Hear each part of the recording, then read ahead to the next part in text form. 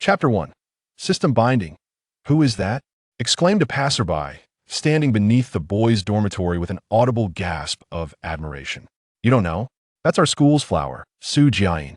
In reality, she is even more stunning than the legend suggests, and far more beautiful than those photos on the forum, replied another bystander, a smirk gracing his face as if to mock the first TOB the belle of Z University. She truly lives up to her reputation, an alluring figure, ample bosom, slender waist, fair skin, and long legs. TSK. Could it be that the goddess has a boyfriend? At this remark, the crowd around her seemed to shatter, hearts breaking at the thought. Su Jiayin stood nervously before the boys' dormitory, anxiously glancing around as each boy descended to steal a glance at her.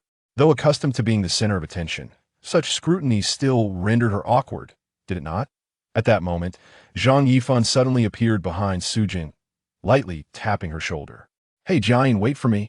Startled, Su Jiayin spun around to face the young man, clad in a white t-shirt, his short hair neatly trimmed. Despite the presence of some adolescent blemishes on his face, his radiant smile eased her tension.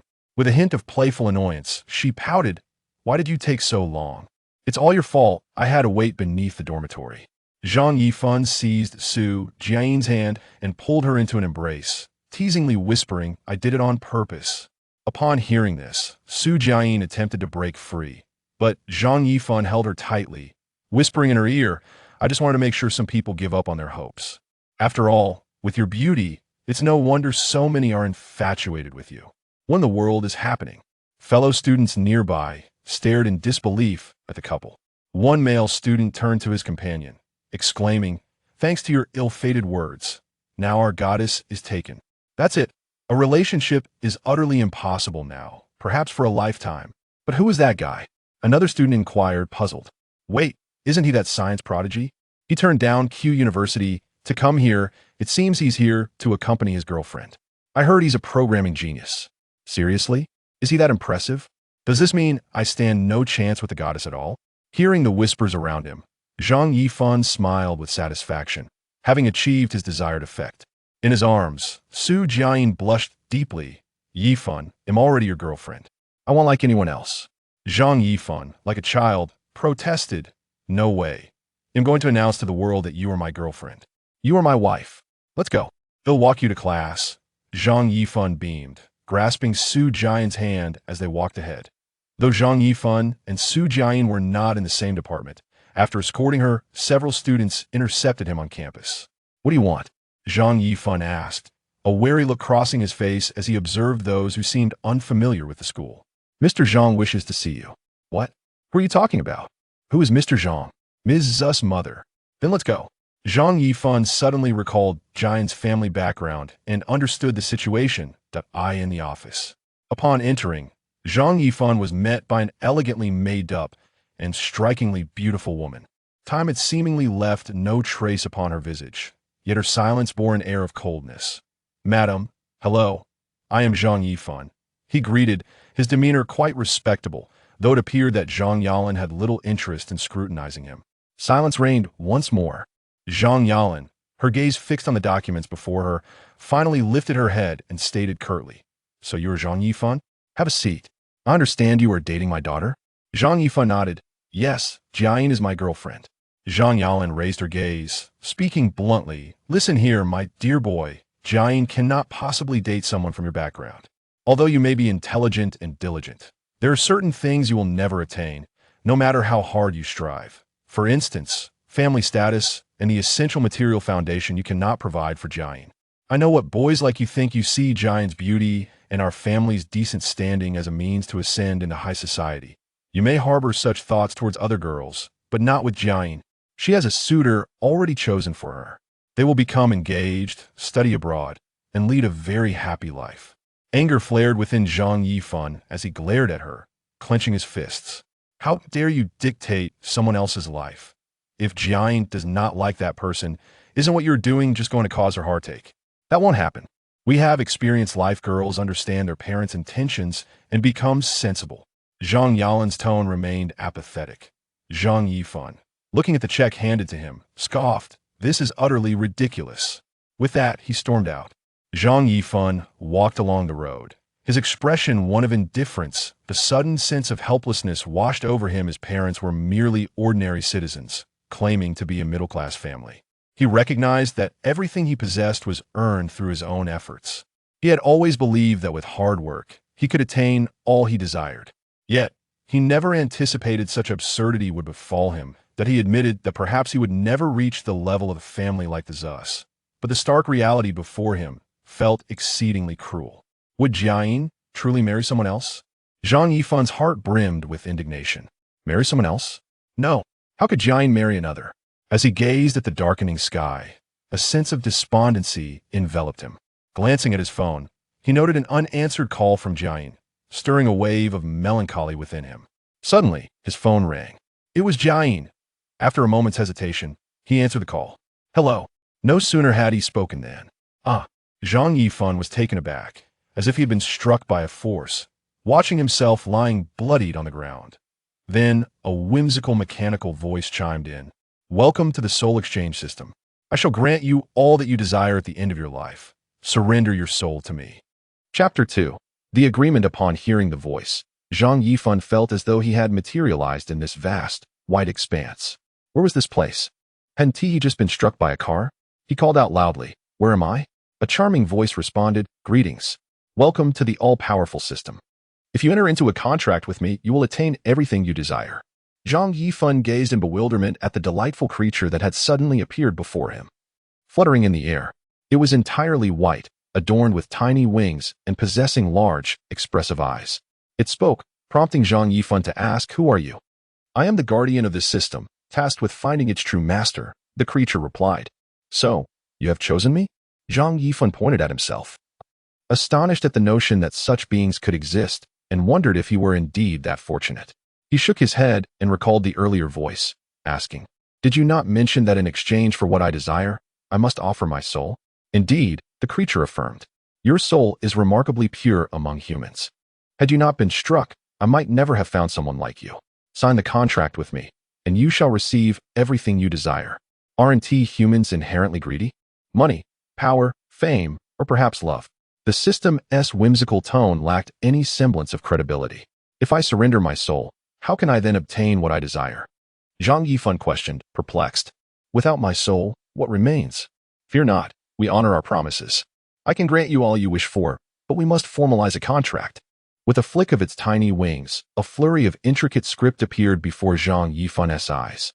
He hesitated, torn by the gravity of a soul exchange. Could this system genuinely assist him in acquiring his desires? Moreover, exchanging one's soul was an exceedingly perilous undertaking. Observing Zhang Yifan's indecision, the system displayed an image, saying, Look at yourself, lying bloodied on the road. Is it your wish to have your girlfriend married to another? If so, then go on. The system's words were intended to provoke Zhang Yifan into action.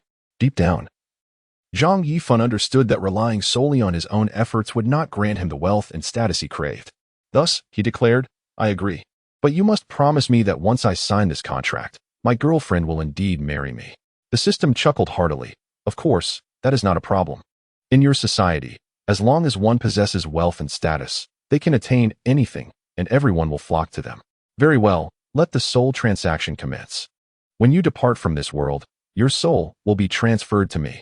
A warm and radiant light enveloped Zhang Yifan, as though he were submerged in comforting water. His grievous wounds healed, and everything around him felt as if time were reversing. The onlookers found the scene blinding, and in an instant, Zhang Yifan rose from the ground. While those nearby seemed to have forgotten everything, Zhang Yifan glanced at his phone, where Su Jiayin was still earnestly asking, What's wrong? Yifan, are you okay? I'm fine, the signal is poor. Is there something you need? Su Jiayin clenched her fists, her brow furrowed with concern as she inquired. I heard my mother came to see you. What did she say? Rest assured, no matter what happens, I wish to be with you.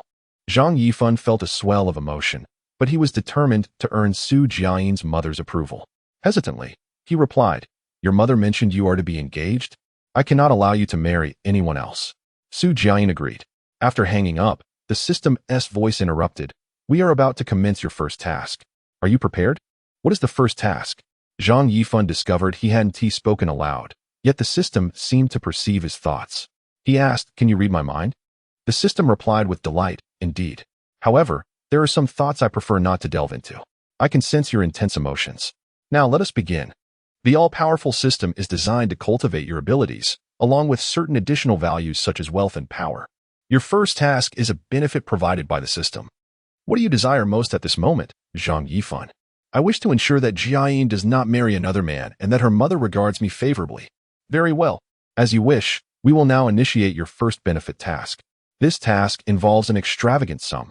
10 billion renminbi will be deposited into your account. You must spend this entire amount within 3 months, but it cannot be donated or spent in any illicit manner. You must fully relish life. Zhang Yifan leapt to his feet, exclaiming, "My goodness! This task is exhilarating. Are you joking with me?" The voice in his mind mocked him mercilessly. "Hurry and spend the RMB." Zhang Yifan swallowed hard, aware that such occurrences were typically fantastical. Yet, he never anticipated it would happen to him. Suddenly, his phone buzzed with a text message confirming a deposit of approximately 10 billion renminbi into his account ending in 4818. The account balance read 10 billion renminbi. A string of gleaming numbers could not be deceiving. Was this truly real? Could it be a scam? How could he possess so much wealth? Zhang Yifan exclaimed, "Have I truly received such a fortune?" He promptly opened his phone, accessed Taobao, and whimsically purchased 2 Apple computers, confirming the order. Your account ending in 4818 has successfully processed a payment of 22,000 RMB. Remaining balance, 9,999,978,000 RMB. Those around him regarded Zhang Yifan with astonished expressions. He alone understood the magnitude of his newfound fortune. At that moment, he received a call. "Hello, is this Mr. Zhang Yifan? We have just received a deposit of 300 million renminbi into your account, ending in 4818. When will you be able to visit our bank to apply for a top-tier card?" The bank manager's voice trembled with uncontainable excitement. "I happen to be free today. May I call you shortly?" Zhang Yifan replied courteously. "Excellent, Mr. Zhang." After hanging up, Zhang Yifan could hardly contain his exhilaration. Chapter 3. Encountering the rival at this moment. Su Jiayin had just entered her home and spotted her mother, dressed elegantly in a white silk qipao, seated gracefully in the living room, holding a red ceramic cup filled with her favorite coffee. Zhang Yifan finally spoke. "Jiayin, I have something to tell you. You know Lu Uncle's son? He is quite fond of you, and our families have discussed your marriage. What do you think?" Su Jiayin, incensed, retorted, "Why? Why must you decide my marriage? Am I not allowed to choose the person I love?" Zhang Yifan exclaimed, angrily pushing her cup across the table, splattering coffee everywhere. "You can marry whomever you wish?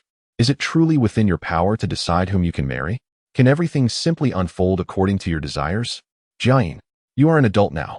Our family's financial situation is dire.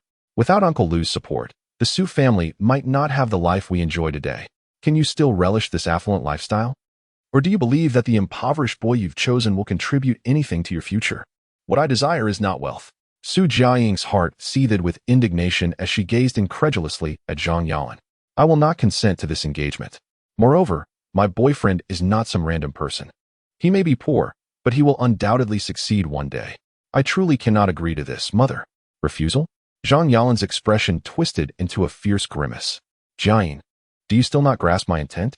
Our company is experiencing significant issues, and the best solution is for you to marry Uncle Lu's son. This way, we can extricate ourselves from this crisis. You must understand how crucial our company is to us. Thus, you must agree to the engagement. Furthermore, I have already approached that impoverished boy, and he clearly knows what he should do. He will not pursue you." Zhang Yifan's face bore an authoritative demeanor, her voice cutting into Su Jiaying's heart like a blade. Tears cascaded down her beautiful face as she began to weep. How deeply she cherished Yifan. Yet, was there truly no alternative? Observing her tearful daughter, Zhang Yifan felt a pang of sympathy, but she believed this was for her daughter's and the company's benefit. Hence, she steeled her heart, refusing to be soft. Almost 50 of the shareholders in the Su Group had withdrawn their investments, a terrifying prospect for the company. Would this truly lead to a favorable outcome? Zhang Yifan entered the bank's lobby and made his way to the second floor. Dressed in athletic attire, he appeared as a mere student. Suddenly, a woman in uniform blocked Lin Haoyu's path. "Sir, I apologize, but the second floor is restricted. Please queue downstairs for any business you wish to conduct." Zhang Yifan glanced up, and before him stood an astonishing beauty. Although clad in a bank uniform, her long, seaweed-like hair cascaded over her chest, and her delicate makeup radiated purity and allure. The alluring cleavage made Zhang Yifan swallow hard. The girl reconsidered and asked, "Do you have any business to attend to?" Zhang Yifan felt a hint of disrespect in her tone, but remained silent. Suddenly, a voice interjected, "This employee demonstrates exceptional performance. She should indeed prevent the unworthy from accessing the second floor. Otherwise, anyone could wander up." Zhang Yifan turned towards the source of the voice. Who was this person? Clad in a suit, with slicked-back hair and polished shoes, he exuded an air of superiority. In contrast to Zhang Yifan, he appeared to be a wealthy young gentleman. The enchanting staff member turned to him. "Young Master Liu, what brings you here today?" "Oh, I almost didn't recognize you. This is the daughter of our bank's president." "Miss me, why are you conversing with someone of his caliber? Engaging with such individuals diminishes your status." Liu Buchuan spoke rudely, causing Zhang Yifan to furrow his brow at his arrogance.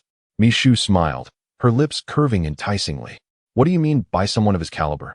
I was merely inquiring." Zhang Yifan was taken aback by the sudden shift in her demeanor. She had not spoken this way moments ago.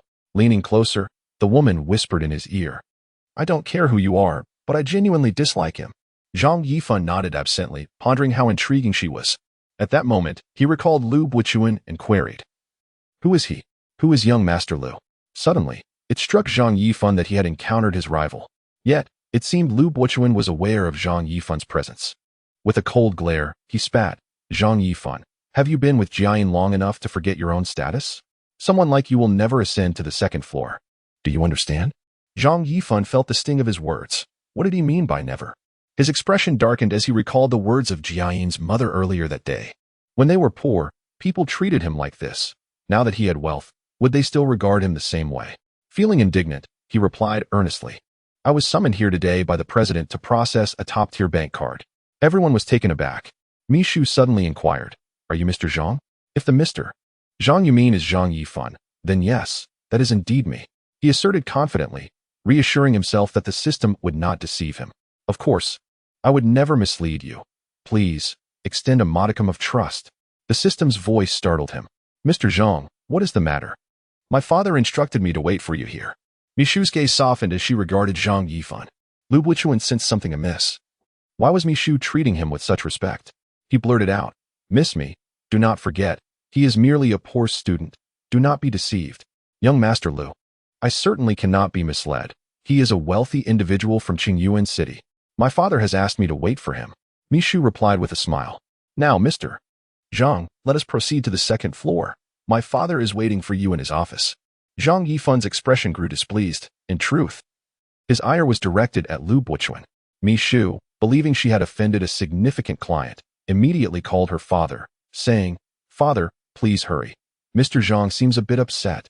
Chapter 4. The convenience brought by the bank upon receiving the news. Bank President Mi Yin hurried downstairs, jogging over with his Mediterranean hairstyle and gold-rimmed glasses. He ascended directly to Zhang Yifan, grasping his hand. "I apologize, Mr. Zhang. I am truly sorry. Welcome to our establishment." Liu Buchuan, left dumbfounded, scratched his head in confusion. Could it be that this young man had truly turned his fortunes around? President Mi spoke respectfully, "Mr. Zhang, please come upstairs. Our ordinary cards are red and black. But due to your status, we have customized a golden diamond card for you." He bowed deeply, a sycophantic gesture that left everyone astonished. Mishu was well aware of her father's intentions. This young man was a major client for the bank. Young, affluent, and devoid of the typical debauchery associated with the wealthy. Her gaze towards him transformed into one of warmth, even tinged with flirtation. The bank staff's demeanor shifted towards Zhang Yifan, filled with respect and curiosity. Liu Buchuan, unable to contain himself, exclaimed, "President, do not be deceived by this man. It cannot be. He is merely a poor student." Liu Buchuan continued to express his disdainful attitude. Zhang Yifan, brimming with pride, declared, "Believe it or not, the truth remains unchanged. I refuse to believe it. You must be mistaken. How could this young man possess wealth?" Liu Buchuan insisted, blocking the bank president and demanding an explanation. Mayan's complexion was ashen, yet due to his status, he softly reminded, "You must believe me. It is indeed so. He is wealthier than your father, so do not offend him." Zhang Yifan, with an air of arrogance, retorted, "Do not forget to steer clear of me in the future. As for Jiayin, she is not someone you can aspire to." Liu Buchuan remained in disbelief, rooted to the spot. "Mayan, Eager to please, said, "Mr. Zhang, please come inside. Your seat is ready." At that moment, the system suddenly chimed in. "How does it feel?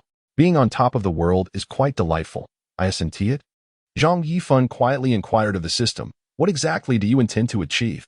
The system remained silent, merely warning Zhang Yifan. "You must exhaust all these funds and adhere to the rules previously established. Otherwise, you shall have but 3 chances, and failing that, you will perish."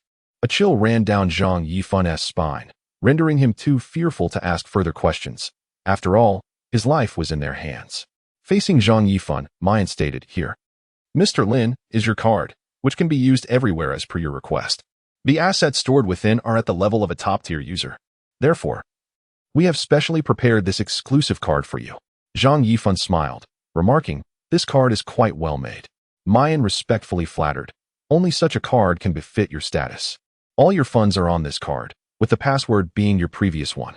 This card is specifically designed for our highest-tier users, granting you supreme privileges wherever you go.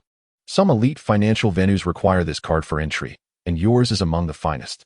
Mayan's flattery stroked Zhang Yifan's vanity, and he nodded in satisfaction. Indeed, this card was exceptional. With it, he could indulge in pleasures without concern. As Zhang Yifan prepared to turn and leave, he suddenly recalled the Liu family and questioned Mayan. Why does Liu Buchuan act so arrogantly here?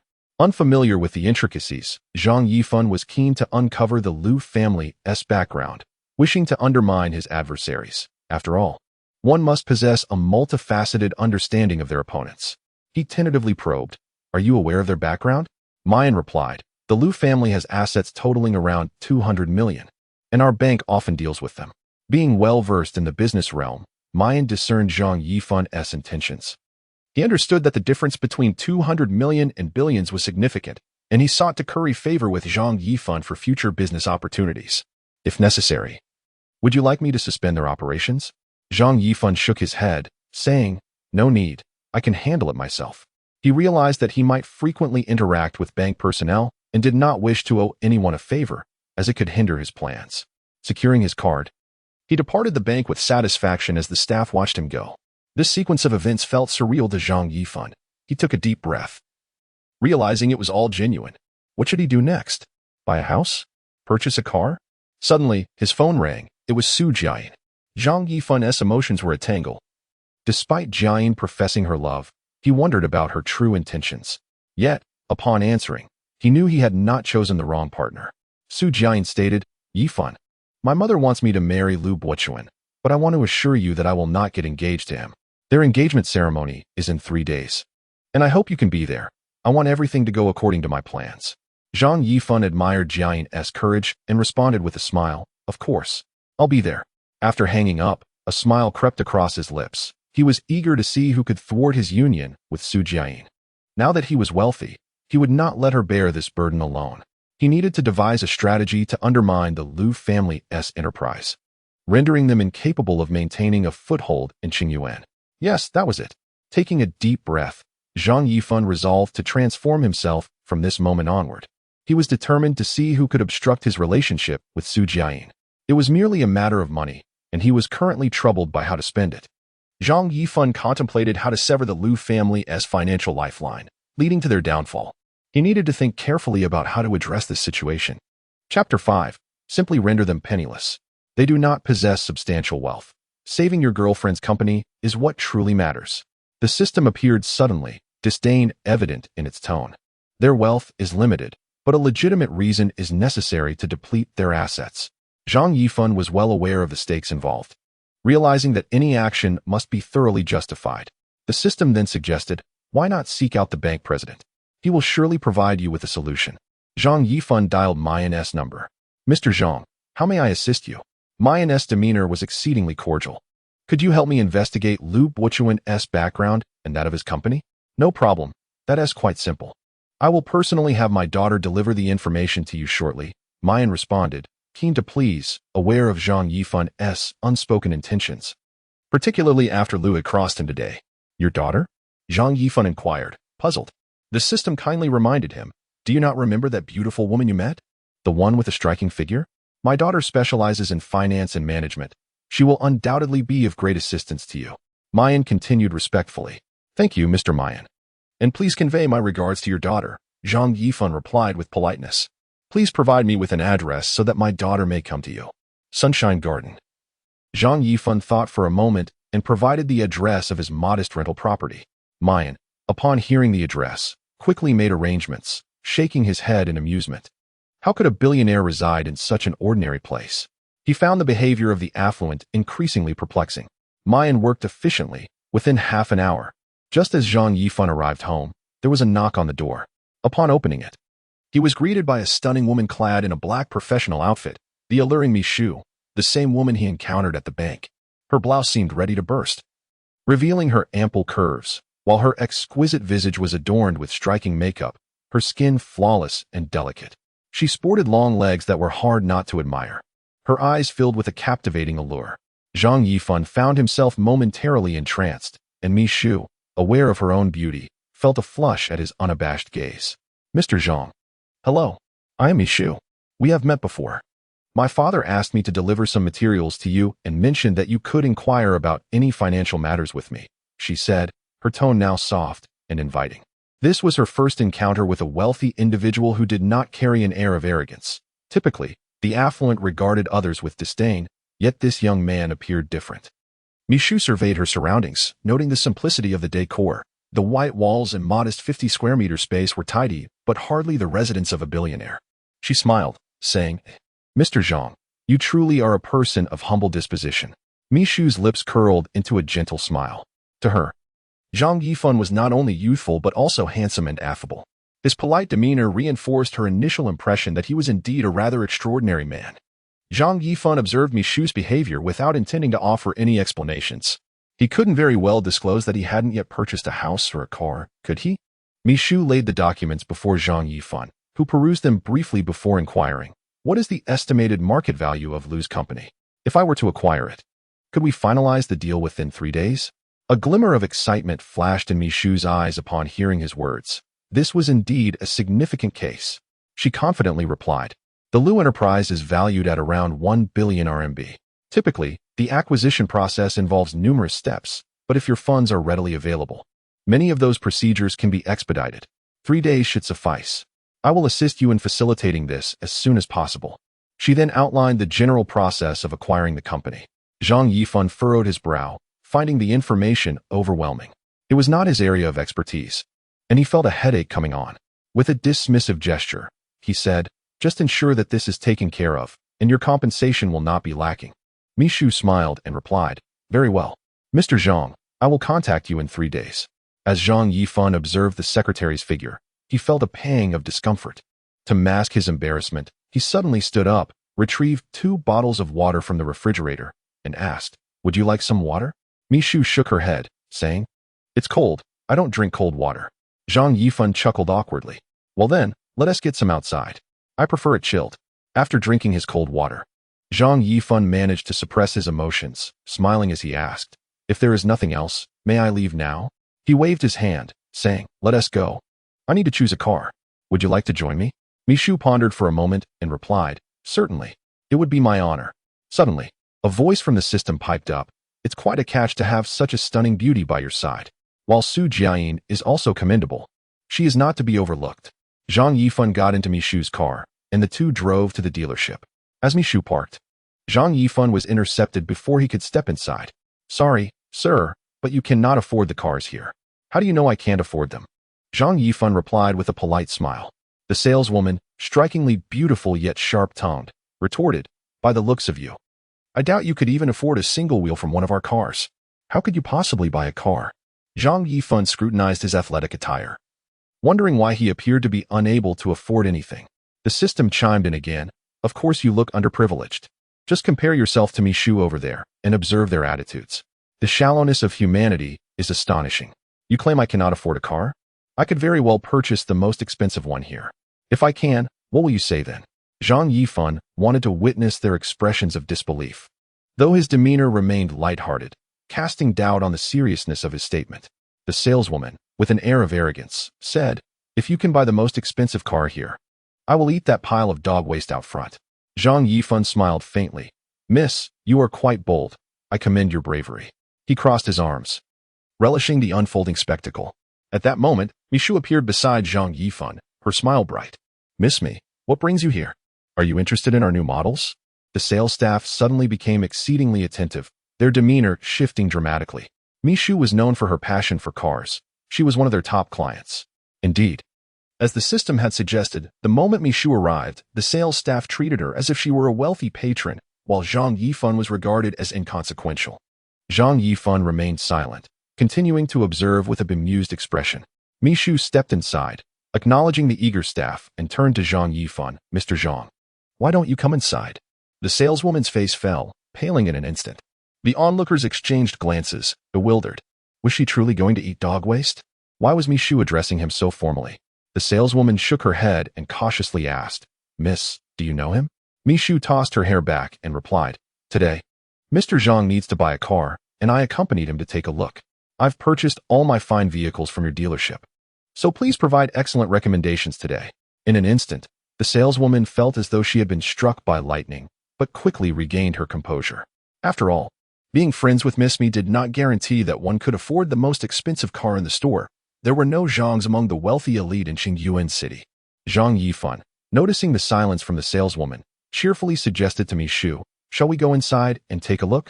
The two began to examine the cars seriously, and the staff seemed to relax, providing attentive service. Zhang Yifan, still not finished with his playful antics, remarked, After viewing so many, my eyes feel quite dazzled. How about you choose the most expensive car here for me? He tilted his head playfully, appearing like an adorable boy in Mishu's eyes. The saleswoman panicked, exclaiming, Mr. Zhang, I'm so sorry. Mishu looked at Zhang Yifan in confusion, to which he casually replied, The one crying over there just claimed that if I could buy the most expensive car, she'd eat the dog waste outside. Mishu's expression turned to one of distaste. She knew the staff could be quite superficial, but this was crossing the line. Zhang Yifan held up a premium card, asking Mishu, Miss Me, this card was issued by your father for me. Is it still valid? Mishu nodded, and Zhang Yifan, a valued customer at their bank, smiled. Of course it is. Then I'll take that one. Zhang Yifan pointed to the dealership's most expensive vehicle, a Koenigsegg, which was priced at 50 million. The store manager stammered nervously, Very well, Mr. Zhang. I will do my utmost to process your paperwork. Zhang Yifan handed over the card without glancing at the saleswoman, simply stating, What some people say must be upheld. The saleswoman, trembling, said, Mr. Zhang, please, it was a misunderstanding. You are magnanimous. Please forgive us. We failed to recognize your status. But aren't customers supposed to be treated like royalty? Why then insult your own esteemed patrons? Zhang Yifan questioned, shifting his posture. You made promises before God. Shouldn't you fulfill them? The saleswoman, now in tears, was at a loss for words and quietly retreated outside. Zhang Yifan called after her. Didn't you see that dog has licked up its mess? Only a dog would want to eat waste. Zhang Yifan had no intention of degrading others' dignity, but he believed in reciprocity. The saleswoman was visibly shaken. The manager, trembling, returned Zhang Yifan's card along with the necessary paperwork. Zhang Yifan smiled. Thank you. May I take the car today? The manager, sweating profusely, realized he had made a significant sale, but felt he had also offended someone powerful. Chapter 6. Interactions with Mishu. Do you think I can't afford a car? I could very well purchase the most expensive vehicle here. If I can, shouldn't you provide me with an explanation? Zhang Yifan relished the thought of witnessing these individuals slap themselves in the face with their own words, though his expression bore an air of jest that made it hard to believe. Yet, this was precisely the effect he sought. The saleswoman, with an air of arrogance, scrutinized Zhang Yifan from head to toe and declared, If you can buy the most expensive car here, I will. Suddenly, she cast a sidelong glance at the dog tethered outside the dealership and added, If you can buy the most expensive car, I will eat that pile of dog excrement. Zhang Yifan, wearing a faint smile, replied, Miss, you truly possess remarkable courage. I am quite impressed. He clasped his hands over his chest, adopting a spectator's demeanor. At that moment, Mishu appeared beside Zhang Yifan, her own smile gentle and inviting. Miss Me, what brings you here? Are you interested in our newly released models? The salespeople suddenly became exceedingly attentive, their gazes toward Zhang Yifan shifting dramatically. Miss Me was known for her passion for automobiles and was one of their most valued customers. Indeed, as the system had indicated, the moment Mishu arrived, the sales staff regarded her as though she were a wealthy patron, while Zhang Yifan was perceived as mere trifling. Such is the nature of the world, rife with opportunism. Zhang Yifan remained silent, still wearing a cheerful expression as he observed their behavior. Mi Shu entered, acknowledging the eager staff with a nod, and turned to Zhang Yifan, saying, "Mr. Zhang, why don't you come inside?" The saleswoman's complexion paled in an instant, her face reflecting her discomfort. The expressions of those present grew increasingly complex. Could it be that she truly intended to eat dog excrement? How could Miss Me address him as Mr. Zhang? Surely they had misheard. Shaking her head, the saleswoman cautiously inquired, "Miss, do you know him?" Mi Shu, brushing her hair back, replied, "Today, I am simply accompanying Mr. Zhang to help him choose a car. All my fine vehicles have been purchased from your dealership, so you must provide excellent recommendations today." In an instant, the saleswoman felt as if struck by lightning. Yet she quickly regained her composure. Knowing Mi Shu's friendship with Zhang Yifan did not necessarily imply he could afford the dealership's priciest offerings. As there were no Zhangs among the wealthy elite of Qingyuan City, Zhang Yifan, observing the saleswoman's silence, cheerfully suggested to Mi Shu, "Shall we step inside?" The pair examined the vehicles with earnestness, and the staff seemed to breathe a sigh of relief, serving them diligently. Zhang Yifan, clearly still enjoying the spectacle, remarked, "After viewing so many cars, I feel as though my eyes are going cross-eyed. How about you choose the most expensive vehicle for us?"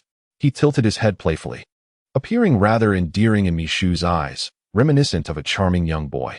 The saleswoman immediately panicked, exclaiming, "Mr. Zhang, I apologize." Mi Shu cast a puzzled glance at Zhang Yifan, who, with a nonchalant demeanor, responded, "The one who was crying over there just declared that if I could buy the most expensive car, she would eat the dog excrement outside." A look of disdain crossed Mi Shu's face. She understood that these individuals were rather superficial, yet their behavior had surpassed the limits of absurdity. Zhang Yifan brandished the prestigious card in front of Mi Shu and inquired, "Miss Me, this card was issued to me by your father. I wonder if it still holds value?" Mi Shu nodded, affirming, "Naturally, it is valid." Zhang Yifan then pointed at the most expensive model in the dealership, the Koenigsegg. Initially, they believed it was impossible to sell such a vehicle, which carried a price tag of 50 million. The dealership manager stammered nervously, "Very well, Mr. Zhang. I will do my utmost to process the paperwork for you." Zhang Yifan handed over the card, ignoring the saleswoman entirely as he remarked with a smile, "Certain individuals ought to fulfill their promises." The saleswoman, trembling, pleaded, "Mr. Zhang, please, this is all a misunderstanding. You are magnanimous. Please forgive us just this once. We are merely ignorant of your stature. Yet, is not the customer considered king? Why would you insult your own sovereign?" Zhang Yifan posed his query while shifting his stance. Continuing, "You made a promise before your sovereign. Should you not see it through?" The saleswoman was already in tears at a loss for words, and could only quietly retreat outside.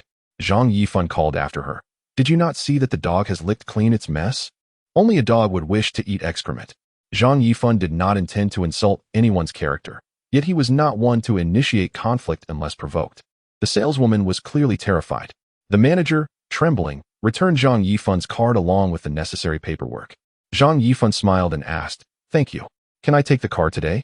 The manager, sweating profusely, realized he had closed a significant deal, but also felt he had offended someone of considerable importance. With the car keys in hand, Zhang Yifan turned to Mi Shu and said, "Shall we be on our way, Miss Me?" Mi Shu shook her head in resignation, having initially believed he was different from those wealthy young masters, only to realize her assumptions were misguided. Zhang Yifan opened the car door and invited Mi Shu, "Miss Me, would you care to take a spin in my new car?" Mi Shu declined, stating, "No, Mr. Zhang, I still have matters to attend to on your behalf." The system expressed some regret, saying, "I had anticipated you would charm a lady, but it appears you have been rebuffed. Please, I have a girlfriend." "How could I? Miss Me is indeed lovely, and her figure is remarkable, but I have my own affections," Zhang Yifan insisted, repeatedly reassuring himself. Ding dong, a voice chimed in, as Xiao Neng stretched lazily within the system, declaring, "The system cannot overlook your clumsy attempts at courting.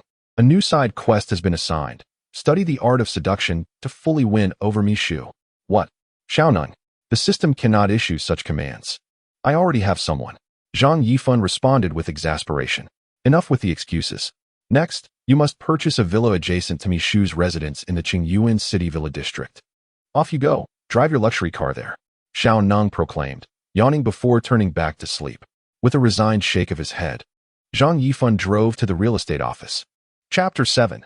Selling villas. Zhang Xiaofan drove towards the villa district in his luxury car when a thought struck him. His good friend Qin Yun was selling villas. The most opulent villa area in Qingyuan City was located on the Jade Mountain at the outskirts. The trees atop the mountain, thriving at such an altitude, remained verdant year-round, earning the name Jade Mountain. The scenery was breathtaking, with each villa boasting a unique architectural style to cater to the diverse tastes of affluent clients. Selling villas was typically a venture that thrived sporadically, often flourishing only once every few years, and Qin Yun had never been one to break that norm. Zhang Xiaofan resolved to support his friend by purchasing a villa, and if possible, he wished to give Qin Yun some additional funds. However, the system forbade such generosity. Yet it did permit him to buy a villa. Zhang Xiaofan parked his car opposite the sales office and quietly entered. Dressed in simple attire, he bore no semblance of a wealthy individual, yet his refreshing smile accompanied his words. "I am looking for Qin Yun." At that moment, Qin Yun was engaged with another client, and Zhang Xiaofan patiently awaited his return. After completing his conversation, Qin Yun emerged with a bittersweet smile, lamenting, "Another person just browsing. And I am nearly at my wit's end." Zhang Xiaofan, beaming with a spring-like warmth, prompted Qin Yun, "What brings you here today? It's been ages since I last saw you." To which Zhang Xiaofan replied, "I'm here to make a purchase. Let us proceed with the payment. I want the largest villa you have." "Xiaofan, it's commendable that you wish to support me, but do you have the funds to buy a villa? Don't jest." Qin Yun assumed Zhang Xiaofan was merely teasing him. As a struggling student, he could hardly fathom where such wealth would come from. "Not joking at all. I'm here as your client to buy a villa," Zhang Xiaofan insisted, his demeanor radiating positivity. "Are you genuinely considering buying a house?" Qin Yun pressed again. Zhang Xiaofan, unwilling to dwell on the matter further, firmly stated, "Let us go. Take me to make the payment." Onlookers gawked at the two, incredulous. "Really? This young man hardly looks like a millionaire. How could he afford a villa? Did you hear that? He intends to purchase the most expensive villa. Just look at his shabby appearance. Let us check it out." Thus, Qin Yun led him to the general manager's office. The manager, already in a foul mood from reviewing months of stagnant sales, scowled at the approaching duo. "What brings you here, Qin Yun? Shouldn't you be selling houses?" The manager barked, as several staff members followed, concerned for Qin Yun's well-being. Zhang Xiaofan cheerfully interjected, "Tell him I'm here to buy a house." "What house do you want? Bring it to me. Aren't there a few small villas available?" The manager snapped at Qin Yun. Having already endured enough of this condescending sales talk, Zhang Xiaofan declared, "I want your most expensive villa. Cash." This proclamation left Qin Yun astounded. Is this young man perhaps out of his mind? Zhang Xiaofan, undeterred, placed his card on the manager's desk, asserting, "I assure you, there is more than enough money on this card for your finest villa." At that moment, the system's voice instructed him, "You must inform the manager that you wish to purchase the villa next to Miss Mimi. It is the most desirable property.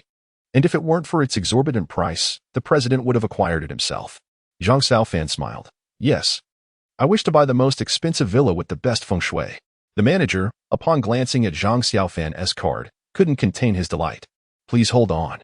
I will arrange for that property at the fastest pace possible." His excitement was palpable, although Qin Yun would earn a considerable commission. The manager stood to gain significantly from the sale of the 300 million yuan villa, the only one of its kind in the entire estate. Hearing this news, Qin Yun too was elated, embracing Zhang Xiaofan with tears of joy. "Xiaofan, you are my benefactor. Do you realize how many days I've struggled? Just this commission alone will net me 10 million. All right, let us celebrate later. We can discuss more matters then." The power of money was indeed profound. Typically tedious procedures were swiftly completed in less than half an hour. At that moment, Zhang Xiaofan received a notification on his phone regarding his bank balance. "Your account has been credited with 99,800 million. He left the office with the property deed, while Qin Yun eagerly rushed off to claim his commission. The following day, Zhang Xiaofan returned to the mall, having just parked his car when he received a call from Mishu. Her tone had become notably formal, lacking the warmth it once held. Zhang Xiaofan, perceptive as he was, recognized the shift, likely due to their previous encounter when purchasing a car, where he might have seemed akin to those wealthy scions. "Mr. Zhang, we are just a final step away from acquiring the company. All shareholders of the Liu family have signed, leaving only Liu Jiankai and his son. The other shareholders are eager to divest their stakes, and all that remains is for you to sign and make the payment. However, I must inform you that due to timing, the acquisition price has risen to 3 billion, which is double our initial estimate. Shall we proceed with the acquisition? Zhang Yifan, delighted that he had ample funds to spend, enthusiastically nodded. Of course we shall proceed. How could we not? Mishu, initially wary of the inflated price, was thrilled by his eagerness. This was her first encounter with such a substantial transaction since leaving school. 3 billion. Her commission could easily soar into the millions. Suddenly, Zhang Yifan suggested, can we set the final acquisition date for 3 days from now? Certainly. Whatever you wish, we can accommodate, Mishu replied cheerfully, albeit puzzled as to why they needed to wait, as everything could be finalized today. 3 days passed swiftly. In a private dining room at the Qingyuan Hotel, the Su family had reserved the entire third floor, joined by Su Jiayin and his parents, as well as Lu Buchuan and his father. Tensions flared as they began to argue. Don't take advantage of us, Lu Jiankai. Allowing my daughter to marry your son is already my greatest concession. Now you dare to propose a merger? That is utterly impossible, Su's father bellowed. Mr. Su, let us not be hasty. A merger could be advantageous for both our companies. Together, we would form a formidable alliance, Lu Jiankai responded with a smirk, subtly threatening while highlighting the benefits of the merger. Su Yalan nodded intermittently, fully aware of the financial crisis that could ensue if they failed to merge with the Lu family. How did a destitute young man manage to conjure such a sum? Could it be that he is indeed a deeply concealed magnate? Just as the crowd believed this farce was nearing its conclusion, Zhang Yifan extended his hand, blocking Lu Jiankai's path. There are matters that remain unresolved. You cannot simply walk away. Mishu, exuding an air of authority, placed a dossier before Lu Jiankai. A profound sense of unease began to permeate his heart. Could it be that Mr. Su, the Su family's subordinate merchants, are halting their supplies, leading to a rupture in the financial chain and withdrawal of investments due to Mr. Lu Jiankai's collusion with Hame Clothing Company, supplying goods to the Su family's merchants at a lower price while proposing acquisition terms to shareholders at a higher rate? This is concrete evidence, encompassing the financial transactions of both companies, as well as the chat logs provided by Yunmei regarding Mr. Lu Jiankai. Mishu triumphantly recited this, a task that had demanded considerable effort on her part. It appeared that Lu Jiankai was indeed adept at concealing his true nature. What? Su's father gasped in shock, hastily perusing the documents. Upon reaching the first page, the expressions of the three shifted dramatically. Realizing the gravity of the situation, Lu Jiankai was eager to flee. Zhang Yalan approached him, delivering a resounding slap. Trembling hands unleashed a flurry of punches and kicks, accompanied by relentless curses. You are a beast, Lu Jiankai. You would ruin my Su family for the sake of Jiayin. You scoundrel. Lu Jiankai, both astonished and enraged, found himself unable to retaliate against a woman in such a public setting, his face marked with blood. Lu Jiayin, grappling with complex emotions, observed her mother. She understood Zhang Yalan's grievances and found it difficult to harbor resentment. Since you have become my adversary, I assure you that in this entire Qingyuan city, there will be no place for you to thrive, Zhang Yifan declared with an unmistakable air of dominance. Having allied with the Su family, he resolved to vanquish their common foes, though he would facilitate Lu's family in obtaining new capital through equity transfers. Lin Haoyu would never again permit Lu Jiankai the opportunity to expand his influence. You are crossing the line, Zhang Yifan, Lu Chuanbo exclaimed indignantly, prepared to unleash a torrent of insults, only to be abruptly silenced by a sharp slap. Enraged, Lu Jiankai retaliated with a strike against Lu Buchuan, who had been coddled as a precious asset, yet had managed to entangle himself in such dire trouble. Truly a wayward son. Dad, I, Lu Buchuan, have truly become a coward. My cheek has swelled to the size of a bun. He could hardly fathom that Lu Jiankai, who had always sheltered him, would strike him. Throughout his life, he had never endured such humiliation. After their departure, both men cast furious glares at Zhang Yifan, their eyes burning with a desire to consume him whole. In their hearts, they vowed, Zhang Yifan, do not give me the chance to rise again. If I do, I will bring you down. Zhang Yifan remained unfazed, his gaze icy. With a broadened perspective, Lu Buchuan, a mere buffoon, no longer held his interest. He picked up the contract on the table and commenced the final procedures for the handover of Huading Company. Zhang Yifan began to realize he was increasingly embodying the role of a businessman. Taking a deep breath, he hoped not to lose himself in the whirlpool of profit in the future. Su's father watched the Lu father and son leave, their faces obscured by their hands, and sighed deeply.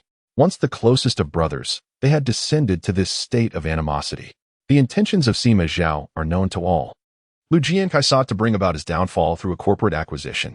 In the face of such betrayal, past affections became irrelevant, leaving only the chill of disappointment.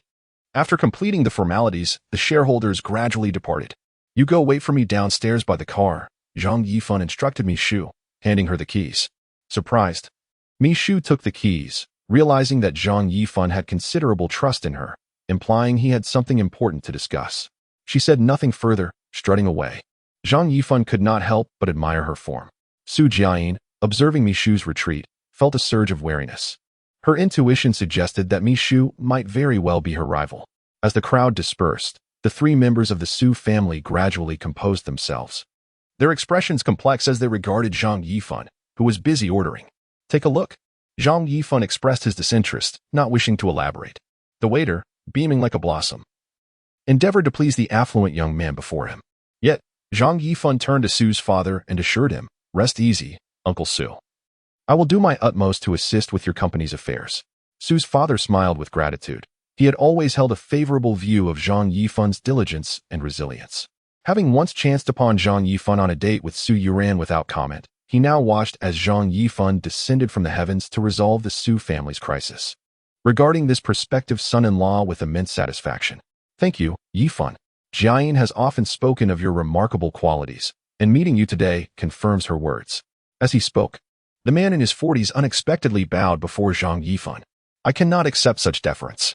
Before this could conclude, Zhang Yalan also stood up, bowing to Lin Haoyu. "I apologize for my previous actions. My intentions were for the company. I hope you can forgive me, Yifan." Zhang Yifan, taken aback, found himself awkwardly supporting both figures. To receive bows from his future father-in-law and mother-in-law simultaneously was unprecedented. "I only wish to ask, how does it feel?" The system's voice chimed in with mischief. "Uncle and aunt, you flatter me. Jiayin is my girlfriend. Soon enough, you will be my in-laws." "There is no need for such formality," Zhang Yifan responded with remarkable poise. Su Jiayin's cheeks flushed. She was surprised that he would voice such sentiments in front of her parents. She felt Zhang Yifan becoming increasingly eloquent, which she found delightful. At that moment, Zhang Yalan could no longer contain her curiosity and inquired, "But how did you suddenly acquire such wealth?" "Mom," Su Jiayin interjected, feeling awkward. Zhang Yalan's incessant questioning about money and Zhang Yifan's stark transformation caused even the usually affable Su's father to furrow his brow. He worried that his wife's behavior might displease their son-in-law. Furthermore, it seemed inappropriate to inquire directly about such matters. Zhang Yifan, unfazed, simply glanced at Jiayin, who appeared concerned. Although she was also curious how her boyfriend had become so affluent and handsome, she would not pry if he chose to remain silent. Chapter 10. Miracles and Conflict. Zhang Yifan paused deliberately as the system quietly advised, "Just say your uncle passed away abroad, and you inherited this fortune." Zhang Yifan relayed the system's words verbatim. Immediately, their expression shifted to one of understanding. Su Jiayin offered an apologetic smile to Zhang Yifan. Recognizing her mother's temperament was unbearable even for family, let alone for him. The meal passed in amiable conversation. And Zhang Yifan and Su's father agreed that he would contribute 500 million to help the Su family navigate their crisis. He promptly made a call to have Mi Shu transfer the funds. This lavishness once again left Su Changhe in awe. At this moment, Su Jiayin gazed at Lin Haoyu with stars in her eyes. Initially, she admired his diligence and excellence, but now his domineering presence was even more captivating, causing her heart to race. The system chimed in once more. "Your bank balance still holds 6 billion. Time is of the essence, and you must spend it all." Recently, Zhang Yifan had been quite troubled by this matter. After the meal, they stood downstairs to bid farewell. Zhang Yifan wished to accompany the Su family, but the sports car only had 2 seats, and Mi Shu was also present. It seemed he would need to purchase a business vehicle in the near future. "Yifan, until we meet again," Su's father said, his once weary demeanor lightening considerably. Chapter 9. The Hidden Tycoon, though peculiar. One cannot help but ponder how a destitute youth could amass such wealth. Could he truly be a concealed magnate? Just as the spectators anticipated the farce to conclude, Zhang Yifan interposed himself in front of Lu Jiankai. "Some matters remain unresolved. You cannot simply depart." Mi Shu, with an air of authority, placed certain documents before Lu Jiankai. A profound sense of unease began to pervade his heart. "Mr. Su," she continued, "the reason the affiliated merchants of the Su family have ceased their orders, leading to a ruptured financial chain and shareholder withdrawals, is due to Mr. Lu Jinkai's collusion with Hame Clothing Company. They supplied goods to the Su family's merchants at a lower price while proposing acquisition terms to the shareholders at a premium. This evidence includes financial transactions between the two companies, along with chat records provided by Yunmei featuring Mr. Lu Jinkai. With a sense of triumph, Mishu concluded her recitation, noting the considerable effort it had taken her to uncover this truth. Lu Jinkai had indeed hidden his true self well. "What?" Mr. Su exclaimed, his face draining of color as he frantically perused the documents. On merely the first page, the expressions of all three men shifted dramatically. Sensing the precariousness of the situation, Lu Jinkai yearned to flee. Zhang Yifan, however, struck him with a resounding slap. Trembling with rage, she unleashed a flurry of blows upon him, cursing him vehemently. "Lu Jinkai, you beast! To ruin my Su family for Jiayin, you scoundrel!" Lu Jinkai, both astonished and enraged, found himself unable to retaliate against a woman in front of so many witnesses, his face marred with blood. Lu Jiayin, caught in a whirlwind of conflicting emotions, observed her mother. She understood Zhang Yalin's grievances and could hardly harbor resentment towards her amidst this chaos. "You have become my adversary. I assure you. In all of Qingyuan City, you shall find not a single opportunity," Zhang Yifan declared with formidable authority. Since they were now allies against a common foe, they must eradicate the threat completely. Although he would need to allocate shares to provide Lu's family with fresh capital, Lin Haoyu would never afford Lu Jiankai the chance to prosper. "Zhang Yifan, you were too overbearing." Lu Chuanbo protested indignantly, ready to unleash a torrent of invectives, only to be interrupted by a sharp slap. Enraged, Lu Jinkai retaliated against Lu Bochuan, who he had once cherished, for embroiling him in such a colossal predicament. "Dad, Lu Bochuan faltered, his cheeks swollen like a dumpling. He never anticipated that the man he had always relied upon would strike him. Having never faced such humiliation in his life, he felt utterly degraded. After their departure, both glared at Zhang Yifan with venomous intent, as if wishing to devour him whole. They silently vowed, "Zhang Yifan, do not grant me the chance to rise again. If I do, I shall bring you down." Zhang remained unfazed, his gaze as cold as ice. With an elevated perspective, he regarded Lu Bochuan, a mere buffoon, with disdain. He picked up the contract on the table and began finalizing the last transition for Huading Company. Zhang Yifan began to realize he was evolving into a businessman. Taking a deep breath, hoping he would not lose himself within the whirlpool of profit, Mr. Su gazed at the disheveled Lu Jiankai and his son as they retreated. Sighing deeply, once the closest of brothers, they had descended into this state of animosity. The intentions of Lu Jiankai were evident to all. He sought to undermine Su's empire through acquisition.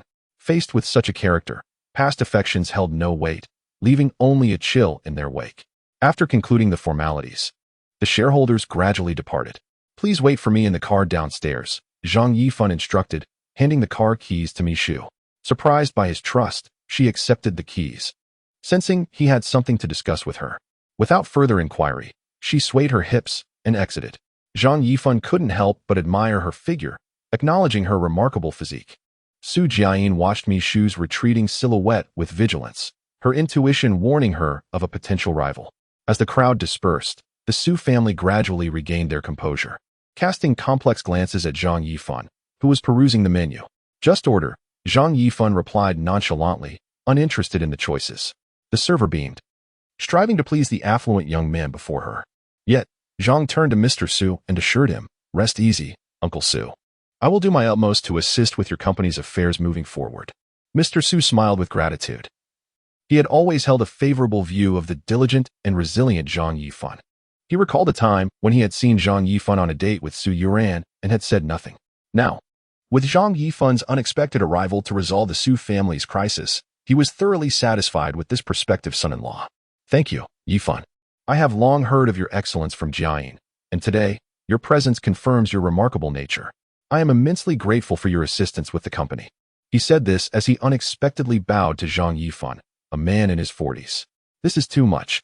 Before Zhang could respond, Zhang Yalin also stood and bowed to Lin Haoyu. "I apologize for my past behavior. It was my fault. I acted out of concern for the company. I hope you can forgive me, Yifan." Zhang Yifan, caught between two bowing figures, wore a conflicted expression. To be honored by both his future father-in-law and mother-in-law simultaneously, he was the first in the annals of history. "I simply wish to ask, is this gratifying?" The system's voice chimed in, dripping with sarcasm. Uncle and aunt, you flatter me. Jiayin is my girlfriend, and soon you will be my in-laws. Such words are unnecessary. Zhang Yifan displayed a demeanor of grace and composure. Su Jiayin's cheeks flushed slightly. She was taken aback by his boldness in front of her parents, feeling both delighted and amused by his growing eloquence. At this moment, Zhang Yalin could no longer contain her curiosity and hurriedly inquired, "But how did you suddenly acquire such wealth?" "Mom," Su Jiayin said, her expression turning awkward. Zhang Yalin's incessant focus on money and the stark contrast it presented to Zhang Yifan perplexed even the amiable Mr. Su. He began to worry that his wife's inquiries might provoke dissatisfaction in their son-in-law. Furthermore, such direct questioning seemed rather inappropriate, did it not? Zhang Yifan remained unperturbed, though Jiayin cast a worried glance at her mother. While she too was curious about how her boyfriend had transformed into a wealthy and handsome figure, she would refrain from asking unless he chose to share. Today's events unfolded with an air of tension. Be sensible, just get lost. With death looming, he still dared to issue threats. Zhang Yifan shook his head, stepping towards Lin Ziyuan, who quivered in fear and collapsed to the ground. However, Zhang Yifan bypassed him and moved to his rear. Under the astonished gazes of the crowd, he raised his fist and delivered several powerful blows, shattering the engine of a Lamborghini. Gasps echoed as the vehicle erupted in a thunderous explosion. This car was utterly destroyed beyond repair. Emerging from the fireball, Zhang Yifan was met with Mi Shu's panicked expression, one that transformed into joy as she realized he had returned unscathed. He embraced her tightly and asked, "What's wrong? Were you afraid I wouldn't make it out?" A mischievous smirk danced on his lips. The system exclaimed excitedly, "It seems your skills in charming women have not gone to waste." At that moment, Zhang Yifan contemplated dismissing the system altogether.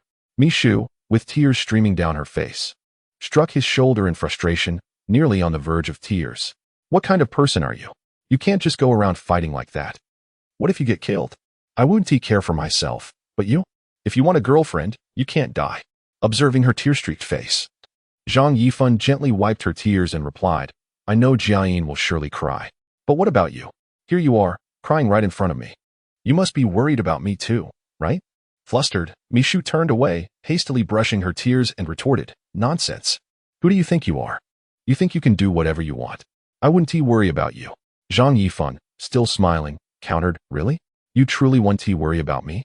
With unwavering certainty, she declared, "No. Who would worry about you?" Suddenly, Zhang Yifan let out a dramatic cry, clutching his leg and collapsing to the ground. Alarmed, Mi Shu rushed over. "What's wrong? Is your leg hurt? Let us hurry to the hospital." She attempted to pull him up, but to no avail. Zhang Yifan remained silent, clutching his leg, which frightened Mi Shu even more. In a moment of panic, she found herself at a loss, unsure of what to do. However, after a brief period, Mi Shu began to sense that something was amiss. She soon realized that Zhang Yifan had been laughing all along. In a swift motion, he pulled Mi Shu into an embrace. She retaliated by pounding her fist against his chest, exclaiming, "You're such a rogue, always engaging in dangerous antics. I won't accept your invitations anymore. You can continue looking for your little girlfriend." With great tenderness, Zhang Yifan caressed her long hair and teased, "Are you jealous? If she is my girlfriend, then what are you? My secretary or my little sweetheart? You fickle heartthrob." Gazing at one while devouring another, she huffed, "How come I never noticed this side of you before?" Suddenly, Zhang Yifan was taken aback, pondering how he had been labeled a fickle heartthrob. The system chimed in, "Indeed. The saying goes that wealth corrupts men. Just wait and see how many more will come." Zhang Yifan sprang to his feet, and at that moment, Qingyan appeared, asking, "Are you all right?" "I'm fine. Look at those guys over there. Call the police and an ambulance. I'm leaving now. Just tell them the Lamborghini's engine exploded on its own." Chapter 12. Continuing to experience the system's benefits, Qingyun was left stunned. Who would believe that a Lamborghini's engine could spontaneously explode? It was clearly an act of destruction. Well, all right then. Just say it was the Lamborghini's engine that exploded, not a brawl. I hope those rascals have learned their lesson. Zhang Yifan feigned injury, sitting in the passenger seat and claiming he could no longer drive.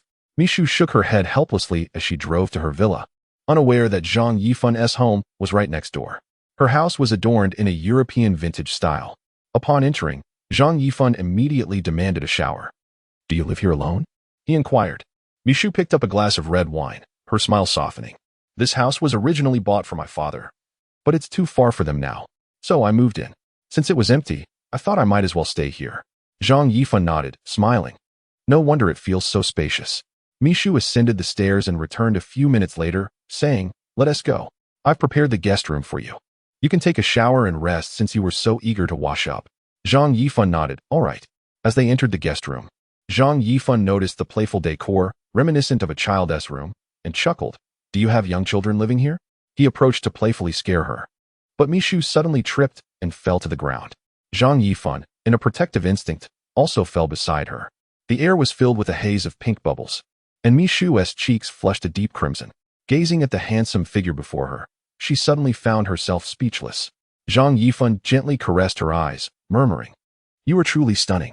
Mishu's heart fluttered, but Zhang Yifan continued, I suddenly feel the urge to kiss you.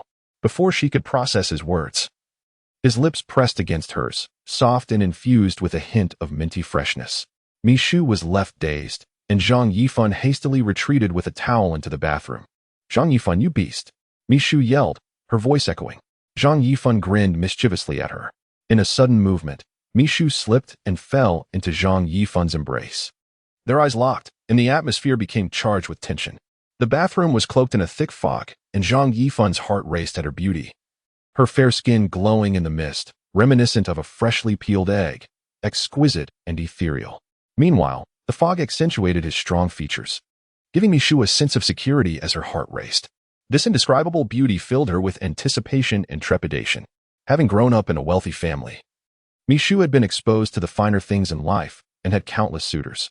However, they failed to leave a lasting impression on her. Yet, Zhang Yifan evoked a different feeling within her, prompting her to ponder.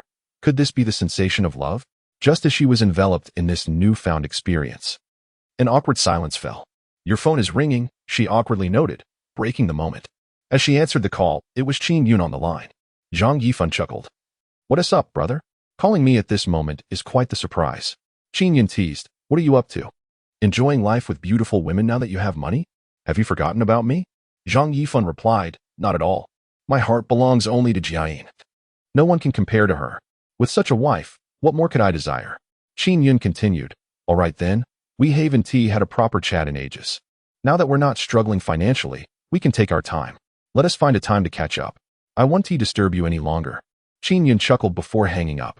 Helpless, Zhang Yifan continued to wash himself, indulging in a warm bath that left him feeling utterly refreshed. Reclining, he contemplated the enviable life of the affluent, pondering his future development and the unlocking of more skills within the system. Lost in thought, he soon drifted into a dream, enveloped in a vast whiteness reminiscent of the primordial chaos before Pangu separated heaven and earth. Standing amidst this ethereal scene, he curiously surveyed his surroundings like an inquisitive child, wondering where he was. Suddenly, the air around him shimmered with color, coalescing into the figure of an elderly man. The old man, with a long beard and a face lined with wrinkles, exuded a benevolent aura. Zhang Yifan gazed at him, puzzled. Most would likely be frightened in the presence of such a specter. However, having encountered the guardian within the system, he was aware of the extraordinary powers he possessed, which allowed him to comprehend that this world transcended mere materialism. Sensing no palpable malice from the apparition, he calmly inquired, Who are you? Chapter 13. The concert of a popular star. The elderly figure replied in a deep voice, I am someone you will come to understand in due time, young man. Every benefit carries its drawbacks. Cherish what you have. Zhang Yifan, bewildered, pondered the implications of this statement. Did it pertain to the system he had been utilizing? He was about to ask further when he was jolted awake by Mishu, who was nudging him. Squinting against the morning light, he saw Mishu in her comfy home attire, radiantly beautiful in her relaxed demeanor. Accustomed to her professional attire, this casual look revealed a more playful side to her. After a refreshing slumber, Zhang Yifan's mind returned to his pressing mission, how to spend the staggering sum of 6 billion. It felt overwhelmingly excessive. Yet the system had warned him that failing to complete his tasks would lead to dire consequences. He had no desire to meet an untimely end, especially with Jiayin, the love of his life, depending on him. He mused that the benefits of the system were too pleasurable to squander so quickly. He was no stranger to excelling in games, after all. Thus, he resolved to strategize his spending wisely. Hey, what are you daydreaming about? Come have breakfast. I made you something. Mishu called out. Zhang Yifan looked up in surprise. You can cook breakfast? He chuckled, to which Mishu replied with a playful pride. There's much you don't know about me. Feeling hunger pangs, he joined her for breakfast. While Mishu silently reflected on how this seemingly ordinary man differed from typical wealthy individuals, possessing immense strength yet remaining so down-to-earth. How had he amassed such wealth? It was truly perplexing. After breakfast, Zhang Yifan contemplated his spending strategy. He grabbed the keys to his luxury sports car and sped off down the smooth highway. With a house and a car already procured, he needed to find a way to spend his fortune. Suddenly, the system interjected. You truly have never experienced the world of the wealthy. Do you really need to think so hard about spending? Startled, Zhang Yifan retorted, what else with the interruptions? The system gently reminded him, keep your tasks at the forefront of your mind. As he gazed out the car window, an idea sparked. He could hire a popular star for a concert. Inviting a top female celebrity to perform would certainly deplete some funds. And he could enjoy the show alongside Jiayin, a promise he had made during their university days. Back then, he had been too weak to fulfill it. But now that he was prosperous, he could finally make good on his commitment while accomplishing his task. Without hesitation, Zhang Yifan called Mishu. Hey, Mishu. Could you arrange for a popular female star to perform? How long would it take? With a resigned sigh, he added, is it really that hard to throw money at this? Mishu replied, as long as the funds are sufficient, it shouldn't be an issue. Without a second thought, Zhang Yifan encouraged, then go ahead and make it happen. At that moment, Mishu couldn't help but wonder what this man was up to. He was certainly becoming more unconventional. Meanwhile, at Lu Chuanbo's residence, Lu Jiankai and Lu Chuanbo were deep in conversation. Lu Chuanbo seethed, I will not let Zhang Yifan off the hook. Lu Jiankai, bemused, countered, our family has never suffered such humiliation. You embarrass me in front of Su Jintao and the entire family. Lu Chuanbo retorted, how did this brat suddenly acquire so much money? It's utterly baffling. Lu Jiankai admonished him, you should have investigated this thoroughly beforehand. I've always advised you to be thorough in your endeavors. He continued, he is now immensely wealthy. You must tread carefully. Lu Chuanbo swore this time, we've been severely weakened by him. All your hard work has been undone. I cannot let this grudge go unavenged. Lu Jiankai sighed. This sudden change in him suggests that matters may be more complicated than they seem. We will certainly seek revenge, but we must exercise caution. On the other end, Mishu called, Mr. Zhang, we've nearly finalized the concert contract. The price is set at 35 million. Zhang Yifan took the phone, and upon hearing that sum, his tone elevated slightly. Mishu explained, due to the lack of prior booking, their company had to breach contracts with other venues, hence the higher price. Zhang Yifan exclaimed, isn't that a bit steep? Mishu chuckled awkwardly, thinking, is this what being wealthy entails? However, she continued earnestly, if you're agreeable, we can proceed with the contract. I'll deliver the specifics this afternoon. Zhang Yifan grinned, great, let us have a bit of fun with this. Mishu shifted from a serious work mode to a more relaxed state, teasing, you're incorrigible. Zhang Yifan quipped, do you want me to think of you? Or do you think of me? Mishu, blushing on the other end, protested, you're impossible. At that moment, the system chimed in. Your charm with the ladies is improving. Zhang Yifan, puffed with pride, declared, isn't that part of my task? In the afternoon, Zhang Yifan sent his location to Mishu, who soon arrived with the contract for him to review. Here is the quoted price. Everything has been negotiated. Just sign, and we can arrange it, she said. Zhang Yifan scanned the contract and, satisfied, told her, as long as there are no major issues, let us wrap this up. With a flourish, he signed decisively, resolving the concert matter.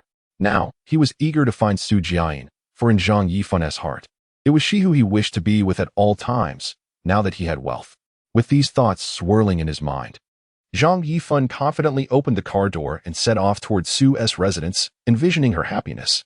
Upon arrival at her stylish villa, surrounded by vibrant flora, he felt an overwhelming sense of joy. Yet, the old Zhang Yifan would have felt disheartened by such opulence, fearing it only accentuated the distance between him and Jiayin. Chapter 14. A world for two. Su Jiayin gazed at the scene before her, feeling a profound sense of happiness and contentment, yet a tinge of anxiety lingered within her. Perhaps it was the weight of her current happiness that made her fearful of future loss. After all, the man before her was not defined by his wealth. She simply hoped to remain by his side forever, cherishing the purity of their bond. Moreover, the capacity to love Zhang Yifan deeply may indeed stem from his innocent heart. However, he was also aware that Zhang Yifan might undergo some changes due to his newfound wealth. As Zhang Yifan drove, he caught a glimpse of Su Jiayin lost in thought and inquired, "What's the matter?" Zhang Yifan understood Jiayin's sentiment. Never, my dear wife, I have changed. It is my duty to protect you, the woman of my life. No one shall bring you sorrow. Jiayin expressed her contentment by saying, Then you must adhere to your words. I would not wish for your wealth to increase, nor would I desire the presence of other women around you. Observing Lu Jiayin in such a state, Zhang Yifan experienced an unfamiliar sensation. He found himself somewhat concerned that another woman might take her place. A pang of tenderness arose within him, prompting him to reassure her, Do not worry. I shall maintain a low profile within the confines of the school. At this moment, Mi Shu called to inform that the arrangements for the concert had been finalized, and they could proceed directly. Zhang Yifan, filled with joy, accompanied Su Jiayin to the concert. The vibrant lights illuminated the night sky in a kaleidoscope of colors. The crowd was immense, and Zhang Yifan couldn't help but exclaim, Indeed, she is the reigning goddess. The number of fans is staggering. Zhang Yifan firmly grasped Su Jiayin's hand as they navigated through the crowd. Upon encountering Mi Shu, he noticed she was clad in a work uniform that appeared slightly snug, failing to conceal her voluptuous figure, which accentuated her curves remarkably, particularly her bosom that could easily captivate the gaze of any man. Spotting Zhang Yifan, Mi Shu strode forward with brisk steps and greeted him. Oh, you've brought your girlfriend today? She is truly beautiful. She proactively approached Su Jiayin and extended her hand. Su Jiayin gently grasped it and said, Hello. My name is Su Jiayin, and I am Zhang Yifan's girlfriend. Hello, I am Mi Shu. Mi Shu then addressed Zhang Yifan, stating, The preparations for the concert are complete, and I have reserved the finest seats exclusively for you. Pointing at the very center, Zhang Yifan smiled and said, All right, thank you for your hard work. Mi Shu added, By the way, allow me to introduce you to our illustrious star. With that, she led the two through to the makeup station behind. There, a woman adorned with an exquisite visage sat at the vanity, her finely chiseled features appearing almost sculpted. Her complexion radiated a delicate rosy hue, resembling the smoothness of water. Most striking were her bosoms, reminiscent of two perfectly ripened peaches. Coupled with her elegant gown, she bore an uncanny resemblance to a fairy tale princess. No wonder she has gained such popularity. Mi Shu took the initiative to lead the conversation, stepping forward to introduce, This is our general manager, Zhang. Lu Tao smiled and remarked, General Manager Zhang is truly fortunate to have such a beautiful girlfriend. Zhang Yifan bashfully remarked, Oh, not at all, huh? After speaking, several individuals proceeded to the special seats reserved for Zhang Yifan, with Su Jiayin following closely behind. The multitude of fans was indeed overwhelming. A sea of people as far as the eye could see. Some wielded light sticks, while others brandished fan support placards featuring Lu Tao's image. The fervent shouts of these men echoed the name of their goddess. To Zhang Yifan, this scene vividly conjured memories of his previous days of financial struggle, allowing him to reflect on how ordinary individuals had once navigated their humble existences. Accompanying the woman I cherish most to a concert is truly a source of immense happiness. As the resonant melodies enveloped my ears, Lu Tao graced the stage, adorned in an exquisite gown of vibrant hues, illuminated by a myriad of dazzling lights. Her captivating features were simply enchanting. In the past, I could only afford to watch such performances on television. Experiencing it live is an entirely different sensation. The sense of shock pales in comparison. However, at this moment, Zhang Yifan understands that these matters hold little significance for him, for he possesses wealth. Indeed, with riches comes a certain audacity. Zhang Yifan gently embraced Su Jiayin in his arms, feeling an indescribable happiness. Meanwhile, Lu Tao took to the stage. As soon as he opened his mouth, his voice was nothing short of celestial. No wonder so many men are captivated by this. Embracing the beautiful Lu Jiayin in his arms while gazing at the starlit Zhou Tanzi is truly a dream that countless men aspire to fulfill. In each song, Lu Tao changes into a different outfit, which is truly an exhilarating experience for Zhang Yifan, who is so close to the performance. Just as the concert is nearing its conclusion, Qin Yun calls. Due to the cacophony, Zhang Yifan takes the phone and retreats to the restroom. Hello? What are you up to? I am currently in close proximity to where you reside. Shall we gather when time permits? Qin Yun leisurely remarked that perhaps Zhang Yifan had purchased the most expensive villa in his development, which would amount to over 10 million in total. With such wealth, one would undoubtedly feel considerably less pressure. Zhang Yifan felt it was time to have a conversation with his dear brother, especially considering the extraordinary system he had recently encountered. Who knew what other bizarre experiences awaited him in the future? Moreover, Qin Yun was indeed a brother worthy of his trust. There are certainly many matters to discuss with him later. So, with a smile, I said, "All right, I'm just about to finish up here as well. Sounds good. Let's meet at our usual spot. I shall await your arrival." Upon finishing the call, Qin Yun abruptly hung up. Zhang Yifan, stowing away his phone, glanced at his reflection in the mirror and was struck by how unremarkable he had appeared just moments ago. As he turned to exit, he collided headlong with Lu Tao, who had just concluded his performance. Lu Tao, maintaining an air of composure, regarded Zhang Yifan with a steady gaze. Just as Zhang Yifan was about to offer an apology, he recognized Lu Tao and, feeling slightly embarrassed, exclaimed, "Oh, it's you. I sincerely apologize." Lu Tao gazed at her with a cheerful smile, pondering how this man could possess such wealth to invite her to sing. His understated demeanor was truly remarkable, evoking a sense of enigma that sparked her curiosity to delve deeper into his persona. Thus, she calmly replied, "It's nothing." Just as Zhang Yifan was about to take his leave, Lu Tao spoke up. "Wait a moment, could I have your phone number? Here is my personal contact." As she handed him a business card inscribed with her number, Zhang Yifan accepted it, reflecting on how different it felt to experience the performance in person, a luxury he had never afforded while watching on television. Chapter 15, The Admiration of a Sensuous Star. The overwhelming sensation pales in comparison. However, at this moment, Zhang Yifan understands that such matters hold little significance for him, for he possesses wealth. Indeed, wealth begets a certain audacity. Zhang Yifan gently embraced Su Jiayin in his arms, feeling an indescribable bliss. Meanwhile, on stage, Lu Tao's voice resonated like a celestial melody the moment she began to sing.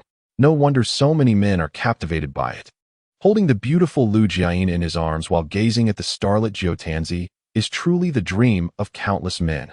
In each performance, Lu Tao changes into an entirely different outfit, which is an absolute delight for Zhang Yifan, who is so close to the stage. Just as the concert was nearing its conclusion, Qin Yun called. Due to the overwhelming noise, Zhang Yifan took his phone and went to the restroom. "Hello. What are you up to? I am currently in close proximity to your residence. Let us gather and enjoy each other's company when time permits." Qin Yun spoke leisurely. Perhaps because Zhang Yifan had purchased the most expensive villa in his development, which amounted to over 10 million. With such wealth, one would undoubtedly feel less pressure. Zhang Yifan felt it was time to converse with his good brother, especially considering the extraordinary phenomenon of the system he had recently encountered. Who knew what other bizarre events awaited him in the future? Furthermore, Qin Yun was indeed a brother worthy of his trust. There will surely be many matters to discuss with him. Therefore, smilingly, I said, "All right, I am just about to conclude my tasks here." "Very well. Let us meet at our usual place. I shall await your arrival." After finishing the call, Qin Yun hung up. Zhang Yifan put away his phone and glanced at his reflection in the mirror, instantly feeling that his former self had been rather foolish. As he turned to step out the door, he collided headfirst with Lu Tao, who had just finished performing. Lu Tao regarded Zhang Yifan with an air of calmness. Just as Zhang Yifan was about to apologize, he recognized Lu Tao and awkwardly exclaimed, "Oh, it's you. My apologies." Lu Tao gazed at her with a cheerful smile, pondering how this man could possess such wealth to invite her to sing. Truly, he was remarkably unassuming, evoking a sense of profound mystery. There arose an irresistible impulse to delve deeper into his character. Thus, with a calm demeanor, I uttered, "It's nothing." Just as Zhang Yifan was about to depart, Lu Tao unexpectedly broke the silence. "Wait a moment, what is your phone number?" "Here is my personal contact," she said, handing Zhang Yifan a business card inscribed with her number. As Zhang Yifan accepted the card, he caught a fleeting glimpse of Lu Tao's gaze, which revealed a hint of unease in her otherwise composed demeanor, a rarity indeed. Such a sight was intriguing and suggested that she was far from ordinary. Zhang Yifan mused to himself, now that he had wealth, why were so many beautiful women regarding him with such intensity? He hoped not to become entranced by it all. It seemed that Lu Tao also perceived Zhang Yifan's thoughts, creating an awkward moment between them. Zhang Yifan broke the tension first, saying, "All right then, I shall take my leave." Upon exiting, he encountered Su Jiayin, who approached him and inquired, "What took you so long?" Zhang Yifan replied, "Oh, nothing much. I just received a phone call. I'm heading over to have a meal with Qin Yun shortly. There is much to discuss with him. Why not accompany me?"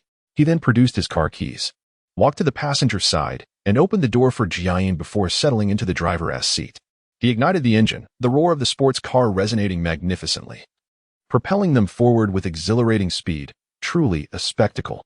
Jiayin, seated beside him, observed Zhang Yifan's earnest expression while driving. It is often said that a man appears most handsome when serious, and she found herself unwittingly captivated. Zhang Yifan seemed to notice her gaze and asked, "What are you staring at?" She laughed. "Of course, I can look. You can do as you please." Zhang Yifan grinned mischievously. The atmosphere within the car was sweetly intoxicating. However, fate had decreed that Zhang Yifan was not destined for a mundane life of marriage and children. He had a greater mission to fulfill. As the car glided smoothly onto the campus grounds, the watchman, recognizing the impressive vehicle, swiftly approached. Students meandered along the paths, chattering and laughing. Yet, the moment Zhang Yifan's sports car roared to life, all heads turned in curiosity, drawn to the sight of such a stylish and opulent vehicle. Whispers circulated regarding its owner. Who could it be? Perhaps it was yet another beautiful girl from their school courting a wealthy heir or a prosperous bald businessman. Speculations flew. And someone remarked, could it possibly be Zhang Yifan? I heard he recently struck it rich, acquiring a significant company. At that moment, Lu Jiayin alighted from the car and asked Zhang Yifan, "Why don't you get out?" Zhang Yifan pondered for a moment, then replied, "I think it's best to keep a low profile for now." Jiayin nodded in understanding, suggesting, "All right, next time, perhaps drive a different car to remain inconspicuous." With that, he turned the car around, heading straight for Qin Yun and their usual gathering spot, the bustling eatery where they often shared drinks. Before long, they arrived at the familiar establishment, and upon turning the corner, they spotted Qin Yun, engrossed in his phone, grinning broadly at the screen. Zhang Yifan approached and playfully tapped Qin Yun's shoulder. "Look who has become a wealthy man, so busy that I've been left waiting." Qin Yun teased. Zhang Yifan chuckled in response, "Busy? I'm merely contemplating how to spend all this money. I have too much and need to find a way to squander it." Qin Yun stared at him, bewildered, unable to comprehend how his friend had amassed such wealth. Zhang Yifan, feeling slightly troubled, explained, "There's a reason for this. You'll understand soon enough. By the way, what have you been up to lately? Just busy with work, really? I Haven Tea made much money. I fear my quiet pursuit of Jingjing may be in jeopardy. My mother simply disapproves of me. She says I lack education and don't deserve her daughter." Zhang Yifan, taken aback, exclaimed, I specifically purchased the most expensive villa in your development, not just for myself, but to support you." Qin Yun acknowledged this, expressing gratitude. "Yes, I know. If it weren't for your help, I wouldn't know what to do. My father's debts have left me in a dire situation." Zhang Yifan sighed. "It seems your mother still doesn't approve of you. Perhaps I should send you some more funds." Qin Yun continued, "It's not just about money. My mother has been trying to arrange blind dates for me." "Is that so?" Zhang Yifan replied, astonished. "I know she can be quite demanding, but surely she understands you're her daughter's boyfriend? Her parents are educators and look down on someone like me, who dropped out of school. They want to introduce her to the son of a professor, someone from a wealthy family. They're always fixated on Jingjing." Qin Yun expressed his frustration. "I truly wish I could confront him. He seems like a pretentious fool. How could Jingjing ever be happy with someone like that?" Hearing this, Zhang Yifan felt a surge of anger. He had faced similar trials during his weaker days, which allowed him to empathize with Qin Yun's plight. He could not bear to see his brother traverse such a path again. Thus he confidently advised, "If that pretentious fool dares to bother you again, call me immediately. Remember." Qin Yun nodded. "How have you suddenly come into so much wealth?" Zhang Yifan, reminded of the system's tasks awaiting him, promptly stated, "By the way, you should resign from your job. I'm hiring you at a monthly salary of 100,000, with bonuses for good performance." Qin Yun, skeptical, questioned, "But I barely earned that much even with grueling work at the real estate office." Zhang Yifan reassured him, "I have many plans ahead. And you are a brother I can trust. I will need your assistance with numerous matters." In Zhang Yifan's heart, he understood that the extraordinary system and his prophetic dreams hinted at challenges yet to come. Without dependable allies, he would find himself at a disadvantage. Employing his brother presented numerous advantages, not least of which was the opportunity to provide financial support to Qin Yun. Reflecting on their history, Zhang Yifan cherished the bond he shared with Qin Yun, forged during their high school years. Initially, they had clashed over trivial matters, but as time passed, they reconciled, realizing their camaraderie was invaluable. Together, they engaged in various escapades, smoking, drinking, skipping class, and exploring. Zhang Yifan recalled a time when he found himself in a skirmish with local thugs. Qin Yun, upon hearing of his plight, rushed to his aid without hesitation, standing by him through the ordeal. As they sat on the street, both battered but laughing, Zhang Yifan silently vowed to cherish this brotherhood for a lifetime. They both understood the profound luck of having found each other as friends. Later, Qin Yun left school to work, enduring considerable hardship, which Zhang Yifan had keenly observed. He had vowed to himself that he would rise to prominence and aid Qin Yun in due course. Now, with funds at his disposal, he was determined to fulfill that promise.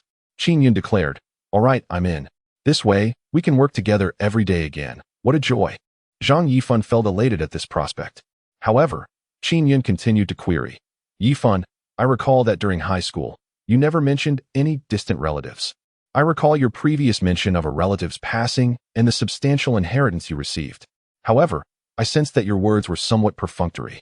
Given the multitude of people present that day, I refrained from probing further. In truth, Zhang Yifan yearned to confide in him about the recent car accident and the ensuing complications, yet he had an inkling that the matter was more intricate than it appeared. For the time being, he preferred to keep his brother uninvolved in this dispute. As long as he assisted him with his tasks, that sufficed. When the moment was right, he would gradually share the details. There was no pressing need to disclose everything at this juncture, as he wished to shield his brother from undue stress. Thus, he addressed Qin Yun, saying, "Brother, I know you have questions, but for now, clarity eludes us. What you need to focus on is working diligently with me, and I will reveal what you need to know in due time." Qin Yun nodded in agreement. "Why are we just sitting here? Let us order our favorite dishes and enjoy a few drinks today," Zhang Yifan suggested. "Absolutely, let us indulge." They reminisced about the past as they drank, finding joy in those earlier times. Eventually, they both became intoxicated. The proprietor, holding Zhang Yifan's phone, called Mishu to come pick him up, and Zhang Yifan fell asleep in the back seat. Mishu gazed at the slumbering Zhang Yifan and pondered their recent encounters, realizing she had developed genuine feelings for this wealthy yet unassuming man, who exuded an aura distinct from other affluent heirs. The car soon arrived at Mishu's residence, where she assisted Zhang Yifan, who was oblivious to the world in his inebriated state. Mishu, dressed in her bank uniform, showcased her alluring figure, which accentuated her curves and drew attention. Upon entering her room, she laid Zhang Yifan on the large, plush bed. He sank into its softness, lost in a comfortable slumber. As he squinted awake and caught sight of Mishu, he mistook her for Su Jiayin. In a moment of impulsivity, he grasped her hand, pulling her onto the bed, and turned to face her. Taken aback by this sudden action, Mishu felt her heart racing. Blushing, she sensed something firm pressing against her. Perhaps the alcohol had worn off, for Zhang Yifan abruptly opened his eyes, realizing it was Mishu, and sprang up. "Oh, my apologies, I mistook you for Jiayin," he stammered, feeling embarrassed. Unexpectedly, Mishu felt a pang of displeasure. Did she not measure up to Jiayin? She longed to voice her concerns, but reconsidered, understanding that emotions do not lend themselves to comparison. Chapter 17. Investing in the stock market. Thus, Mishu, caught in conflicting feelings, hesitated but ultimately said, "You should rest early. I must take my leave." That night, Zhang Yifan contemplated many things. With his newfound wealth, he anticipated an increase in female attention. Yet only Jiayin had remained steadfast by his side during his weakest moments. He vowed never to betray her trust as depicted in films. Now that he had money, he found himself troubled by how to manage it wisely. While walking, he noticed discarded stock slips, and an idea sparked in his mind. Perhaps he could venture into stock trading. With that thought, he made his way to the largest securities trading center in the area.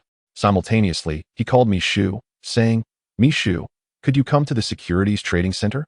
I need your assistance." "Sure, Zhang. Are you looking to invest in stocks?" "It's crucial to allocate your funds wisely," she replied with a smile. Shortly thereafter, Mishu arrived in her sleek black Range Rover, which radiated confidence. As she emerged from the vehicle, her beauty captivated everyone in the trading hall, even those fixated on the fluctuating stock screens. It was a moment where the significance of their investments seemed to fade in comparison. Little did they expect this enchanting figure would approach a seemingly unremarkable young man. "Zhang, I apologize for the wait," she said, leaving the onlookers in astonishment, proving that appearances can be deceiving. Zhang Yifan relished the attention and smiled at Mishu. "No worries. I brought you here to help me arrange my financial investments." "Of course. It's essential to plan your investments carefully," she replied, casting him a flirtatious glance. Zhang Yifan acknowledged, "Indeed, careful planning is crucial, but I'm not solely focused on profit." He then requested Mishu to escort him to the members' lounge. As they arrived, a stock analyst approached Zhang Yifan. "How much would you like to invest?" After a brief contemplation, he replied, "Let us start with 50 million. The analyst's eyes sparkled in disbelief. Thrilled at the prospect of a lucrative commission, Zhang Yifan mused that if he didn't play it safe, the system might penalize him for excessive risk-taking. He wished to avoid the headache of managing his wealth. However, he pondered the impact of such a large sum entering the market. This will undoubtedly cause ripples in the stock market. He chuckled, realizing his limited knowledge. The analyst respectfully stated, "Allow me to recommend some promising stocks that will surely yield significant returns." Yet, Zhang Yifan shook his head. "No, I prefer to choose the stocks myself." He stepped closer to the screen, identifying several stocks that were underperforming. "Did you see those? Note them down, buy all of them for me." The analyst, believing Zhang Yifan jested, cautioned, "You may not realize, but those are stocks on the verge of delisting. From my professional perspective, they won't last much longer." Zhang Yifan, however, felt confident in his instincts. "All right then, let us proceed with those stocks. But this isn't advisable. Your investment may dwindle rapidly." Even Mishu appeared taken aback, exclaiming, "What are you doing? You can't just throw away that much money." Zhang Yifan contemplated her words, acknowledging the gravity of the situation. "Perhaps I should invest more, but let us start with this." The analyst, alarmed, reiterated, "Mr. Zhang, this will result in losses." Zhang Yifan smiled, "No need for concern. Let us proceed with the transaction." 50 million. After finalizing the stock purchases, Zhang Yifan felt a rush of satisfaction, considering what other investments he might pursue next. Ideally, he sought ventures with guaranteed returns. As he drove, he called his close friend Qin Yun, saying, "Join me in my endeavors, and I will ensure your needs are taken care of. I have numerous tasks for you to assist with." Qin Yun replied, "Sure. I'll wrap up my matters and come over." Zhang Yifan also mentioned, "You should come directly to stay at my villa. It would be much more convenient for you to help me with any matters." As he spoke, he drove towards the school, eager to see his beloved wife. After all, a day without seeing such a beautiful wife felt like an eternity of longing. Along the way, Zhang Yifan contemplated which unreliable investment project would be more worthwhile, as he wished to spend his money rapidly. Before long, he arrived at the academy. However, instead of driving straight to the school, he opted for a nearby parking lot. After parking, he walked to the school. Deeply in love with Jiayin, Zhang Yifan was well acquainted with Su Jiayin's class schedule. He pondered how to directly go to her classroom to pick her up after class. After all, a day without seeing Su Jiayin felt like an unbearable separation. Upon reaching the entrance of Su Jiayin's classroom, the bell signaling the end of class rang. It was noteworthy that Su Jiayin was studying economic management, surrounded by many affluent second-generation heirs, all preparing to inherit or assist their family businesses. Wealth attracted many beautiful women, well-maintained since childhood, exuding an air of sophistication beyond their years. Soon, Su Jiayin emerged from the classroom, clutching her books. Chapter 18. Subtlety seems inappropriate. Just as Zhang Yifan was about to surprise Su Jiayin, his phone rang. It was a call from his father. "Hello, Dad," Zhang Yifan answered. He truly wished to convey to his father that he was now among the elite with hundreds of billions. What need had he for living expenses? He found it inconvenient to discuss this with his father at the moment. So he replied, "I am currently working part-time and can support myself. I won't be asking you for living expenses anymore." "All right, rest assured, I am taking good care of your mother," his father responded, hearing that his grandmother was unwell.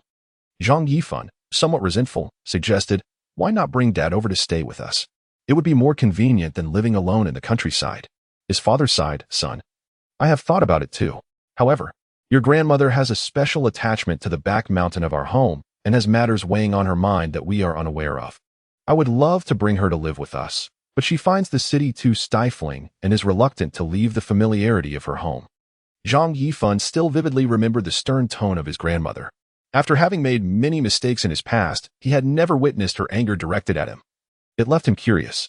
Regardless, he recalled how much she had cared for him in his childhood, forbidding him to go to the back mountain for reasons he now needed to understand. Given her current health, he resolved to visit her soon. His father's voice came through the phone again. "Your mother and I are doing well, so don't worry. Just be good at school and find time to visit your grandmother." "Okay, I understand," Zhang Yifan replied before the call ended. Suddenly, the roar of a sports car echoed nearby, catching the attention of the surrounding girls. "Wow, so handsome," one girl exclaimed. "Really, so handsome," another echoed. Yet, some freshmen were oblivious to who it was. "You don't know him? He is the young master of the Xingyao group." A boy with glasses remarked, adjusting his spectacles. The freshman appeared puzzled, prompting the boy to elaborate. Xingyao Group is the largest real estate company in our city, with various other businesses. His family is wealthy and influential. A significant portion of our school's shares belong to them. The freshman continued to inquire, with such wealth, doesn't he dominate the school? The boy replied, not exactly. It is said that if he pursues a girl and fails, he resorts to various unscrupulous methods to win her over, using his family's wealth to threaten others. Zhang Yifan overheard this and was taken aback by the audacity of it all. Just then, the car came to a stop in front of Su Jiayin. The door swung open to reveal a slender man of average height, dressed in a fitted shirt, his hair slicked back, wearing leather shoes and holding a large bouquet of roses. His straight suit made Zhang Yifan immediately perceive him as a pretentious character. After exiting the car and shutting the door, the man looked at Su Jiayin with an eager expression. Although Su Jiayin had noticed him, she pretended not to recognize him and attempted to walk away. However, he quickly caught up to her, exclaiming, "Why won't you agree to be with me? How am I any less than that poor guy?" Upon hearing this, Su Jiayin frowned, clearly displeased. "Can you stop judging people so superficially? Many things are not as you imagine. Being with you means having no money or power." The man, confused, replied, "I have nothing to say to you. I'm leaving." He turned to walk away, clearly uninterested in her rejection. Yet, he continued to cling to her, grabbing her hand as he attempted to persist. Witnessing this, Zhang Yifan could no longer contain himself. He rushed forward, forcefully pulling the man away and pushing him back, shouting, "Get lost. I am her boyfriend. Watch yourself and stop bothering us." The man staggered several steps back, nearly dropping the flowers in his hands. Feeling embarrassed, he retorted, "So it's you, the little brat. No wonder Jiayin refuses to be with me. She has been deceived by you. You poor fool." Zhang Yifan, amused yet exasperated, preferred not to escalate the situation within the school. "I don't have time for your nonsense. Just leave." The man, taken aback by being scolded by someone he deemed insignificant, erupted, "You think you can tell me to leave? Do you even know whose territory this is?" "Whose territory? Oh really? I'd like to see for myself," Zhang Yifan replied dismissively.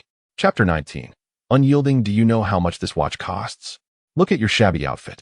What makes you think you deserve Jiayin? You should take a good look in the mirror. Enough. How dare you speak like that? Our Yifan is not what you think. Su Jiayin exclaimed, furious. Seeing his woman defend a poor fool infuriated him, and he felt utterly humiliated. "Jiayin, what do you see in him? Why are you so stubborn?" he asked. "Look at him. He is worthless, probably worth no more than a few $100s. This watch alone is worth more than his entire income for years." Zhang Yifan, amused, replied, "Is that so? I'd like to see just how much you think you're worth." "Humph." Lu Dijiu regarded this with disdain, which irked me somewhat. I approached and gave Zhang Yifan a shove, thinking that my sudden advance would send him sprawling. To my surprise, he remained utterly unmoved, as steadfast as a stone. In that moment, I felt a sharp pain in my hand. Little did I know that Zhang Yifan stood over 6 feet tall and, unbeknownst to me, was bolstered by a mysterious force. I was, in truth, insignificant in his presence. Alas, it hurts. "You scoundrel, what have you done to be so brazen?" Lu Dijia shouted in anger.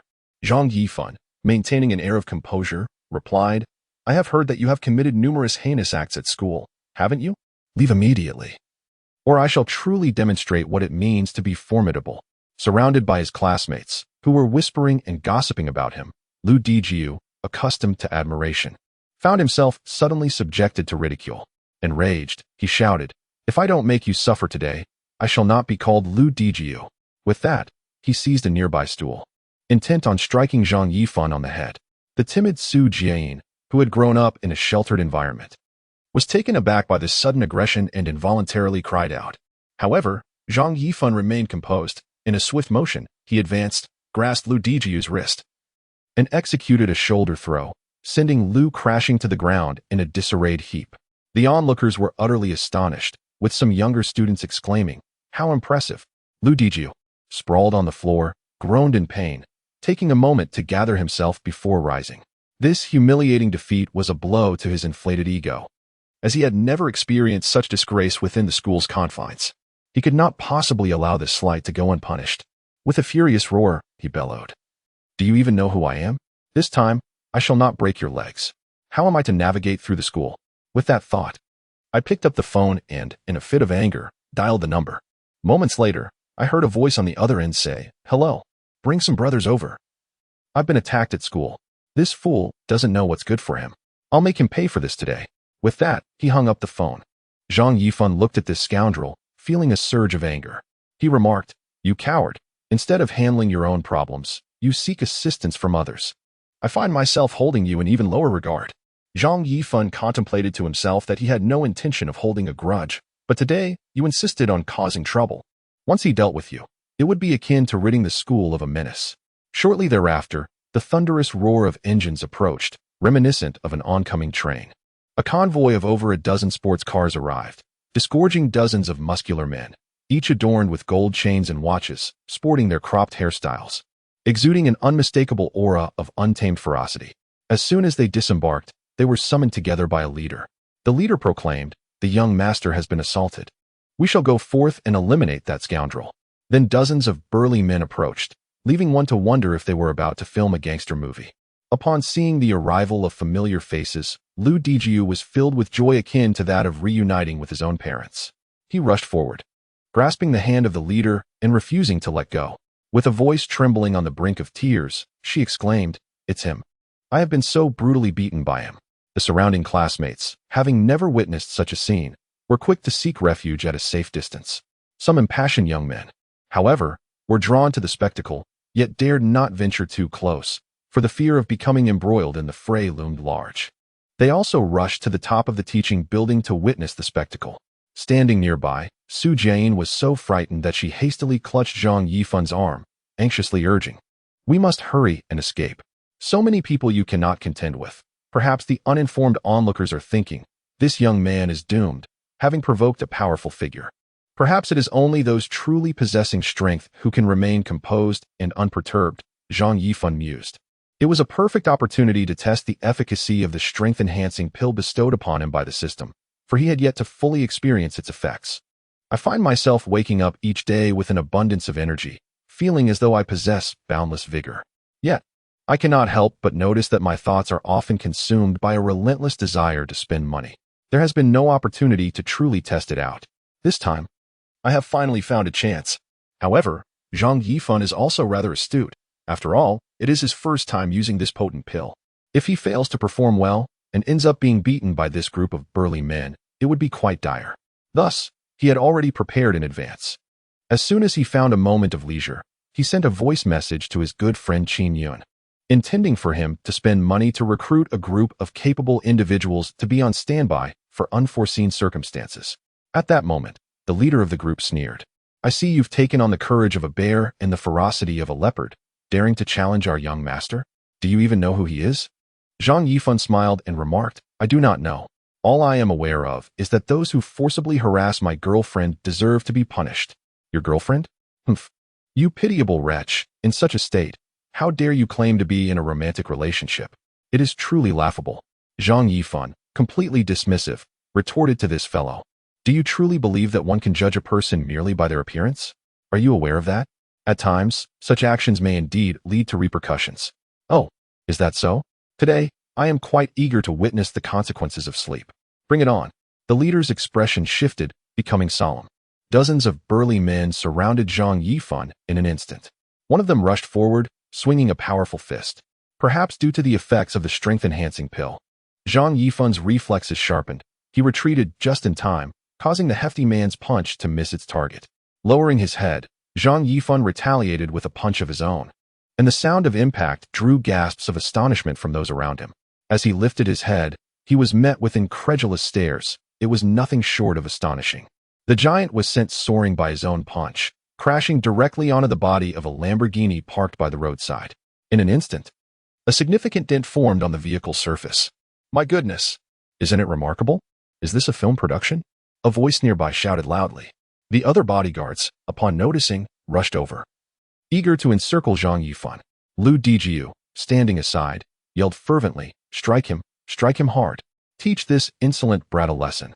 With the outcome of the earlier punch instilling a newfound confidence in himself, he observed a burly man approaching and unleashed a powerful blow, sending the man flying. The surrounding crowd, stirred into a frenzy, converged upon Zhang Yifan, yet he continued to retaliate, his fist flying as several robust men were sent hurtling away. For those unaware of the situation, it would indeed seem as if they were witnessing a film being shot, albeit one that deceived the camera. Nearby, Su Jiaying, in a state of panic, could not help but scream, "Stop it! Stop it!" However, this group of individuals seemed to have lost their minds, intent on attacking Zhang Yifan. Su Jiaying, standing nearby, felt her heart racing in her throat, fearing for the fate of her beloved Zhang Yifan. Due to the effects of the potent pill he had consumed, Zhang Yifan delivered a powerful blow to his opponent, who, despite being a formidable figure, lay on the ground, struggling in vain. It became increasingly rare for anyone to rise and face Zhang Yifan again, as more and more individuals found themselves sprawled on the ground, groaning in agony. Before long, beads of sweat began to bead on Zhang Yifan's forehead. After all, delivering such relentless strikes had left him somewhat breathless. As his remaining bodyguards succumbed to the ground, Zhang Yifan placed his hands on his hips and, panting heavily, inquired, "Who else dares to challenge me? Come forth to meet your demise. I shall handle it all." With a venomous gaze, he directed his attention towards the leader in the direction of Lu Dijiu. The intensity of that stare seemed as though it could consume him whole. My heavens! What manner of creature is this? So formidable? The spectators nearby were so astonished that they could not help but exclaim. At this moment, Zhang Yifan slowly approached the two individuals, cracking his knuckles. The leader, who had previously exuded arrogance, was now rendered speechless. "You little brat, don't mess around. I will call the police." The leader, still shaken from Zhang Yifan's earlier display of strength, stammered in fear. Zhang Yifan had no desire to engage with such a character. It was akin to the moment when Lu Zhishan from Water Margin confronted the tyrant. "If you were to stand your ground like a man, I might have let it slide, but here you are, groveling like a dog, pleading for mercy. This only fueled my resolve to confront you." However, Zhang Yifan was acutely aware that he could not unleash the same brute force on Lu Dijiu as he had on those burly bodyguards. The pallor of Lu Dijiu's face indicated a life of excess, and it was clear he could not withstand a punch from a mobile phone. If he were to accidentally deliver a fatal blow, he would find himself incarcerated, entangled in a myriad of troubles. What about his mission, and his beloved Su Jiaying? Thus, he resolved to teach Lu Dijiu a lesson without resorting to sheer force. With a thunderous voice, he declared, "Get lost.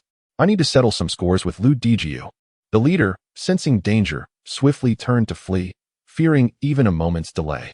This left behind only the hulking bodyguards sprawled on the ground.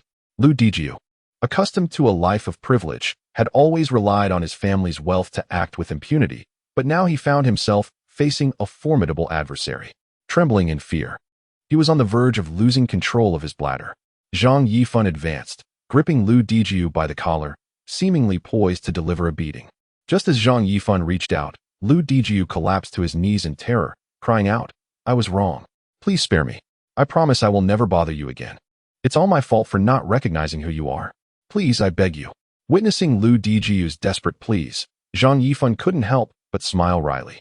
Where had that earlier bravado gone?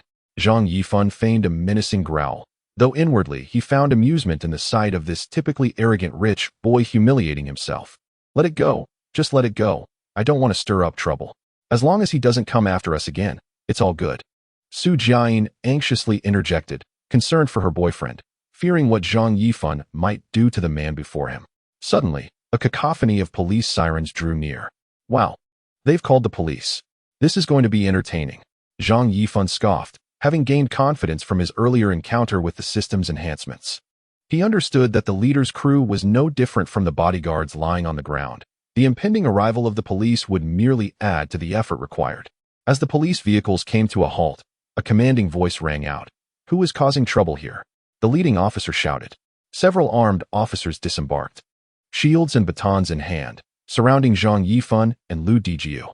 To everyone's astonishment, the man who had been pleading for mercy moments ago suddenly regained his composure and stood tall, declaring, "That's him. He was about to assault me." Naturally, the commotion drew the attention of faculty and administration.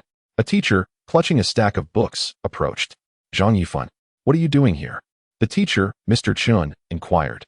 Having always regarded Zhang Yifan as a model student due to his academic prowess and polite demeanor, "Mr. Chen, there's been a misunderstanding," Zhang Yifan replied respectfully. At that moment, a sharply dressed man with a slicked-back hairstyle approached. "Principal, you're here." Mr. Chen adjusted his glasses.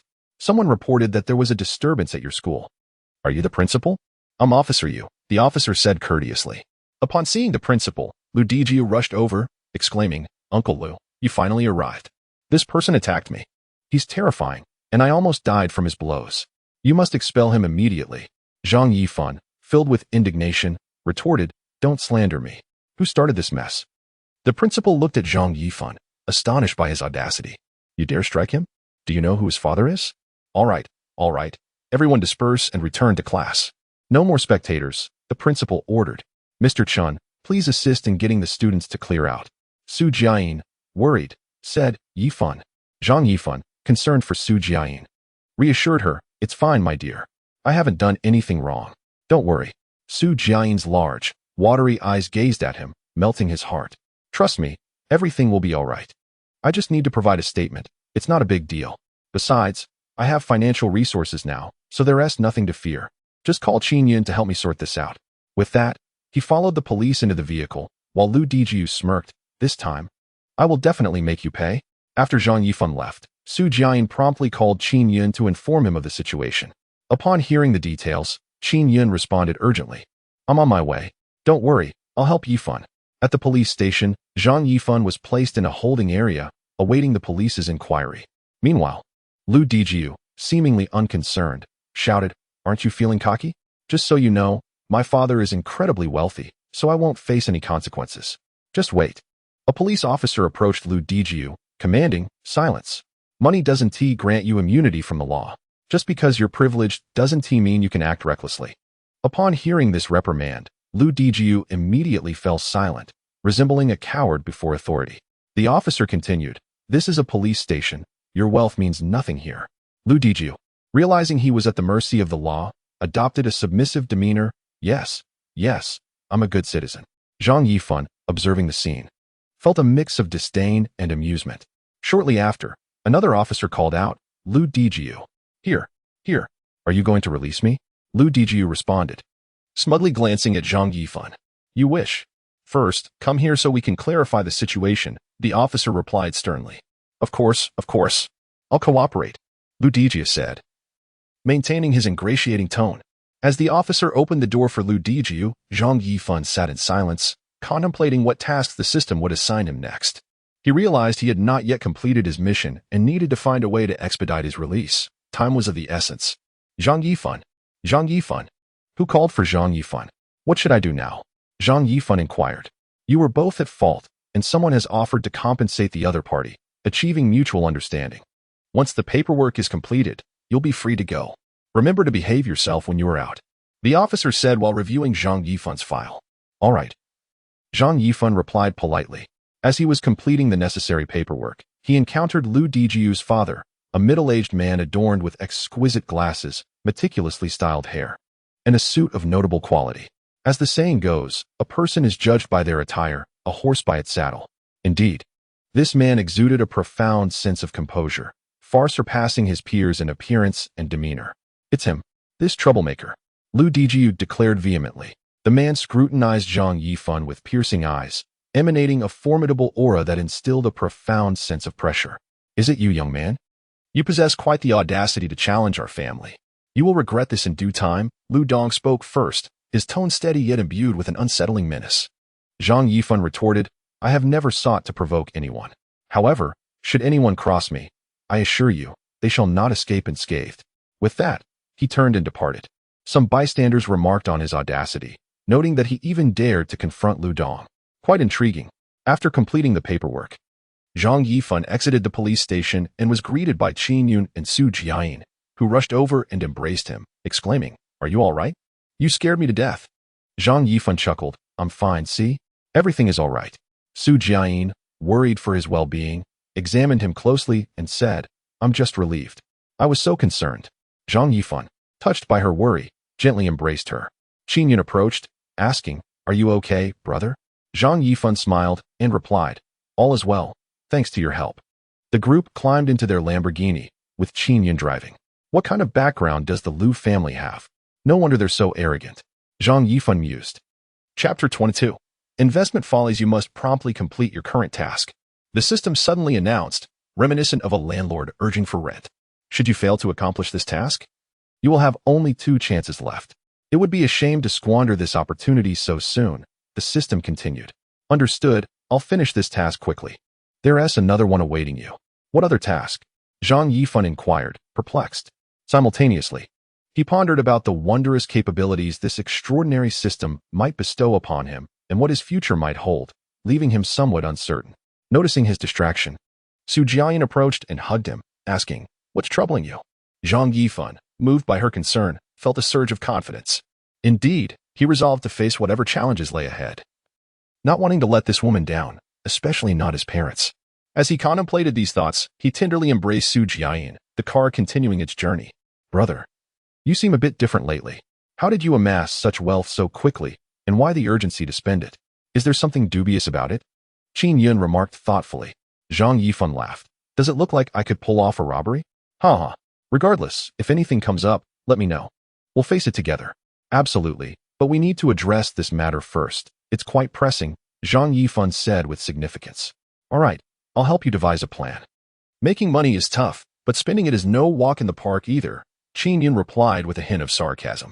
"By the way, we could invest in all sorts of unreliable projects. Losing money would suffice," Qin Yun suggested. "Great, then you can investigate the most unreliable options," Zhang Yifan replied. "No, I must also take action independently," he muttered to himself.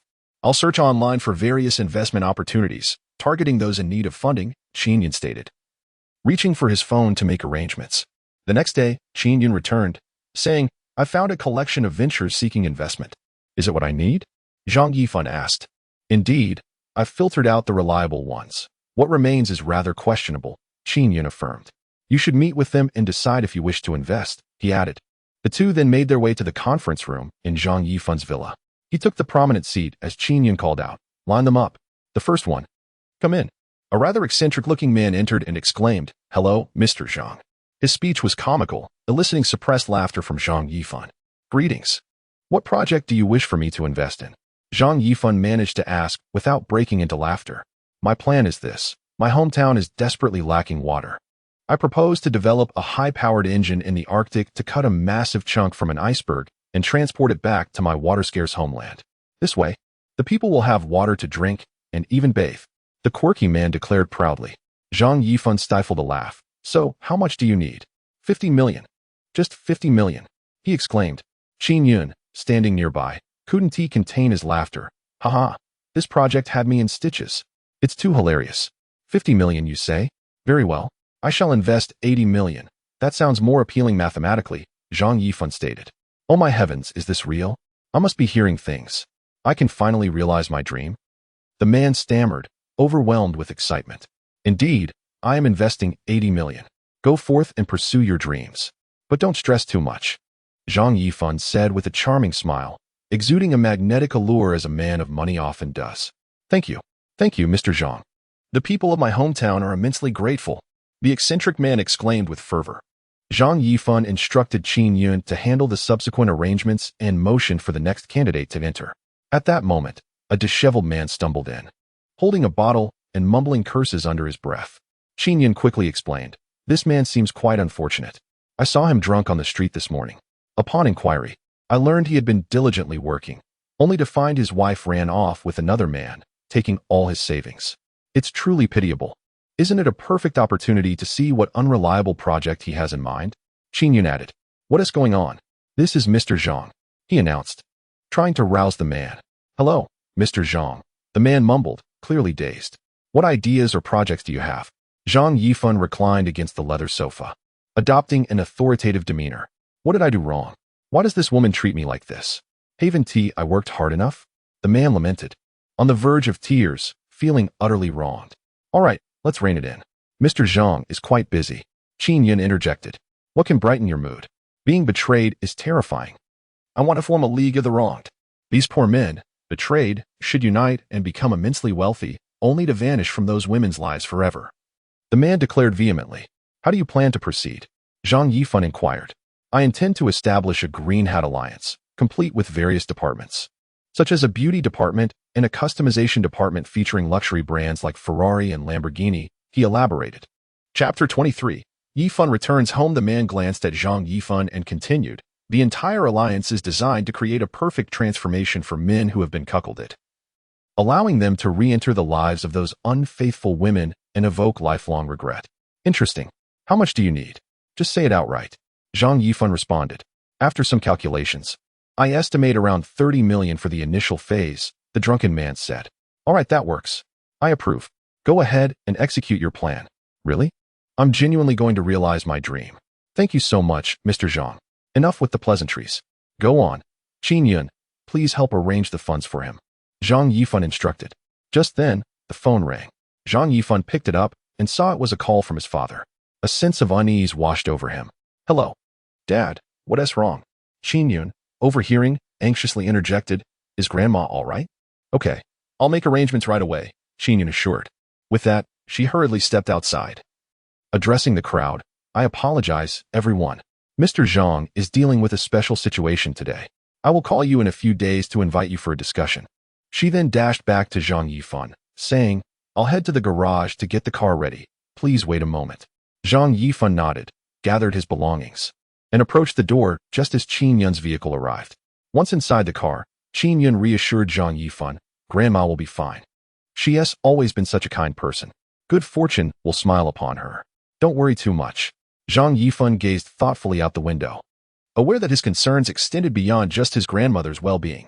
He reflected on the unsettling dreams he had experienced and recalled why his grandmother had always disapproved of his visits to the back mountain. The system had mentioned that his soul was exceptionally pure and rare. Did this imply that his fate was indeed different from others? What nonsense. I have no desire to be extraordinary. I simply wish to be with Su Jiayin forever. That is my true aspiration. Though he sensed that things were not as simple as they seemed and that he knew little about the system, Zhang Yifan was determined to focus solely on his relationship with Su Jiayin. He convinced himself that perhaps he was overthinking it. Qin Yun, what do you think about the supernatural phenomena we've been witnessing lately? Zhang Yifan asked. There have been some recent occurrences that prompted my inquiry. Indeed, in the vast universe, humanity is undoubtedly insignificant. I have always believed that we are not alone in the cosmos, Qin Yun replied. Brother, I may need your assistance with many challenges ahead, and they could be quite perilous, Zhang Yifan hesitated to say. We are lifelong brothers. Whatever trials lie ahead, we shall face them together. If fate demands my life, then so be it, Qin Yun stated calmly while gazing out the window. It was this very tranquility that moved Zhang Yifan, filling him with gratitude for having Qin Yun as his brother. Witnessing Qin Yun's composure in the face of danger evoked a sense of purpose within him. He felt reassured, knowing that he was not alone in his struggles. At least he had his brother by his side, which bolstered his courage and alleviated his fears. Being your brother is truly a blessing, Zhang Yifan expressed. The car sped along the highway, with Zhang Yifan's hometown nestled in a remote mountainous region. The journey took only a few hours. A few hours later, the vehicle gradually slowed as it exited the highway and meandered into the village, where the road conditions were less favorable. Having anticipated this, Zhang Yifan had not only purchased luxury sports cars like Lamborghinis, but also a high-clearance pickup truck, perfectly suited for the rough terrain. As they drove, they passed by his elementary school. Through the window, the sight of his alma mater stirred a wave of nostalgia. He recalled the school gate, the lush greenery, the basketball court, and the flower beds, all vivid reminders of his childhood adventures with friends. Ah, those were such joyful times. I wonder what my classmates are doing now? Just like the lyrics of Pooh Shu's song, they've been swept away by the winds, scattered across the horizon. After departing from the school, the vehicle soon arrived at his village, which, like many others, had seen better days. Zhang Yifan noted the sparsity of people compared to the bustling community of his youth. As they entered the village, the local women chatting at the entrance could not help but gaze in awe at the luxurious car. Who was driving such an impressive vehicle? The children exclaimed. Once parked, Zhang Yifan stepped out, greeting them warmly. Aunt Lu, everyone is here? These women had watched him grow up, making their presence particularly comforting. Aunt Lu smiled and remarked, Oh, I was just wondering who it was, all sophisticated like this. Not at all, Zhang Yifan replied, feeling slightly embarrassed. Haha, it seems you've been doing well outside, driving such an exquisite car. When will you take your cousin Juzi out for a spin? He is too good-hearted to survive in the city, Aunt Lu continued. Of course, there's no problem with Juzi working with me. He spends his days herding cattle at home, and finding a wife is proving difficult, Zhang Yifan replied. By the way, I'm off to check on Grandma. Please continue your conversation. After exchanging pleasantries, Zhang Yifan turned to Qin Yun, saying, let us park the car by the side. My house is just up ahead. As he walked towards his home, he noted that it was situated at the foot of a mountain, uncomfortably close to the slope. Logically, residing so near to potential hazards like heavy rains and mudslides seemed unwise. However, his father had told him that his grandparents insisted on settling there, which left Zhang Yifan feeling increasingly perplexed. Approaching his family home, he observed the gray brick walls, aged and crumbling. The surroundings remained largely unchanged, though they bore the marks of time. This was the very place where he had played as a child, and every corner brimmed with cherished memories. Crossing the yard, the interior of the house, despite its dilapidation, was tidy, with the floors swept clean. He noticed his childhood drawings still etched on the walls. Oh, it's just the usual ailments of old age, I assent it, his grandmother remarked. I mentioned that you should move to the city to live with my parents for convenience, Zhang Yifan suggested.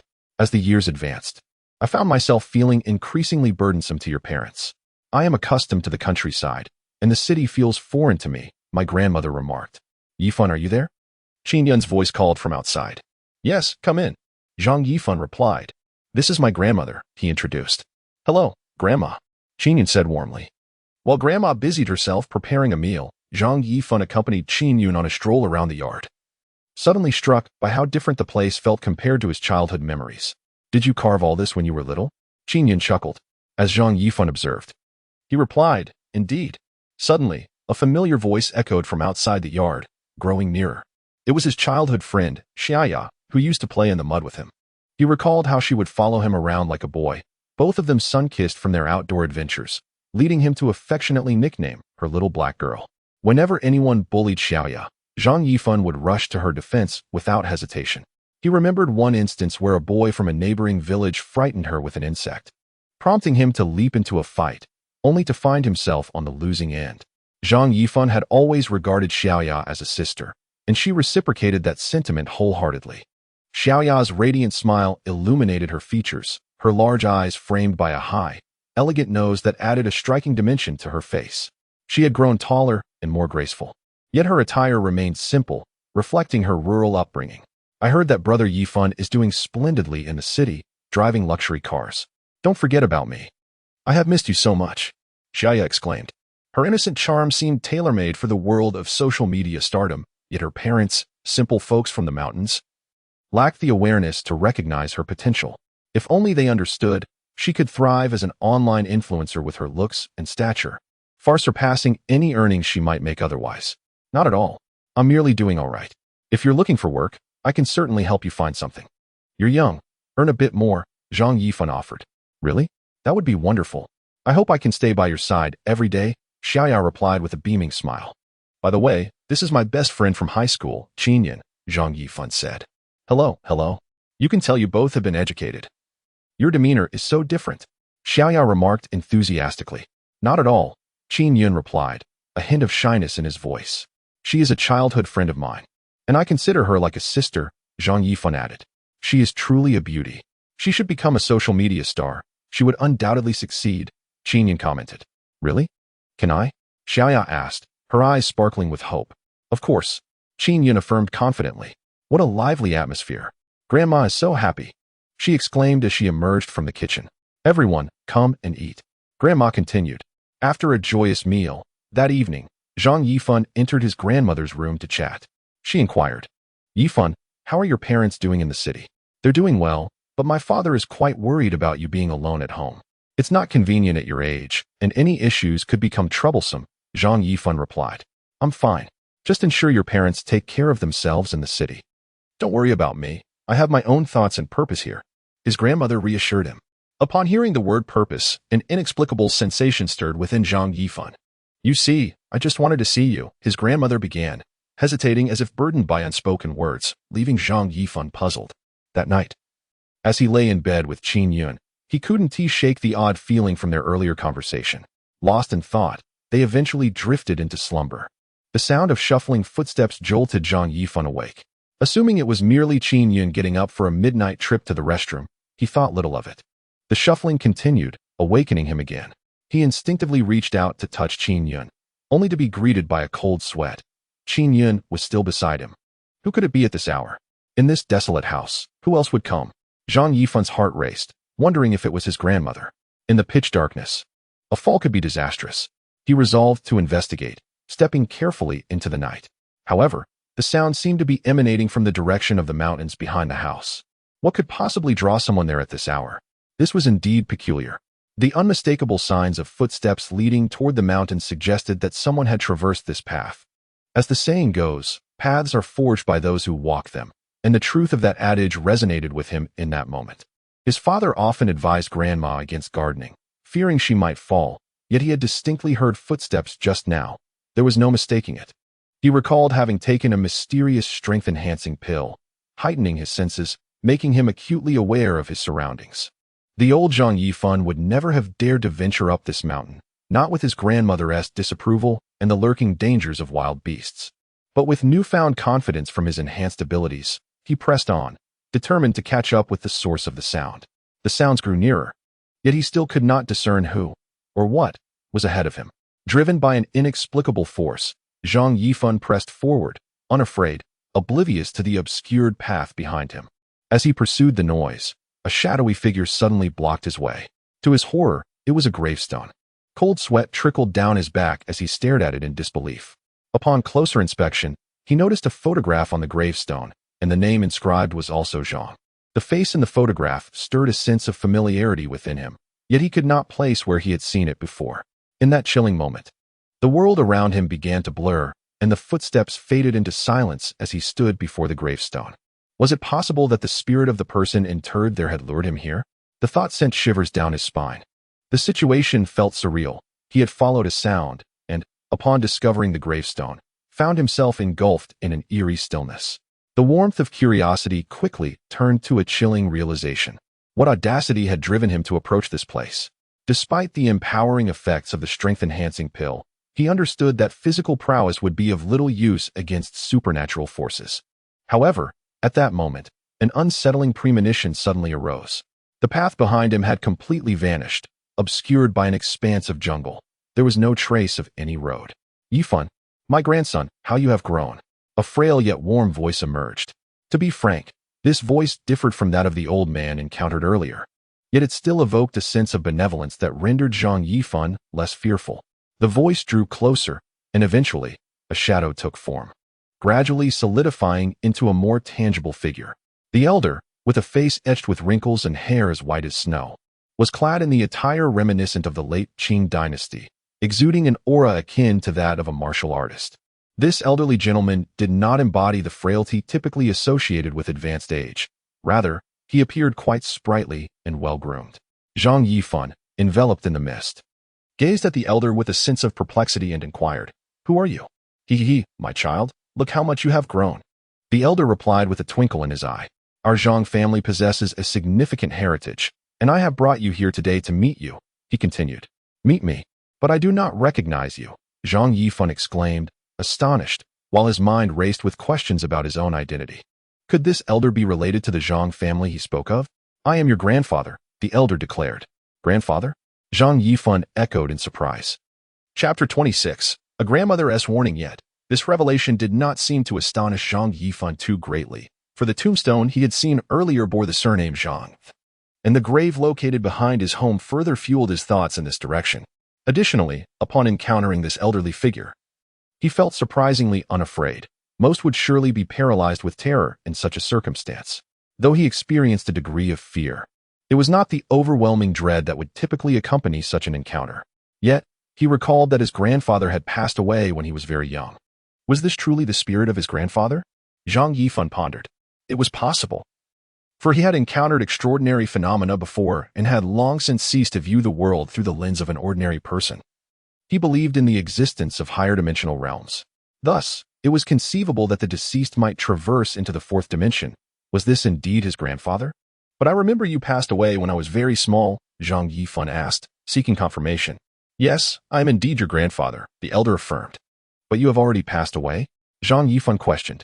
"Yifan, our family bears a special mission, which is why I have merely transitioned to another realm," the grandfather explained calmly. "I do not quite comprehend," Zhang Yifan admitted. The elder continued, "It matters not if you do not understand now. In time, you will come to grasp it, though you are not yet at that juncture. Oh, is that so? Zhang Yifan responded, still perplexed. But did you come simply to see me? He inquired. Indeed. Not only to see you, but I have recently sensed something unusual, a feeling that something is amiss, the grandfather replied thoughtfully. Unusual? Zhang Yifan's heart quickened. Yes. It is something concerning you that has alerted me, the elder elaborated. What is it about me? Zhang Yifan asked, astonished. According to our family's legacy, you are destined for a rather ordinary existence, the grandfather stated. Ordinary? An ordinary life? Zhang Yifan was increasingly astonished. Child, have you recently experienced any financial windfalls? The grandfather inquired with insight. Financial? Zhang Yifan suddenly seemed to recall something. Because of our family's mission and future responsibilities, it is determined that the descendants of the Zhang family will not possess great wealth. However, I have sensed something unusual in you recently, the grandfather explained. A hint of alarm creeping into his serene demeanor. Zhang Yifan contemplated, could it be the system? The emergence of this system had indeed disrupted the patterns of his life, just as his grandfather had suggested. Though his family was not impoverished, they certainly did not belong to the affluent class. What, then, was the purpose of this system?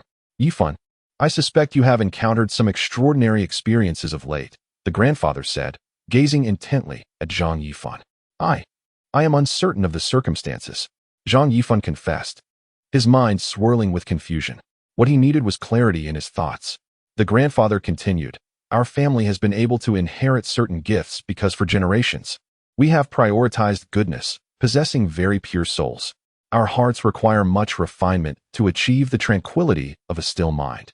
Then what is wrong with me? Zhang Yifan queried. I sense an inconsistency within our family's spirit, the grandfather pondered aloud. What do you mean? Zhang Yifan pressed, intrigued. The elder, deep in thought, replied.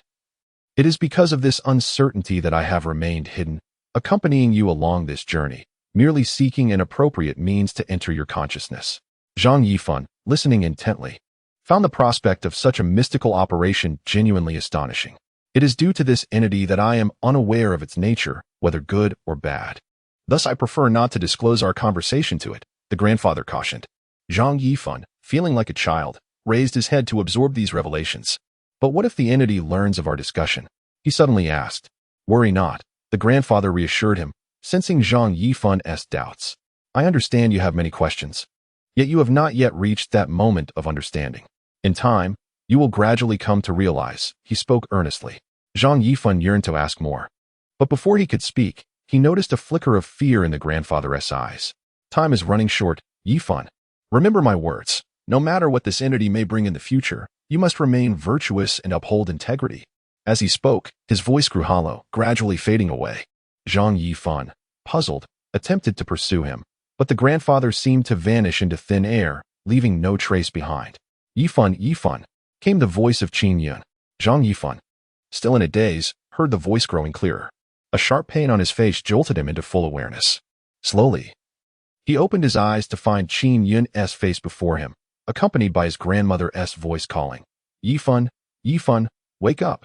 I am awake. Zhang Yifan exclaimed, filled with excitement. His grandmother, observing him, inquired, Yifan, did you have a dream? Qin Yun added, were you possessed? His grandmother regarded Zhang Yifan with contemplation, not speaking, merely observing him. With Qin Yun's assistance, Zhang Yifan gradually sat up, rubbing his forehead in astonishment as he looked at his grandmother and Qin Yun. What on earth is happening? He questioned. Last night, you were talking in your sleep, and your face seemed to flush as if something were about to escape. It was quite alarming, Qin Yun remarked. Chapter 27. The farewell of Xiaoya. However, Zhang Yifan expressed, I feel nothing at all. Why am I like this? Qin Yun glanced at her grandmother and said, Grandma, you have lived a long life and seen many things. Surely you are not being haunted by something unclean? Should we find a Taoist priest to help exorcise it? After a long pause, the grandmother finally spoke. No need for that. I have a general idea of the situation. Qin Yun exclaimed in surprise. Oh? What situation? Is it serious? Did you have any dreams last night? The grandmother inquired. I dreamed of going to the back mountain and spoke with an old man who claimed to be my grandfather. He told me some things, Zhang Yifan said. Qin Yun looked incredulously at Zhang Yifan and asked, but your grandfather passed away when you were very young, didn't he? She turned to her grandmother, who seemed to be deep in thought. At that moment, Zhang Yifan also looked at her, as if seeking answers. "Grandma, what does this mean?" he asked. With a worried sigh, the grandmother replied, "This is not something that can be easily explained. I suspect your grandfather had his reasons for what he said. So remember his words well." "I will," Zhang Yifan assured her. He asked Qin Yun to bring the car around as he prepared to leave. Just then, the grandmother called out, "Yifan, come here for a moment." Slowly, she walked towards the back mountain, her gaze fixed ahead. The path was identical to the scene from her dream. After a brief pause, as if contemplating something, she spoke. "Yifan, do you know why I never let you come to this back mountain when you were a child? The Zhang family has a special mission, and you are destined to inherit certain things. This back mountain holds your grandfather's grave, as well as the ancestral graves of our family." Zhang Yifan nodded, somewhat understanding.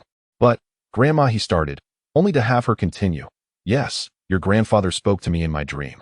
The grandmother's expression darkened, prompting Zhang Yifan to anxiously ask, "What does that mean?" "Yes," Zhang Yifan confirmed. The grandmother continued, "But the issue is, your behavior yesterday was rather unusual." Zhang Yifan began to ponder this. "Indeed, your demeanor was quite alarming. You were twitching incessantly, and your face was flushed, as if something were about to burst forth," the grandmother observed, her expression one of concern. Deep down, Zhang Yifan felt something was amiss, even though he did not fully comprehend the matter of prophetic dreams. He wanted to share with his grandmother about the system he encountered recently, which had bestowed upon him a fortune and enhanced his strength, but for some reason, he refrained from speaking. He sensed that the situation was more complex than it appeared. "Yifan, I called you here to show you your grandfather's tombstone. When you were young and naive, I did not allow you to come to this back mountain. Now that you are grown, it is essential that you witness certain things." The grandmother continued, "As for the condition of your body, we are not entirely sure, so you must navigate your path carefully. Uphold our family's principles of integrity and kindness, and you will go far in life." "I understand, Grandma," Zhang Yifan said, feeling a wave of concern for her at her advanced age. "Yifan, Yifan," Qin Yun's voice called out, pulling him from his thoughts. "I'm here," he responded. Returning to the courtyard where Qin Yun asked, "What were you doing? You've been gone for a while." Zhang Yifan was about to speak when he heard someone calling for him. It was Xiaoya, who rushed over, breathless but smiling. "Why are you here?" Zhang Yifan inquired. He smiled and ruffled her hair, saying, "Of course, you're well taken care of at home. If you need anything, just give me a call." He handed his phone number to Xiaoya. She produced a small bag and said, "These are fruits from our garden. I washed them for you to eat on the way." It was evident from her eyes that she felt a tinge of sadness and reluctance, almost on the verge of tears. Seeing her like this tugged at Zhang Yifan's heart, as she had been his playmate since childhood. "If you need anything, just call me," he reassured her. "All right, it's time to leave," the grandmother interjected. "Yes, it's getting late. I should be going," Zhang Yifan agreed. Qin Yun brought the car to him, and as he opened the door and sat inside, he leaned out the window to look at his grandmother and Xiaoya. Xiaoya gazed at him with reluctance as the car began to roll away. In the rearview mirror, he saw his grandmother and Xiaoya lingering behind until they faded from view. The two sat in silence for a while, until Zhang Yifan finally spoke. Chapter 28. Back to the city. Zhang Yifan was quite taken aback. "What was I saying?" he wondered aloud. "You were talking about dreams and beauty treatments. What is going on with your calm demeanor?" Qin Yun remarked. "You must not breach the contract, otherwise you will face the consequences." Curiously, Zhang Yifan pondered who had said that. "Yifan, we are brothers for life. If anything is troubling you, share it with me. Lately, things have felt rather strange." Zhang Yifan replied. "Where did you get such a vast sum of money?" Qin Yun questioned, perplexed. "I sold the most expensive villa after a surge in demand." Zhang Yifan explained. "And all these recent dream incidents feel surreal." Zhang Yifan wanted to disclose what he knew, but he realized he still had many uncertainties and that rushing to share might not benefit Qin Yun. He decided to wait before revealing anything further. Before he could speak, his phone vibrated. It was a call from Su Jiayin. "Hello," Zhang Yifan answered. "Where have you been? I haven't been able to reach you for days." Su Jiayin's anxious voice came through. "I've missed you," Zhang Yifan replied teasingly. "Have you really?" Su Jiayin shyly responded. "Of course," he affirmed. "All right, I have to go to class now," she said, as the car sped along the highway. Zhang Yifan had been preoccupied with his thoughts and had not slept well over the past few days. Unbeknownst to him, he gradually drifted off to sleep. "Yifan, Yifan, wake up, we're almost there," Qin Yun said as he steered the wheel. Zhang Yifan slowly opened his eyes, noticing they were approaching the road leading to his villa. Okay, Qinyan said, as the car made a U-turn towards the school. Are you eager to see Jiayin already? You two are quite the couple, Qinyan joked. Not really. I'm just concerned about her being bothered by other wealthy suitors, Zhang Yifan laughed. Indeed, given how many admirers Su Jiayin has. It's wise to be cautious, Qinyan added. Two individuals were engrossed in a conversation about cars as they approached the vicinity of the school. Qinyan initially intended to drive directly onto the campus. However, after a moment's contemplation, he decided to maintain a lower profile. He turned to Qinyan and said, Brother, let me get out here. I'll walk to school. Why? Don't you want to make a grand entrance and let everyone know that Su Jiayin is your woman? Qinyan questioned, puzzled. Walking feels too understated, don't you think? In truth, Zhang Yifan also harbored a desire for the entire school, perhaps even the world, to recognize Su Jiayin as his beloved. Yet, Su Jiayin preferred to keep things discreet. Most importantly, she wished to maintain a low profile. Zhang Yifan understood that she cherished him for who he was, not for his newfound wealth. He feared that his sudden affluence might cause her anxiety, worrying that he might change for the worse. Thus, he instructed Qinyan to park at a nearby curb while he departed the vehicle to walk into the school. As Zhang Yifan strolled towards the gates, he reflected on how he had missed her over the past few days, anticipating their evening date. He felt a surge of excitement as he neared Su Jiayin's dormitory. He dialed her number. Hey, come down. I'm right below your dorm. I've missed you. Zhang Yifan exclaimed joyfully. All right, I'll be right there. Su Jiayin replied, her tone filled with affection. In the campus, the two rushed toward each other, embracing tightly as if they hadn't seen each other in ages, drawing envious glances from their peers. I've missed you so much, Zhang Yifan said, gazing at Su Jiayin with adoration. I've missed you too, she responded. Let us go get something to eat. I'll treat you to something delicious, Zhang Yifan proposed. Sounds great, Su Jiayin replied with happiness. The young couple was deeply in love, reveling in their blissful connection. They arrived at a fancy Western restaurant, ordering all of Su Jiayin's favorite dishes. After their meal, they went to watch a movie, sharing the simple joy that comes from being together. In the cinema, Zhang Yifan held Su Jiayin's hand tightly while she leaned gently against him. Will you always love me? Su Jiayin asked, her voice laced with the innocence typical of young love. Absolutely, Zhang Yifan affirmed with a smile. Then will we always be this happy together? Su Jiayin inquired, pouting adorably at him. Zhang Yifan, with a serious demeanor, replied, we certainly will, but I worry that having money might change you. There are those unscrupulous women who might try to lure you away. Su Jiayin's concern was almost childlike, evoking a smile from him. Don't fret. I, Zhang Yifan, will only ever love you. No one else matters. Everything I do now is for our future. I want to make you the happiest woman in the world. Trust me, I don't desire great wealth. I only wish to walk a simple, peaceful path with you, Zhang Yifan reassured her, as Su Jiayin rested her head on his shoulder. Embracing him tightly, Zhang Yifan felt like the luckiest man alive. Yet, a sense of unease lingered within him. A fear of potential changes that might separate them, a thought that haunted Zhang Yifan deeply. Chapter 29. The further integration of the strength pill. As they continued their walk, they found themselves on a dimly lit street. A group of young men with bleached hair approached, exuding a careless demeanor as they whistled, embodying the essence of unruliness that sparked an instinct to confront them. Their frivolity came to an abrupt halt upon spotting Su Jiayin, the leader of the group. A brazen ruffian, seemed instantly captivated. Hey, pretty girl, can we get acquainted? He called out with an unsettling grin. How shameless, Zhang Yifan muttered with a hint of amusement. Despite his urge to intervene, he refrained from taking drastic measures, not wanting to inflict serious harm on these foolish individuals. He was curious to see how they would react. Feeling secure in his own abilities and resources, ready to deal with them without breaking a sweat. Unbeknownst to him, Zhang Yifan's dismissive comment went unnoticed by the gang, who were too preoccupied with Su Jiayin's beauty. Can we add each other on WeChat? One of the sycophants asked, his gaze fixated on Su Jiayin. No, I don't know you, she replied decisively, pulling Zhang Yifan to walk away. However, the gang stepped forward, blocking their path. Don't walk away, beauty. If you're not adding me on WeChat, are you implying you want to come with me instead? The ruffian taunted. Disgusting. Go away, Su Jiayin retorted. Huh. This girl has some spunk. I like that. The ruffian laughed obnoxiously, revealing his unsightly teeth.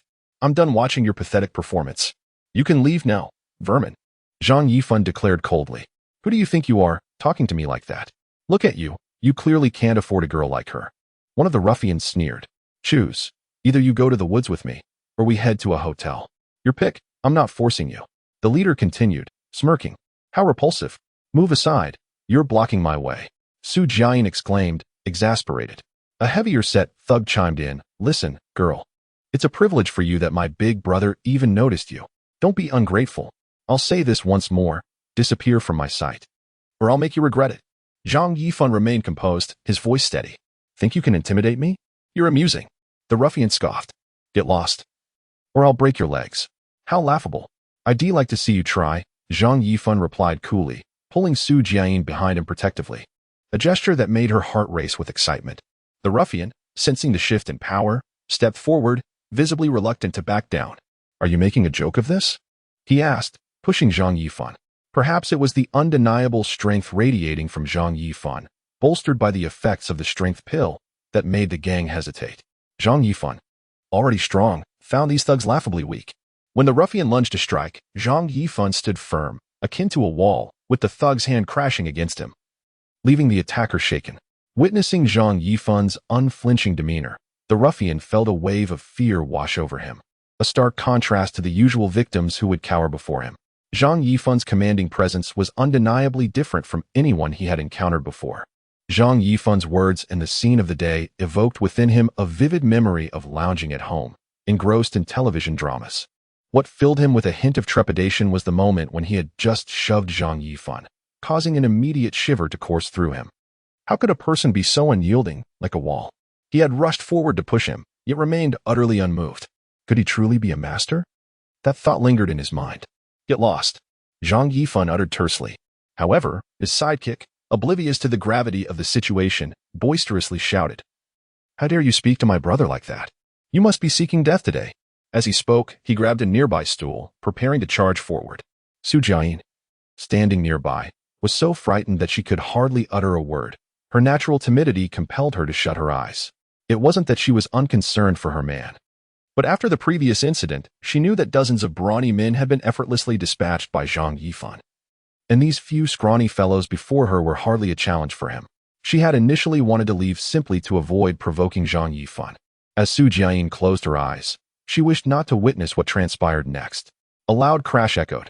Intrigued, she slowly opened her eyes, only to be startled by what she saw. The scrawny thugs were wide-eyed, staring directly at Zhang Yifan. Curiosity piqued. She followed their gaze and gasped. Oh my heavens! She saw Zhang Yifan's fist clenched tightly, aimed squarely at a tree as thick as a thigh. To her astonishment, Zhang Yifan's punch had actually penetrated the tree. Was this even humanly possible? If she hadn't witnessed it herself, she would have thought it mere fantasy. How could this be real? The few yellow-haired thugs were rendered speechless, and Su Jiayin herself was equally dumbfounded.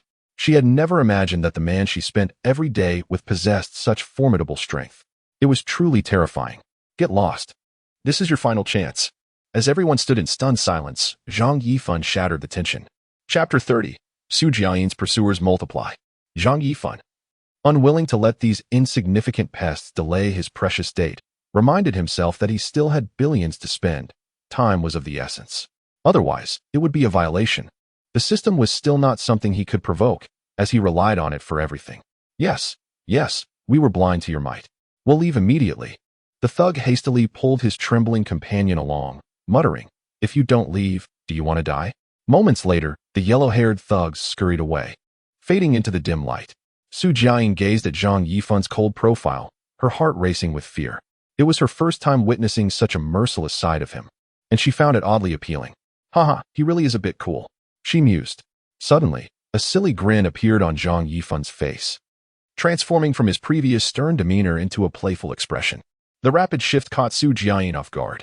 You scared me, she exclaimed, both annoyed and bashful. A real man shows his fiercest side to his foes, yet reserves tenderness for his beloved. Zhang Yifan quipped mischievously. You care the most about me, he added with a grin. Is your hand all right? Su Jiayin asked, her eyes filled with concern as she took his hand, inspecting it closely. I'm fine, silly. Just having you care for me brings me joy, Zhang Yifan replied, radiating happiness. You must promise not to do anything harmful to yourself, understood? Su Jiayin's gentle demeanor made one wish to embrace and kiss her. All right, but you must stay by my side every day, Zhang Yifan replied earnestly. It's nothing. Just a small cut. No need to worry. But I wouldn't mind you bandaging it for me, he added playfully. You're incorrigible. Su Jiayin pouted. All right, I've arrived. You stay put while I fetch some bandages and antiseptic. Su Jiayin declared with a serious expression. Sure, I'll be waiting, Zhang Yifan replied. He sat at the entrance of Su Jiayin's dormitory, waiting for her and observing the bustling students in the campus. Zhang Yifan reflected on the astonishing punch that had pierced through a tree as thick as a thigh. He had aimed to intimidate those thugs. Yet the sheer power of his punch astonished even himself. How could such a phenomenon occur? Previously, when he had decisively dealt with Lu Dijia's bodyguards, he had exerted considerable effort, yet he had never achieved such overwhelming force. Doubt crept into his mind, prompting him to seek answers from the system. Zhang Yifan recalled his grandfather's advice about controlling one's thoughts. If he focused too intently on something, the system would surely perceive it, compromising his secrets. Thus, he learned to master his consciousness, ensuring that the system could not fully decipher his thoughts, for that would be detrimental to him. He resolved that if he wished to keep certain matters hidden from the system, he would train himself to avoid contemplating them. Conversely, he would deliberately concentrate on inquiries he wished to pose to the system. Now was the perfect opportunity to test his hypothesis regarding the source of his newfound strength. He began to ponder intently why his punch had been so powerful, repeating the question to himself. Time ticked by slowly as he awaited the system's voice, the world around him seeming to freeze. Yet, the system remained silent. Was his reasoning flawed? If so, he would remain at the system's mercy, needing more time to uncover its mysteries. This predicament troubled him, especially considering his current bliss with Su Jiayin. He hadn't yet savored enough of their time together. He longed to share a lifetime of happiness with her, and the thought of his absence was unbearable. With these thoughts, Zhang Yifan took a moment to calm his mind and reflect on the recent events, casting out his questions and contemplating deeply. He intensified his focus, striving to maintain this mental state for as long as possible. Come forth. I am prepared, he silently urged. Yet, silence persisted. Just as he was about to exhale in frustration, a familiar voice broke through. It's about the fusion degree. The revelation filled him with excitement. He realized he must not dwell on such matters to avoid detection. Instinctively, he shifted the conversation. What is this fusion degree? Remember that miraculous strength-enhancing pill I gave you? Initially, its effects hadn't fully manifested, and your body's compatibility with it was low, which is why your strength wasn't substantial. Over time, as the effects deepen, your strength will grow. The system explained. Wow, so my strength and compatibility will continue to increase? I might actually become a superhero and save the world. The system remarked, that won't be the case. The power pill I provided is merely a small fraction of the enhancements within your system. Once you reach a certain threshold, saturation will occur, and there will be numerous skills awaiting your unlocking. I see, Zhang Yifan responded thoughtfully. Chapter 31. The increase in wealth regardless of the circumstances. He had learned how to control the system within his own thoughts, which was certainly an improvement over previously being led by the system. Zhang Yifan felt a sense of satisfaction in his heart. Yifan, what are you thinking about? Su Jiayin asked, gently patting his shoulder. Nothing much. Zhang Yifan replied. You seemed as if you were conversing with someone else just now. Don't scare me, Su Jiayin said, perplexed. I was lost in thought for a moment. Zhang Yifan reassured her. All right then, give me your hand. I'll apply some anti-inflammatory ointment. With that, Su Jiayin took Zhang Yifan's hand and examined it closely, her earnest demeanor reflecting her caring nature. Zhang Yifan couldn't help but think how fortunate he was to have such a beautiful and kind girlfriend. He wondered what kind of karma had blessed him in this life. After a while, she said, all done. Just remember not to move around too much. You're truly wonderful, Zhang Yifan said affectionately, kissing her forehead. As he watched Su Jiayin walk into the dormitory building, he slowly made his way out of the school gates and called Qin Yin to pick him up. Standing on the road across from the school, he soon felt the glare of headlights. Get in, Qin Yin called out as he stopped the car in front of Zhang Yifan. The car headed toward Zhang Yifan's villa. Just roll with it, Qin Yin joked. Shut up. How dare you? Jiayin is a good girl, you filthy rascal, Zhang Yifan retorted disdainfully. All right. You're impressive. Qin Yin rolled his eyes at Zhang Yifan. Suddenly, Zhang Yifan's phone vibrated. Okay, enough jokes. I have a call, he said, suppressing a smile. It was Mishu calling. Hello, Mishu, Zhang Yifan answered. What are you up to? Mishu's gentle voice came through. Wow, so affectionate. Haha. Mi Shu teased. Why are you calling so late? Is there an issue with the investment? Zhang Yifan laughed. Seeing you so happy, I have some good news to share. Mi Shu said. Do you remember the project we invested in to transport icebergs to alleviate water shortages in your hometown?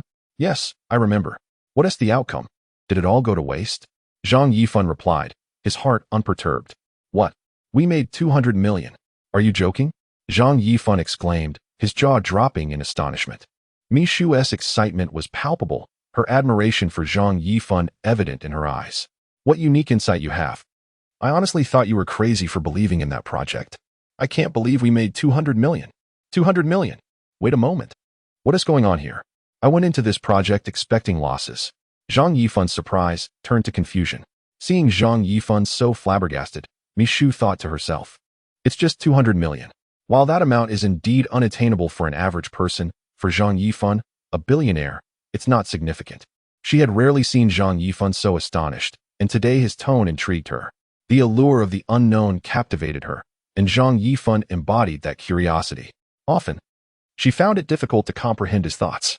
His extravagant spending exuded confidence, yet his current demeanor suggested he was displeased despite the unexpected windfall. How can this even be a thing? You need to explain this situation to me, Zhang Yifan asked, slightly exasperated. Mi Shu replied. What? Weapons left over from World War II? Have you clarified who wants to buy these? Upon hearing this, Zhang Yifan felt a wave of tension wash over him. What's wrong? You seem a bit off, Mi Shu inquired, puzzled.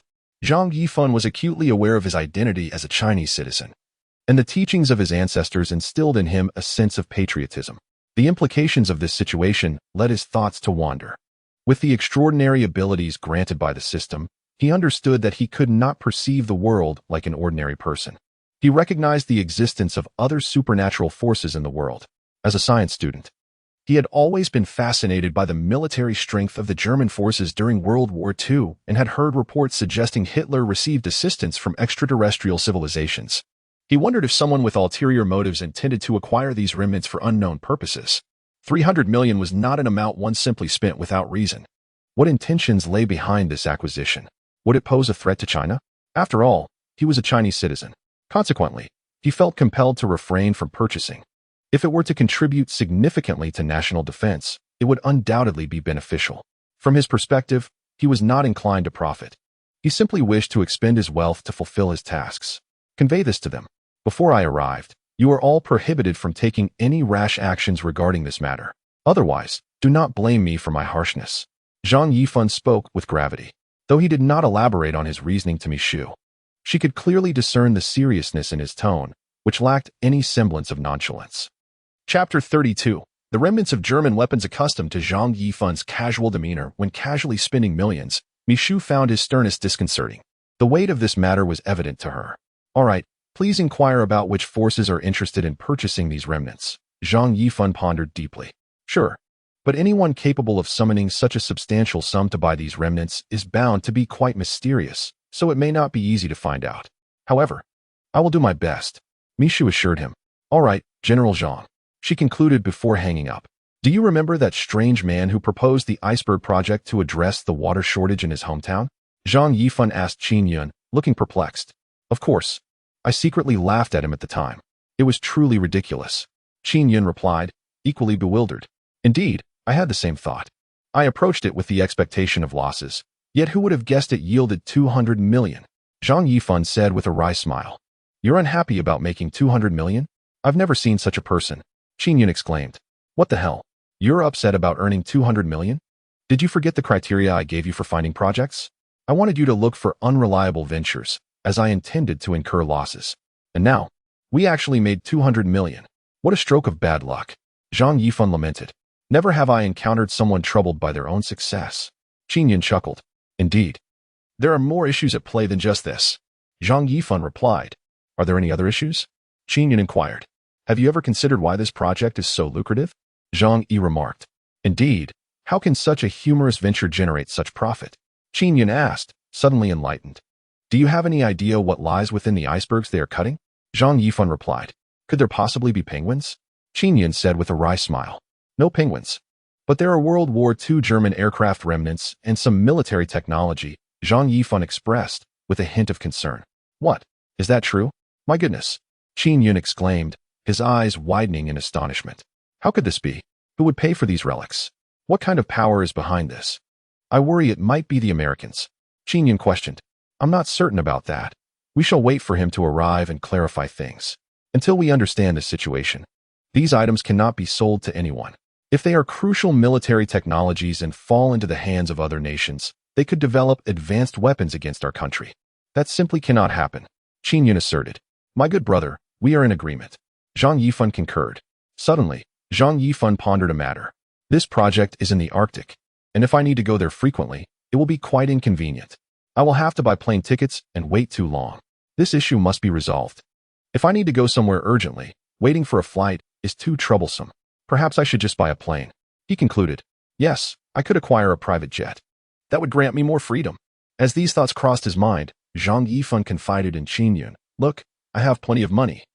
But traveling to distant places without hassle is complicated. Could you help arrange the purchase of an aircraft for me? It would save me from buying plane tickets in the future. Indeed, that is a matter requiring foresight.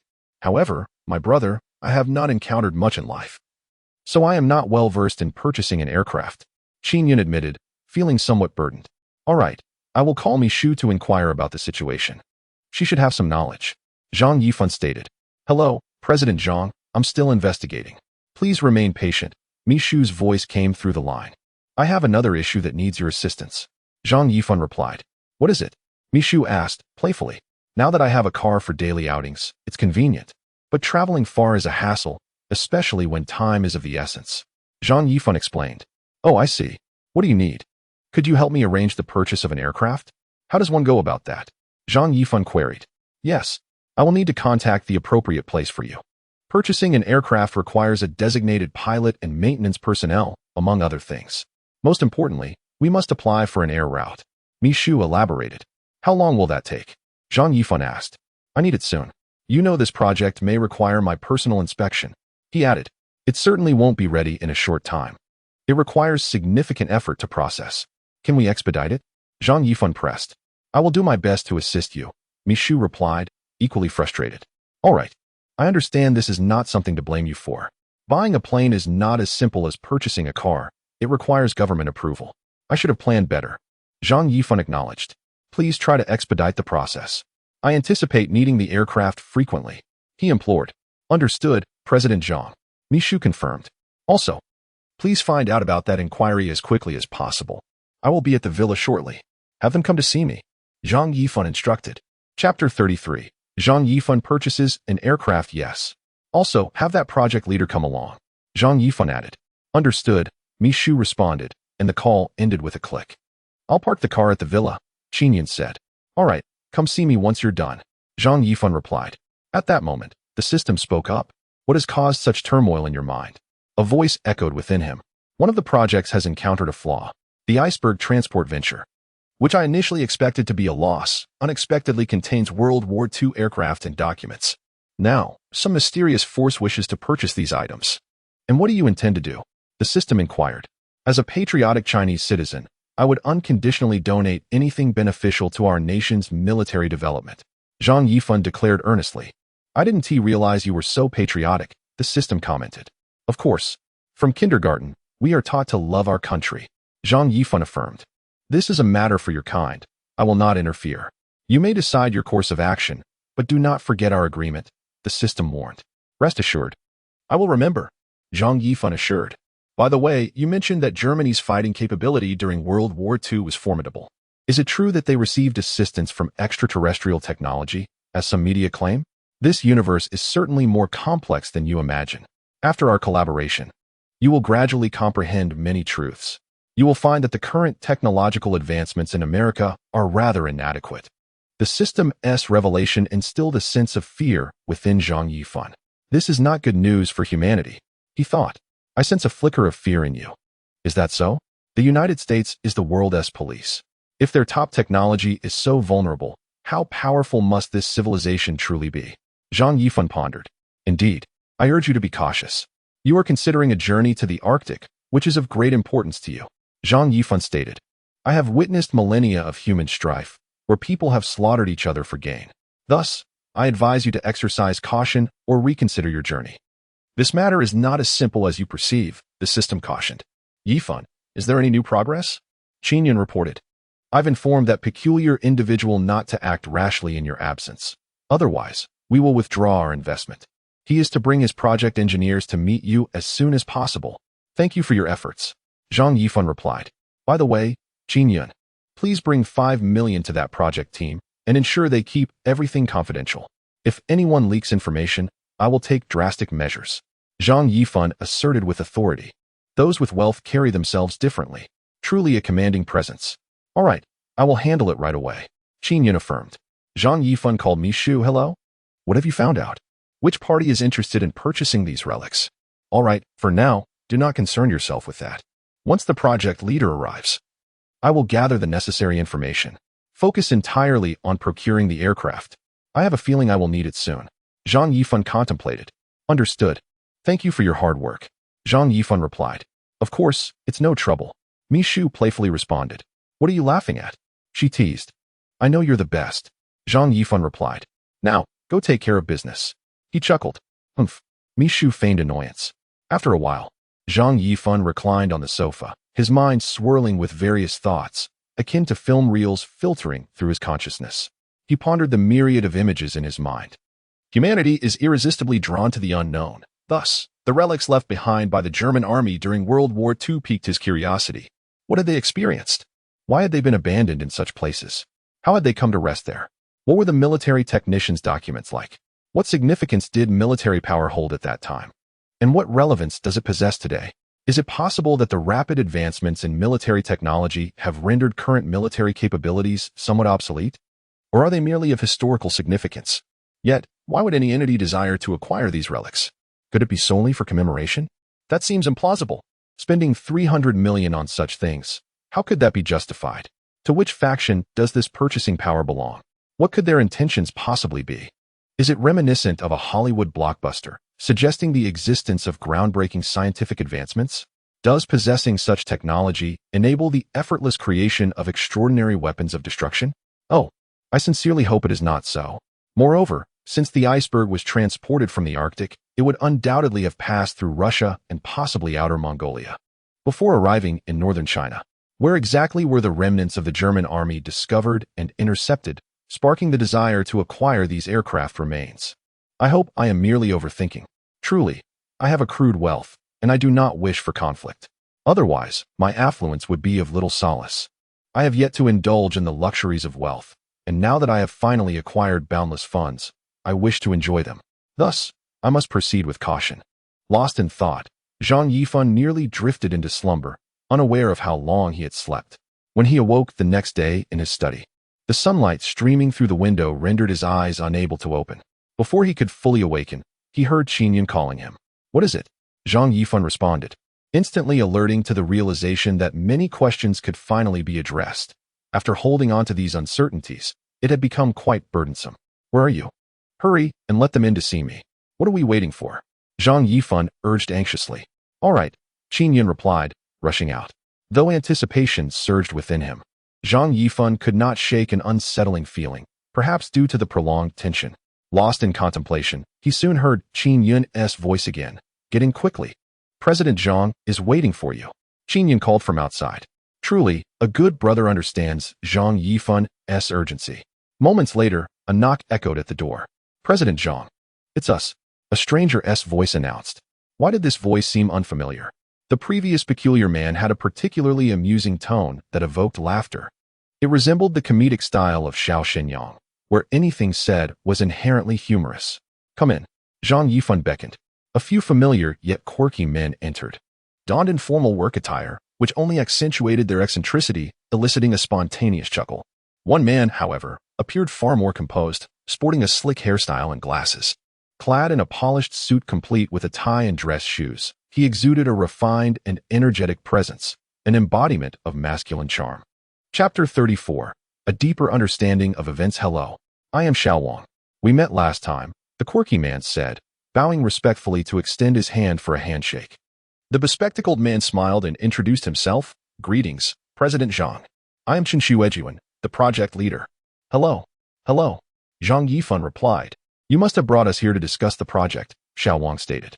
Indeed, the bespectacled man confirmed. What is the current status of the iceberg? Zhang Yifan inquired.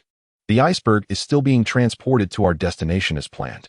However, we have not signed the purchase contract per your instructions, so we are proceeding directly to the destination. He explained. Please elaborate on the background of your project, Zhang Yifan prompted. Yes, after receiving President Zhang's investment support, I gathered a group of enthusiastic individuals from my hometown to form our team, the quirky man continued. We also invested heavily in purchasing equipment. Once everything was arranged, we headed to the Arctic, and the initial phase proceeded smoothly, he added. Did you encounter any particularly strange occurrences during the construction process? Zhang Yifan asked. There were some oddities. At the time, we found them peculiar, but did not pay them much attention as the project was pressing, Xiao Wang replied. One day, while the work was progressing normally, one of our colleagues suddenly rushed over, shouting, "There is someone over there, not human. Run, run." Initially, we were startled. But as you know, being young, some of us were quite curious. Not human. You didn't misinterpret that, did you? Qin Yin interjected. Yes. At first, we were intrigued and decided to investigate, Xiao Wang recounted, a hint of apprehension in his voice. But upon arrival, we found nothing and felt quite disappointed, even scolding the fellow for causing a ruckus. He continued. Later, another colleague on a night patrol claimed to have seen a figure, entirely white, resembling a monkey. He spotted this humanoid entity from a distance, but it vanished shortly after. And then, Zhang Yifan inquired, excitement mounting. President Zhang, please allow me to finish my story. Don't rush me, Xiao Wang urged. We went to investigate again, but still saw nothing. You know, after 2 such experiences, skepticism grew among us. We never did catch a glimpse of that creature, he added. Is that so? Zhang Yifan replied, somewhat unconvinced. Were there any other unusual occurrences? He pressed. Everything else was fine, except that sometimes, when the brothers were working, they reported hearing the sound of planes overhead. Initially, we thought they were just muddled from sleep. However, several others began to hear it too, Zhang Yifan remarked. And then, after that, no particularly strange incidents occurred. During the project's commencement, we all heard a peculiar roar. Xiao Wang said, What kind of roar? Zhang Yifan leaned forward, eyes fixed intently on him. I can't quite describe it, but it was genuinely frightening. Xiao Wang responded. Given the tight schedule and the apprehension among the team, we didn't want to provoke any issues, so I urged the crew to expedite their work, he added. Did you encounter any problems during that time? Zhang Yifan inquired. Not particularly, Xiao Wang replied.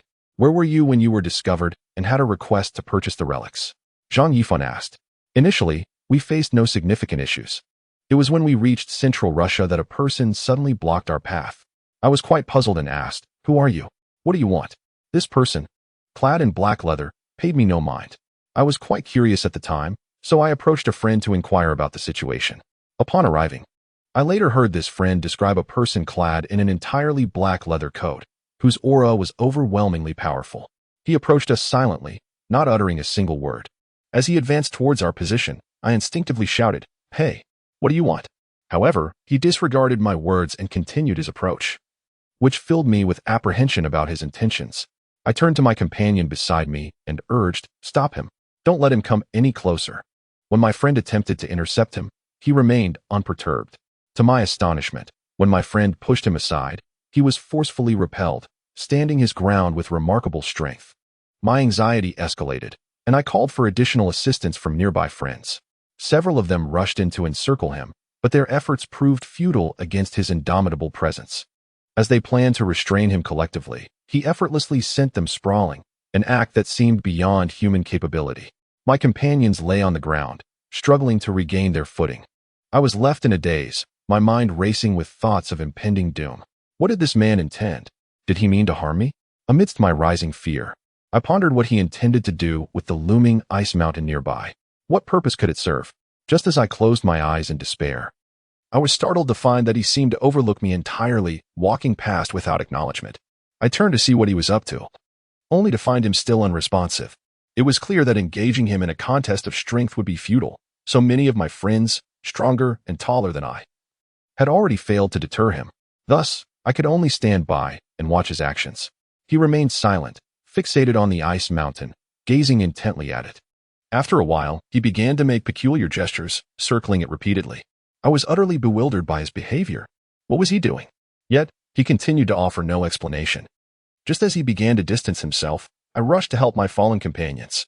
We need to be cautious with this matter. We cannot afford to attract trouble.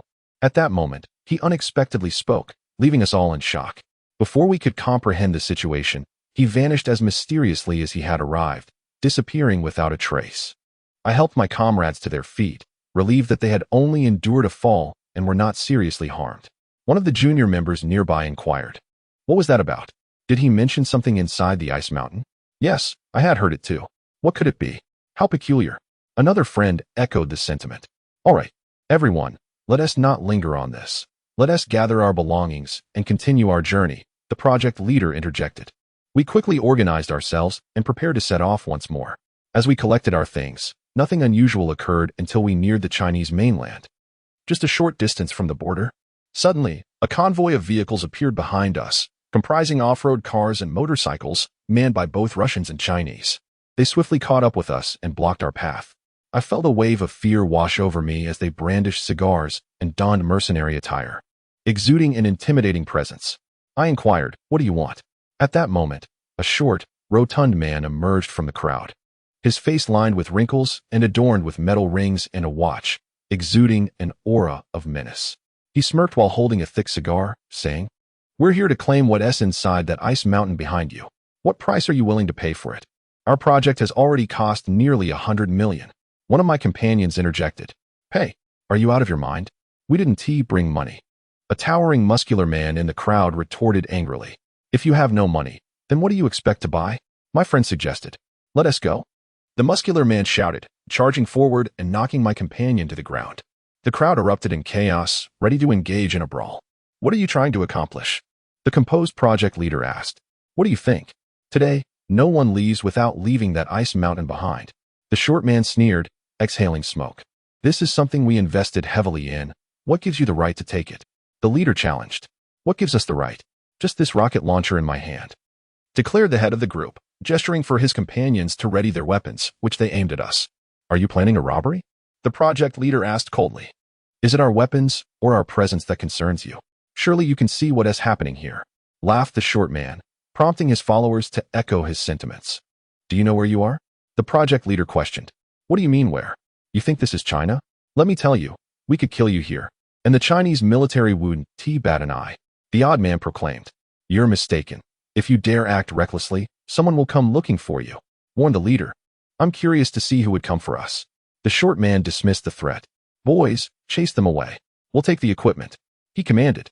As they surged forward, guns drawn, I felt a wave of despair wash over me.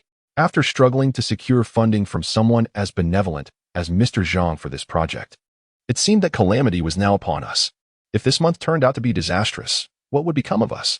My internal turmoil was palpable. But just then, out of the blue, that enigmatic figure in the black leather coat reappeared. "Who is it?" Zhang Yifan pressed, his tone urgent. "It's the man in the black coat," I replied, recalling how he had concealed his identity beneath a hat and mask. In the blink of an eye, he had materialized beside the short man, who, moments ago so brazen, now trembled in fear. Please don't shoot. We can discuss this," the short man stammered, panic evident in his voice. "Do you wish to taste my bullets?" The man in black replied coldly. "Everyone, stand down. Lower your weapons," the short man implored, visibly shaken. At that moment, the man in black pressed the gun against the short man's temple, eliciting a cry of pain. "Careful. Take it easy, brother," the short man pleaded. However, the man in black remained unfazed, casting a piercing gaze at those surrounding him. "Step back," he commanded, maintaining his focus on the short man. Everyone cautiously retreated until the man in black had distanced himself from the crowd, ensuring no one could ambush him from behind. "Let them go," he said, his demeanor as cold as ever. Without the voice of the short, stout man, everyone remained motionless, exchanging glances filled with apprehension. "I'm sorry, but I prefer not to repeat myself," the man in the leather jacket said coldly. Moments later, a loud bang echoed through the air. "Ah, it hurts. Help!" the short, stout man cried out in agony. Those nearby were rendered speechless, wanting to rush to his aid, but feeling utterly powerless. They witnessed the silver handgun pointed directly at the stout man's ear, and a shot rang out. Half of his ear was blown off, blood gushing forth, staining his cheek. It was truly chilling. The shooter acted without a moment's hesitation, not even a flicker of an eyelid as he mercilessly pulled the trigger. "Haven't you heard my words yet?" The leather-clad man reiterated, his tone as icy as before. The stout man, already weakened by pain, was held firmly by the neck. Others wanted to approach, but it was only him, the man in leather, who swiftly aimed the gun at the ground and fired again. "What? Do you wish for him to die?" The leather-clad man remarked coldly.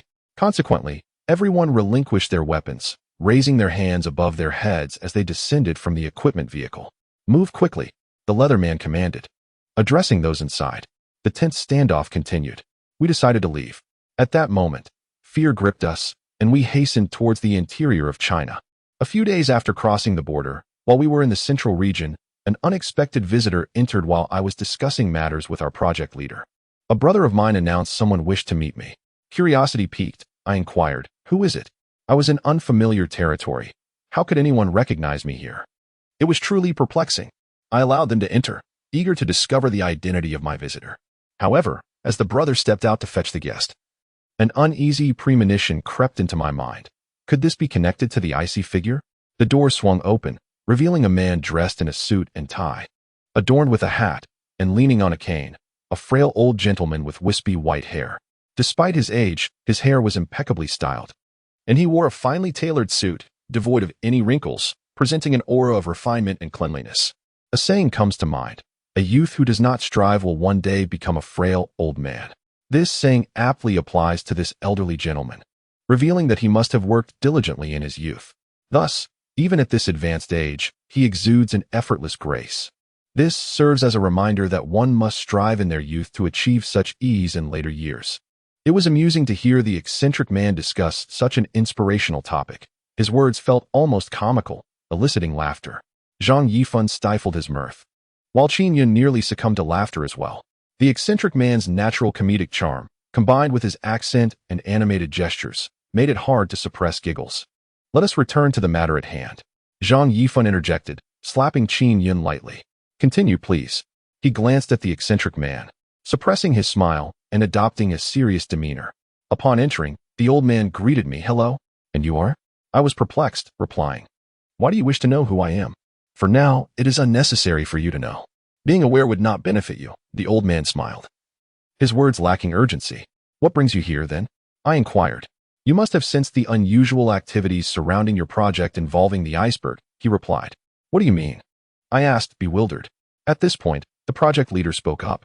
"I do not wish to beat around the bush. I am offering 200 million for the iceberg behind you." The old man maintained a calm demeanor, as if 200 million were merely a trivial sum to him. "What is so special about this iceberg that has captivated so many of you?" The project leader pressed. "That is none of your concern. The contents within are perilous for common folk. I advise you not to meddle. This is an opportunity for you to profit and retreat unscathed," the old man replied steadily, leaning on his cane. "Moreover, I have researched your project. It is only worth a maximum of 100 million. My offer of double is quite generous," he asserted confidently. "Such is the privilege of the wealthy," I thought to myself. "This is splendid. With 200 million, I'll never have to worry about food again," a companion exclaimed. I shot him a cold glare, aware that if he viewed 200 million as a mere $200, I should aim to raise the price to 300 million. The eccentric man grinned triumphantly, confident in his reasoning. "What do you think?" 300 million is certainly much better than 2, he declared. Zhang Yifan inwardly scoffed at the notion, thinking, "Do you think I'm distressed over 1 billion? I'd rather forego it entirely." Yet, he restrained the torrent of expletives bubbling within him. "What next?" he asked, maintaining a disinterested expression. "I will directly inform him that we will not accept 200 million. This iceberg is vital for alleviating the water crisis in my hometown. I promised my neighbor, Oldley, that he would have the chance to enjoy daily baths. How could I simply sell it? True, 200 million is tempting. But with the esteemed Zhang investing 80 million in me, I'll never worry about sustenance," the eccentric man declared. However, his true intentions were merely to inflate the price. "Am I clever or what?" he said with a childlike grin. "Are you certain you don't wish to buy it? You common folk do not grasp the risks associated with this. In the end, even your Zhang will be implicated. I advise you to consider carefully, young man. Losing your life over money and dreams is not worth it," the old man cautioned, his demeanor unshaken. "This is my dream, and I shall not elaborate further. I will give you 300 million. Agreed?" the eccentric man proposed. At this juncture, the project leader interjected, "This is something we must deliberate further or discuss with Zhang." "Why delay? Money doesn't wait. Why would you wait for days to seize it?" The eccentric man retorted, exasperated. "Ah, this young man has a way with words." The old man responded, "In that case, let it be 300 million. We have a deal, no changes permitted," he asserted, rising from his seat. "Agreed. It is settled." The eccentric man exclaimed, sealing the deal with the old man. "What?" Zhang Yifan sprang to his feet in disbelief. The eccentric man mistakenly assumed his joy stemmed from the prospect of a lucrative deal. "What do you mean you're selling it?" Zhang Yifan thundered. "Huh? What is going on?" Chapter 30. The increasing suitors for Su Jiayin. Zhang Yifan, unwilling to let these insignificant pests squander his precious dating time, reminded himself that he still had billions to spend before the deadline. After all, non-compliance would have repercussions. For now, he was still reliant on the system, which he could not afford to offend. Yes, we are blind to the mountains. I shall leave at once," he exclaimed, dragging along his terrified companion who trembled in fear, muttering, "Don't you want to leave? Do you wish to perish?" Moments later, a group of unruly youths vanished into the dim light. Su Jiayin gazed at Zhang Yifan's icy profile, genuinely frightened. It was her first encounter with such a cold demeanor from him, and she couldn't help but find it somewhat cool. "Ha ha ha," she mused to herself. Suddenly, a ludicrous expression graced Zhang Yifan's face, transforming from a fierce visage to one of playful absurdity. The abruptness of this change left Su Jiayin momentarily stunned. "You scared me to death," she exclaimed, a mix of irritation and bashfulness in her voice. A true man displays his fiercest face to his foes, but reserves his gentler side for his beloved, Zhang Yifan quipped. "Indeed, my wife is the one who cares for me the most," he added mischievously. "Is your hand all right?" Su Jiayin asked, her concern evident as she took his hand and examined it closely. "I'm fine, silly. Just having you worry about me makes me happier than you can imagine," Zhang Yifan replied with a blissful smile. "From now on, you must refrain from engaging in anything harmful to yourself. Do you understand?" Su Jiayin's delicate demeanor made one want to embrace her and steal a kiss. "All right, you must stay by my side every day to watch over me," Zhang Yifan declared with utmost seriousness. "It's nothing. These minor injuries are not a cause for concern. However, I am quite interested in having you bandage me," he added with a cheeky grin. "How annoying. You revel in being frivolous," Su Jiayin pouted. "All right, I've arrived. You stay put while I fetch some bandages and anti-inflammatory medication for you," she said earnestly. "Okay, I will wait for you," Zhang Yifan responded. As Zhang Yifan sat at the foot of Su Jiayin's dormitory, he observed the bustling students traversing the campus. He reflected on the power of his recent punch, which, truthfully, could have penetrated a tree as thick as a leg. The strength he exerted was something he could hardly fathom, although he had intended to intimidate the gang of ruffians. The sheer force of his strike astonished even him. Why had such an occurrence transpired? Zhang Yifan pondered, recalling the time he had decisively defeated Lu Dijiu's henchmen. Despite exerting considerable effort, he had not achieved such formidable results. He felt a wave of curiosity wash over him and wished to inquire about it with the system. He remembered his grandfather's advice regarding maintaining a balanced mindset. If he fixated too intently on a matter, the system might discern his thoughts, leaving no secrets to guard. That would be disastrous. Thus, Zhang Yifan endeavored to temper his conscious thoughts, ensuring the system could not fully comprehend him. He resolved that if he wanted to keep something hidden from the system, he must train himself to avoid dwelling on it. While deliberately concentrating on matters he wished to inquire about, he needed to ascertain the nature of the strength-enhancing pill, and now seemed the perfect opportunity to test his hypothesis. With intent focus, Zhang Yifan contemplated why his punches had become so powerful. Why? How could this be? Time passed slowly as he awaited the system's sudden response. The atmosphere around him seemingly frozen in anticipation. Yet, no voice emerged from the system. Was his reasoning flawed? If so, he would remain at the system's mercy, requiring more time to unravel its mysteries. He could not allow himself to be led around by the nose. What if he were to perish before mastering this? The thought of leaving Su Jiayin, with whom he had only just begun to savor sweet moments, was unbearable. He longed for a lifetime of happiness with her. The idea of no longer being present was simply unacceptable. As he settled his thoughts, Zhang Yifan reflected deeply on his recent experiences and continued to probe his questions with unwavering determination. He focused intensely, amplifying the strength of his consciousness. He aimed to maintain this intensity for as long as possible, Come forth. I am prepared. He beckoned silently, yet still, the system remained silent. Just as he exhaled a sigh of frustration, a familiar voice broke the stillness, igniting a spark of joy within him. It's about the fusion level, the voice revealed. Do you remember the miraculous strength-enhancing pill I provided? Initially, the effects have yet to fully manifest within your body, and the fusion with your DNA is still low. Consequently, your strength remains limited. As time progresses, the fusion will become complete. Wow, so my strength will continue to grow. Am I truly on the path to becoming a superhero? Destined to save the world? Zhang Yifan exclaimed. Not quite. The strength-enhancing pill is merely a small fraction of the enhancements I can provide. Ultimately, it will reach a saturation point, but many more skills await your discovery. The system added. I see. Well, that is intriguing. Zhang Yifan mused thoughtfully. Chapter 31. The increase of wealth regardless of the circumstances. Zhang Yifan had finally grasped how to control the system within his own mind, which was certainly an improvement over previously being led by the system like a puppet. He felt a profound sense of satisfaction within. What are you thinking about? Su Jiayin gently tapped his shoulder and inquired. Nothing much, Zhang Yifan replied hesitantly. It seemed like you were conversing with someone else just now. Don't scare me, Su Jiayin said with a hint of confusion. I was lost in thought, Zhang Yifan reassured her. All right then, give me your hand. I'll apply some anti-inflammatory ointment, Su Jiayin said, taking his hand into hers.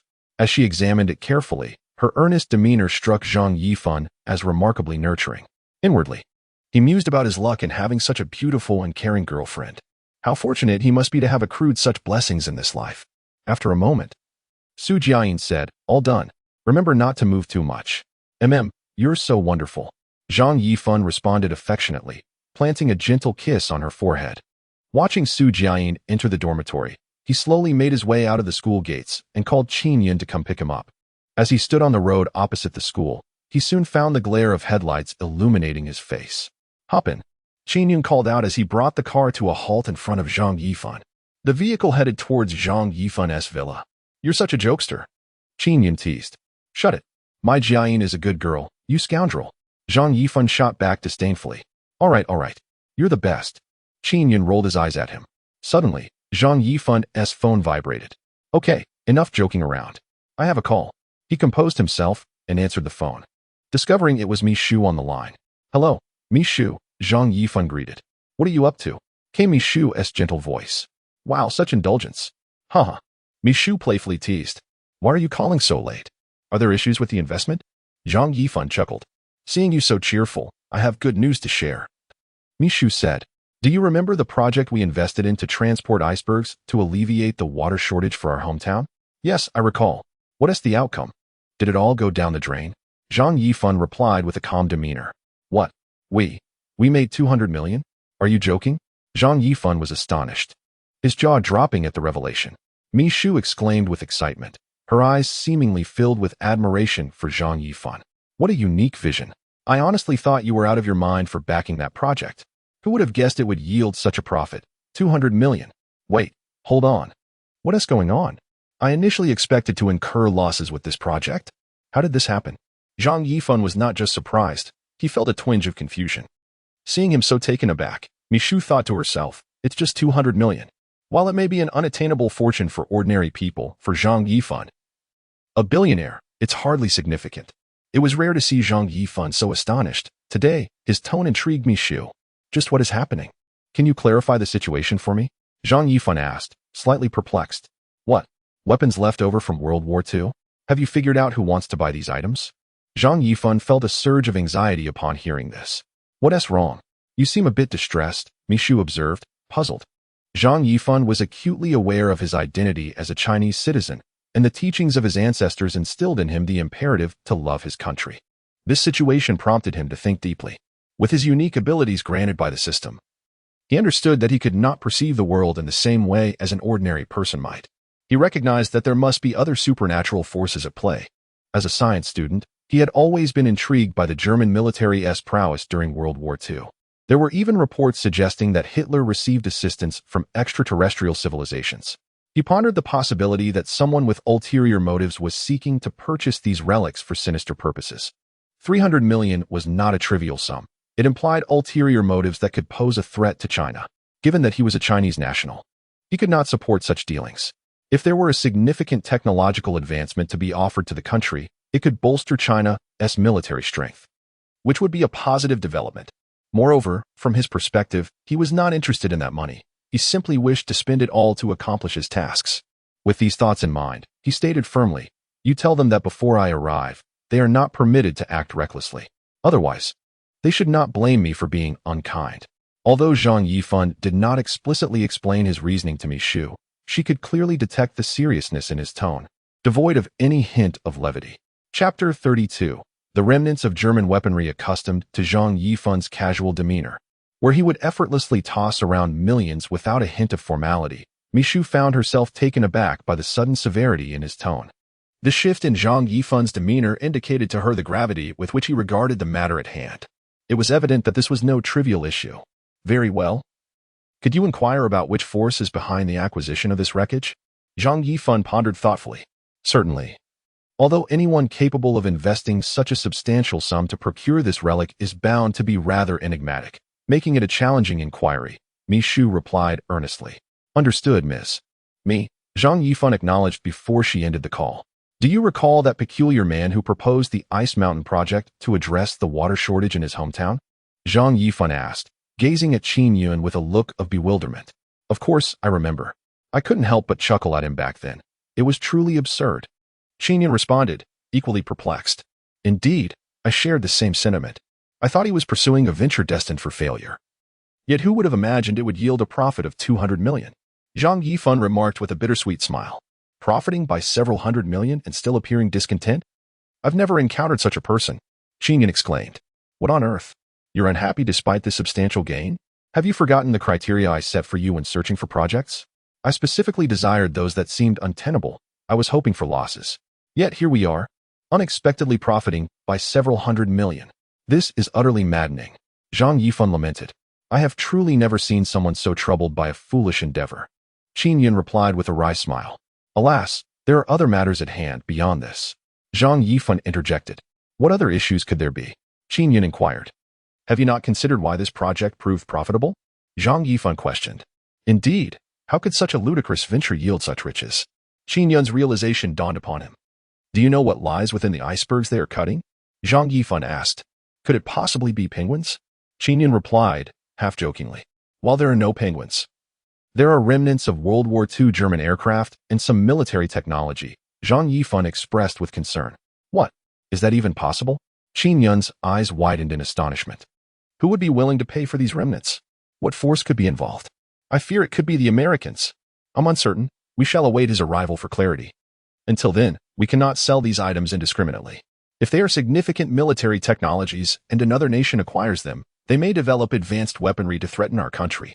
Qin Yun emphasized. "Indeed, my good brother, we are of one mind," Zhang Yifan affirmed. Zhang Yifan suddenly recalled something. The project was located in the Arctic, and traveling there frequently could become inconvenient. The need to purchase tickets and endure long wait times was cumbersome. Resolving this issue was imperative. "Perhaps I should simply acquire a private plane. That would grant me the freedom I require," he mused aloud. He turned to Qin Yun and said, "Given my current financial situation, I find myself with surplus funds, yet traveling to distant locales could become a hassle. Could you assist me in arranging the purchase of an aircraft to eliminate future ticketing woes?" "Indeed, that is a valid concern. It requires foresight, yet I must admit, I am not well versed in such matters as purchasing an aircraft," Qin Yun confessed, feeling somewhat overwhelmed. "Especially with your urgent timeline.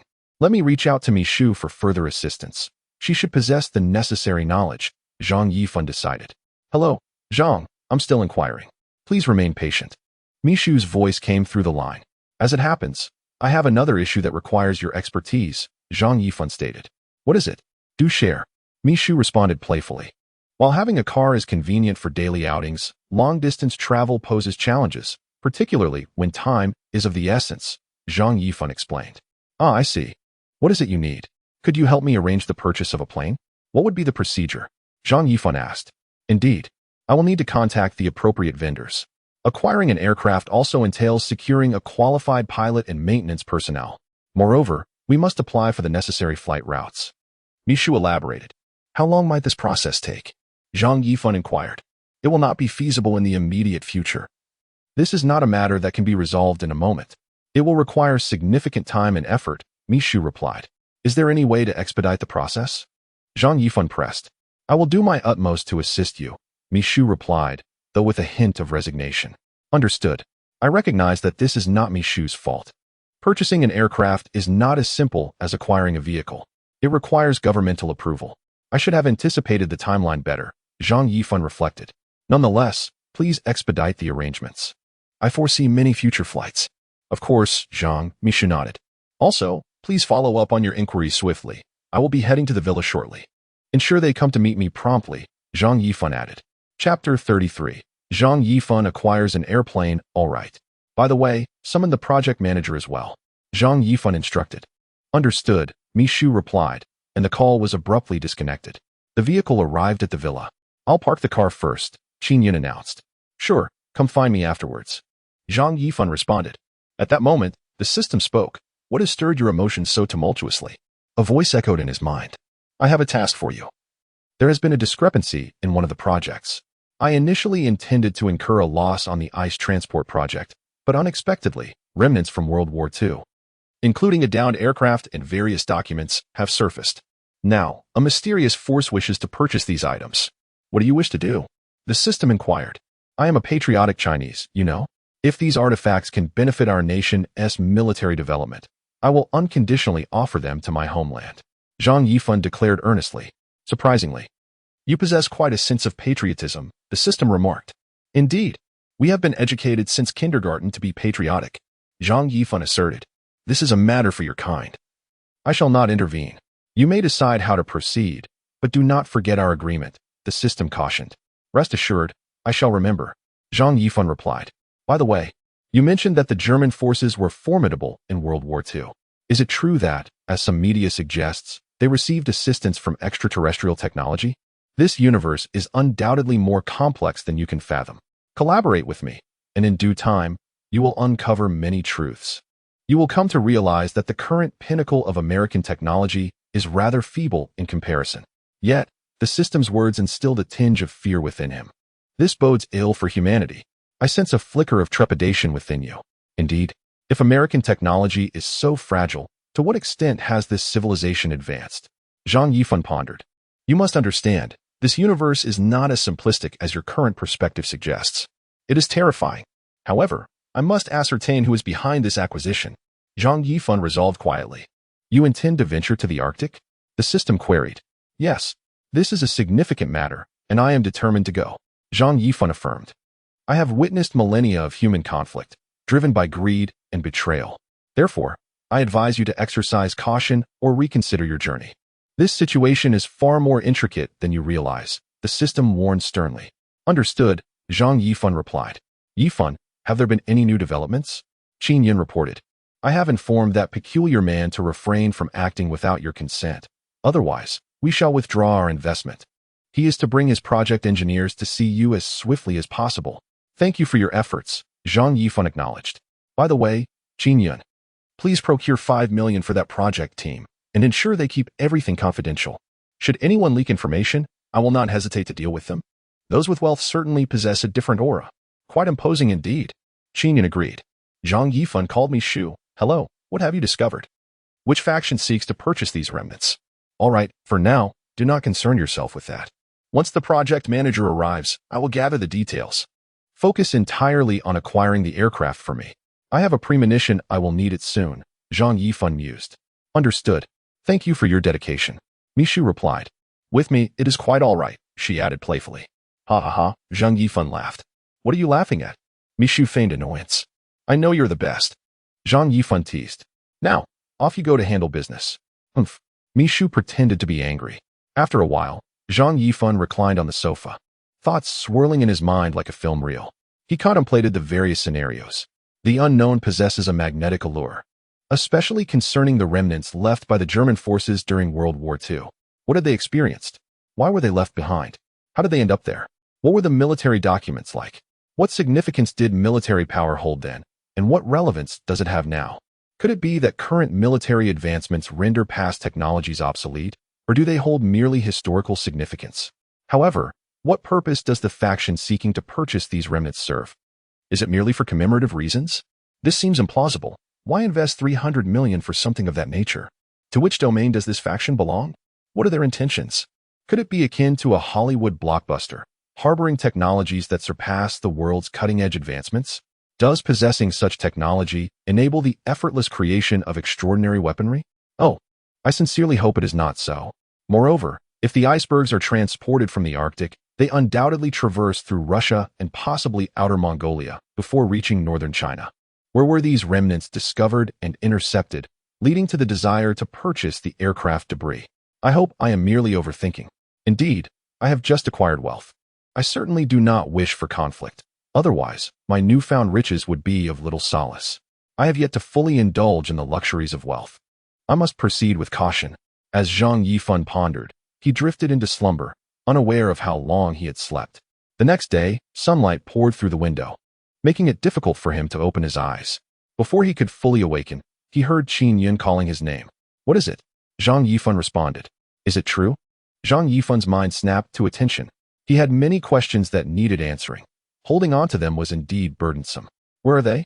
Hurry and let them in to see me. What are we waiting for? Zhang Yifan urged anxiously. All right, Qin Yun replied, rushing out.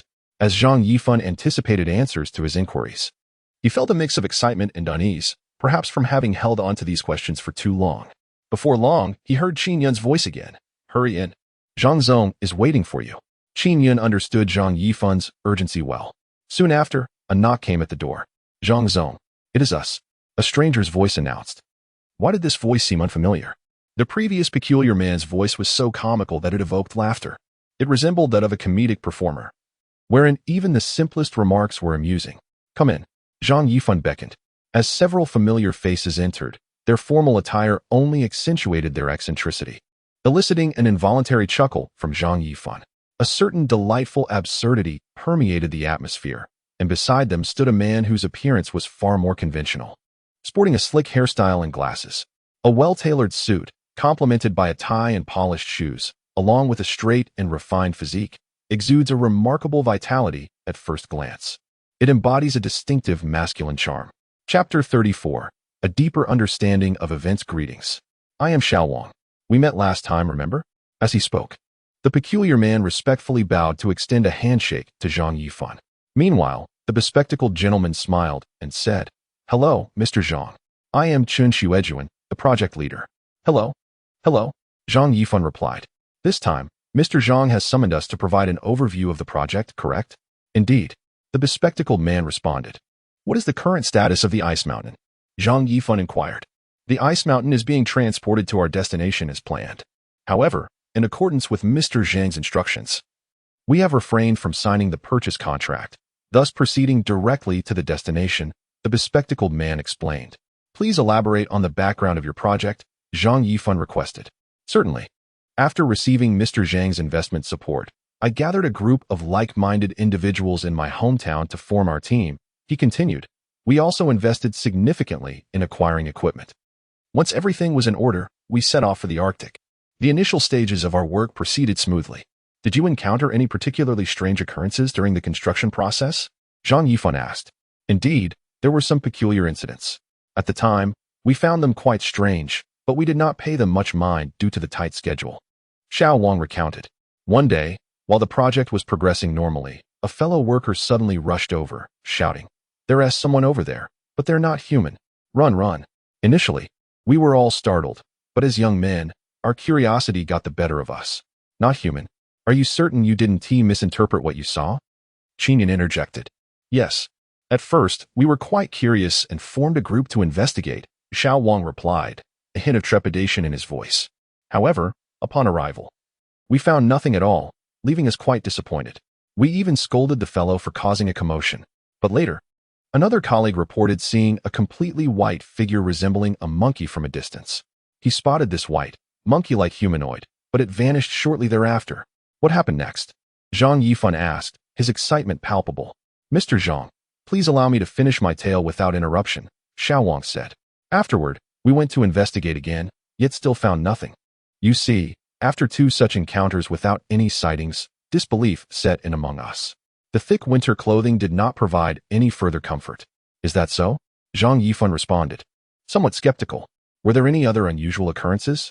Everything else was relatively normal, except that some of my colleagues reported hearing the sound of airplanes overhead while they were working, which initially led us to believe they were merely disoriented from sleep. However, later, several others corroborated the sound, Xiao Wang explained. And then, Zhang Yifan inquired. Afterward, no particularly strange events transpired. At the onset of the project, we all heard a peculiar growling sound, Xiao Wang continued. What kind of growling? Zhang Yifan leaned forward, his gaze fixed intently on Xiao Wang. It's a feeling I cannot quite articulate, but honestly, it was genuinely frightening. Xiao Wang replied. Given the urgency of the project and the fear among the crew, I urged everyone to expedite our work. Did you encounter any issues during that time? Zhang Yifan pressed. Not particularly, Xiao Wang replied. Where were you when you were discovered and approached for the purchase of the remains? Initially, everything was proceeding smoothly until we reached Central Russia. While we were in transit, a figure suddenly obstructed our path. I was quite puzzled and asked, "Who are you? What do you want?" This person, clad in a black leather coat, ignored me entirely.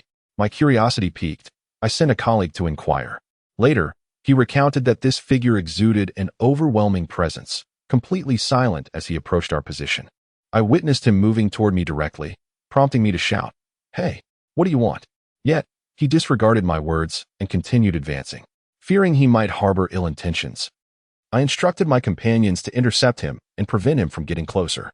When one of the brothers attempted to stop him, he was unexpectedly repelled, while the figure remained utterly unmoved. His internal power was astonishing. I became increasingly anxious and called for assistance. But even several of my companions working together could not restrain him. When they tried to subdue him, he effortlessly sent them sprawling. Such feats were beyond human capability. My comrades lay struggling on the ground, and I was overwhelmed with dread, wondering what this individual intended. Did he mean to harm me? What was his purpose regarding the ice mountain? In that fleeting moment, when I squeezed my eyes shut, I was astonished to find that he seemed to overlook me entirely. I turned to see what he was doing, but he continued to ignore me. I realized that no amount of strength on my part could contend with him. My more robust companions were no match for him. What could I possibly do alone?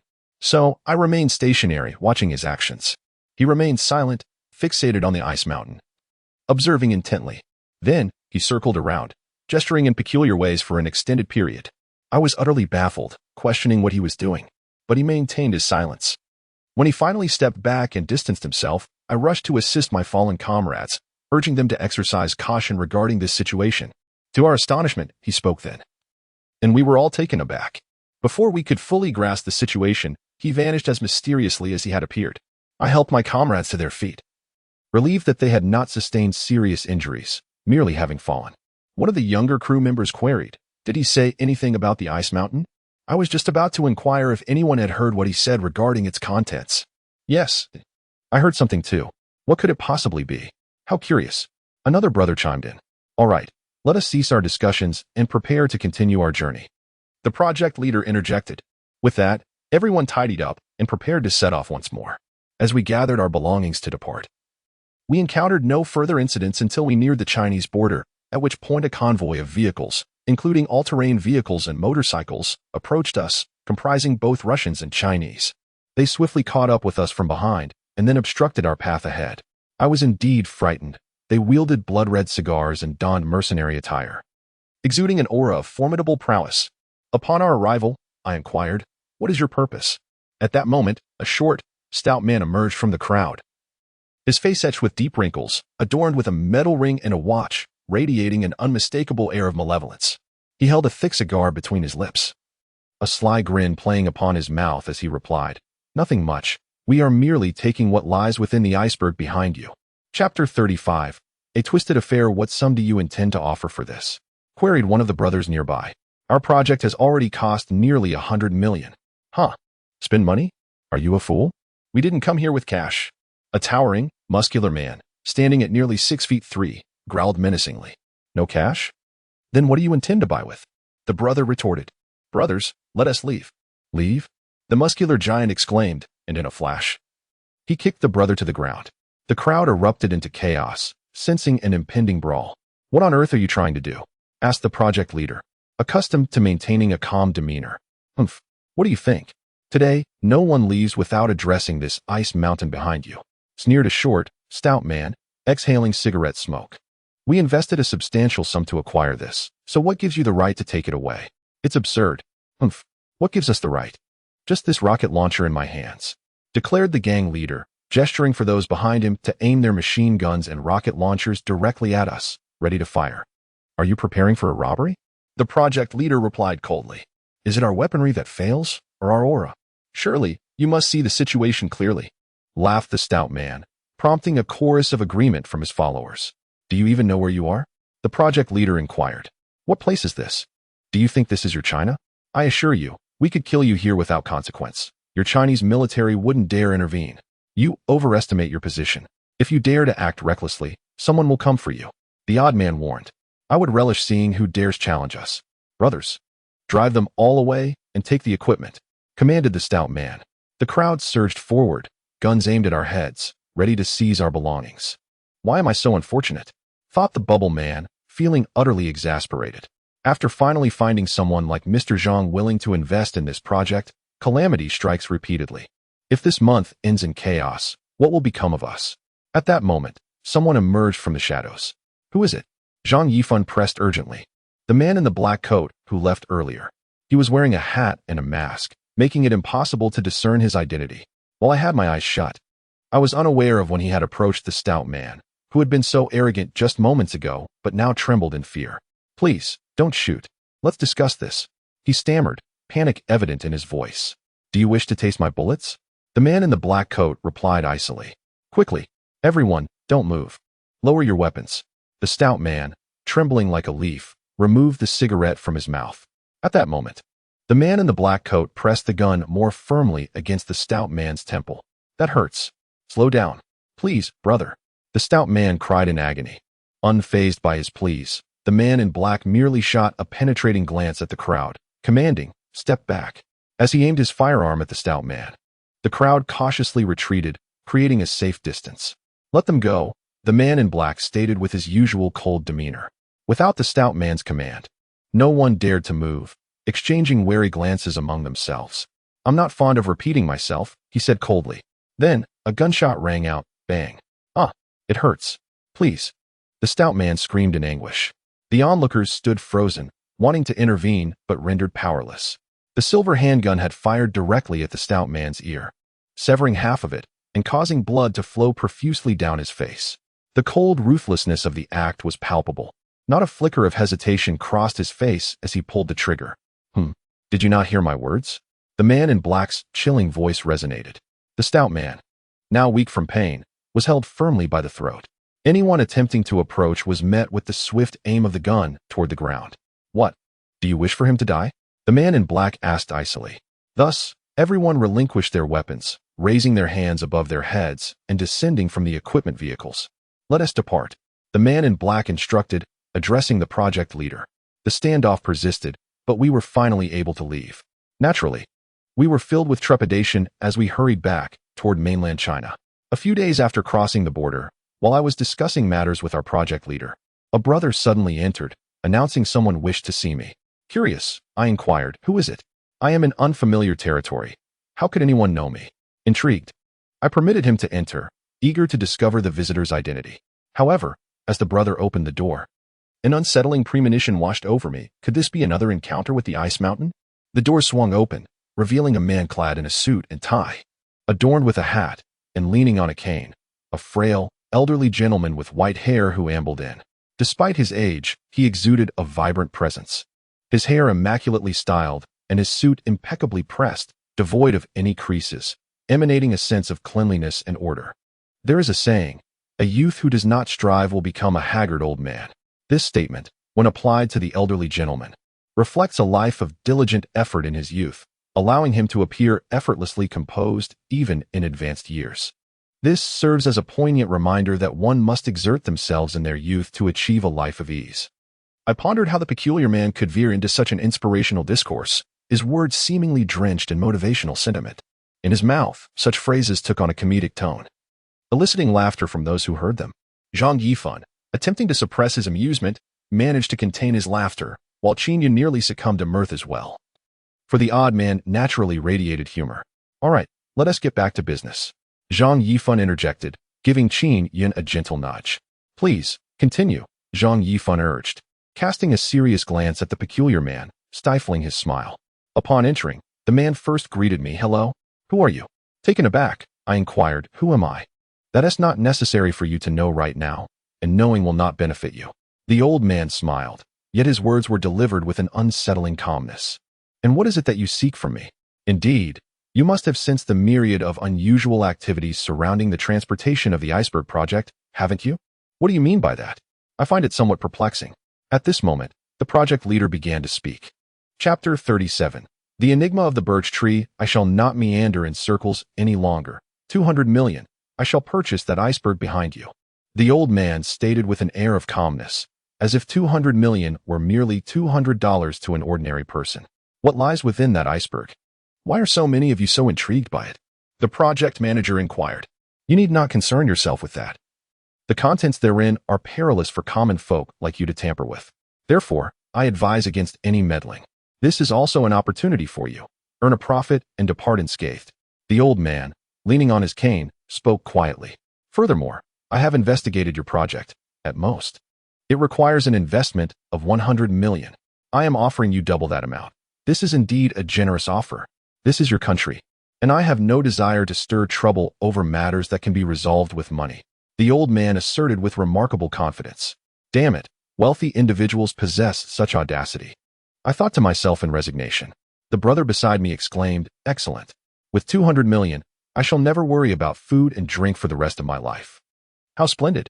At that moment, I shot him a deliberately cold glare. For if he treated 200 million as casually as $200, why should I raise the price?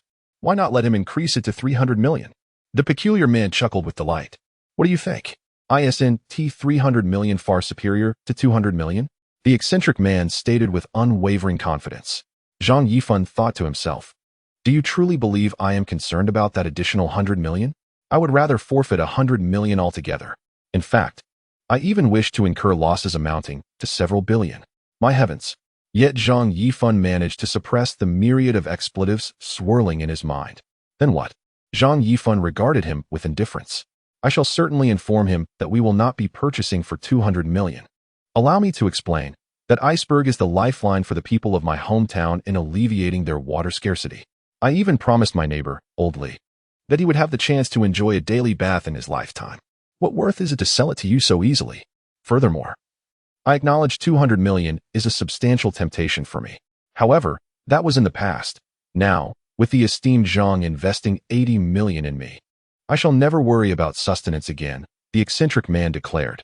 Yet, in truth, what he was contemplating was merely a means to inflate the price. Now, he had divulged everything. Ha! Do you not find me clever, Zhang? He said with a naive smile. Are you certain you will not purchase?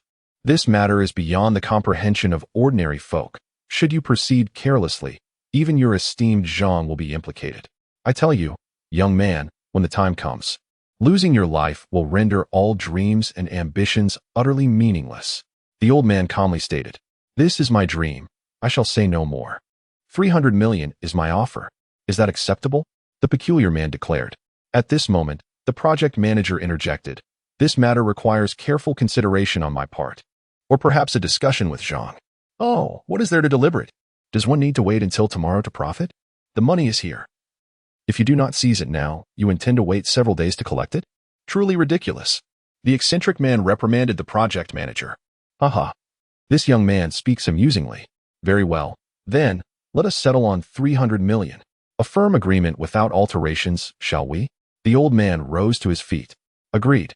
Thus, a pleasant decision was made. The peculiar man immediately reached a verbal agreement with the old man. What? Zhang Yifan sprang up from the sofa. The peculiar man believed it was due to his success in securing 300 million for him. Why are you selling this? Zhang Yifan shouted. Huh? What is happening?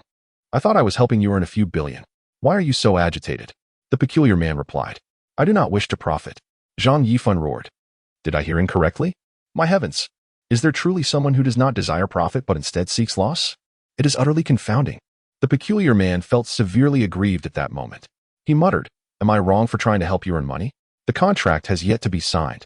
There remains room for negotiation. In this awkward atmosphere, the project manager spoke up. What? Really? Zhang Yifan grasped at this lifeline. Yes, when he expressed his intent to buy. I firmly advised him to wait as I needed to consult with you, for I sensed that this matter was far from simple. Therefore, I did not allow him to sign the contract. The project manager explained. This statement truly salvaged everyone present from a rather embarrassing situation. Zhang Yifan, Qin Yun, and the peculiar man cast glances filled with newfound respect toward him. By the way, did that old man come alone to buy the iceberg? Or does he have other organizations following him? The project manager inquired. You are absolutely correct. Excellent. Let me clarify. I, Zhang Yifan, am not lacking in funds. We are still unclear about the situation regarding this iceberg. Therefore, I urge you all to refrain from rash actions. Should this matter escalate to a national level, none of us can bear the weight of responsibility. Zhang Yifan expressed his concerns. Understood. The peculiar man nodded earnestly, albeit with a hint of confusion. By the way, how did you ascertain that there is an aircraft and military documents inside? Zhang Yifan inquired. It was like this. So many events transpired that night, leaving us quite perplexed. That evening, we stealthily transported some scanning equipment. The resulting image resembled that of an aircraft, along with some square shapes and what appeared to be notebooks. I suspect they pertain to aircraft and some documents. Very well. So you mean to say that it is indeed likely an aircraft inside? Zhang Yifan questioned. Indeed. The project manager affirmed. However, at that moment, the peculiar man interjected. However, what? Qin Yun asked.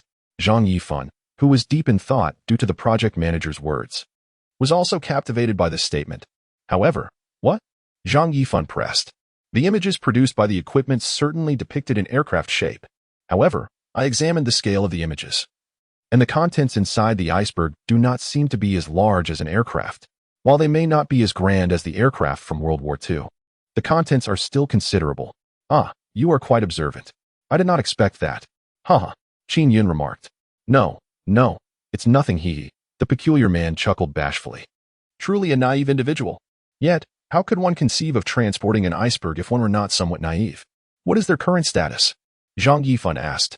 Are you referring to the old man who wished to purchase our iceberg? The peculiar man inquired. Who else could it be? Qin Yun replied. We were close to finalizing the deal when the project manager insisted on consulting you first. I sensed he was somewhat displeased at having to wait. After all, we had already reached an agreement, and now he was being told to hold off. Was this a deliberate snub? I consoled him, explaining that we merely needed to consult with our Zhang, and that we had no intention of not selling. Consult about what? My time is valuable too. I hope for a prompt resolution, the suited old man stated. Indeed, who wouldn't he want to profit? The peculiar man reassured him. Moreover, several hundred million is an astonishing sum. The peculiar man added. Therefore, I merely sought your approval. Who would not desire to earn money? It is merely a misunderstanding. Allow me to convey this to our general manager, Zhang. Please hold on for a moment. The super son-in-law of the goddess. A captivating introduction, the young lady's reluctance to strive. An engaging synopsis, the madam's disguise causes a citywide sensation once again. An intriguing overview, Yi Beichen. A gripping introduction, the ordinary man from a humble family. An enchanting summary, Gu Ronghong, in April. A fascinating introduction.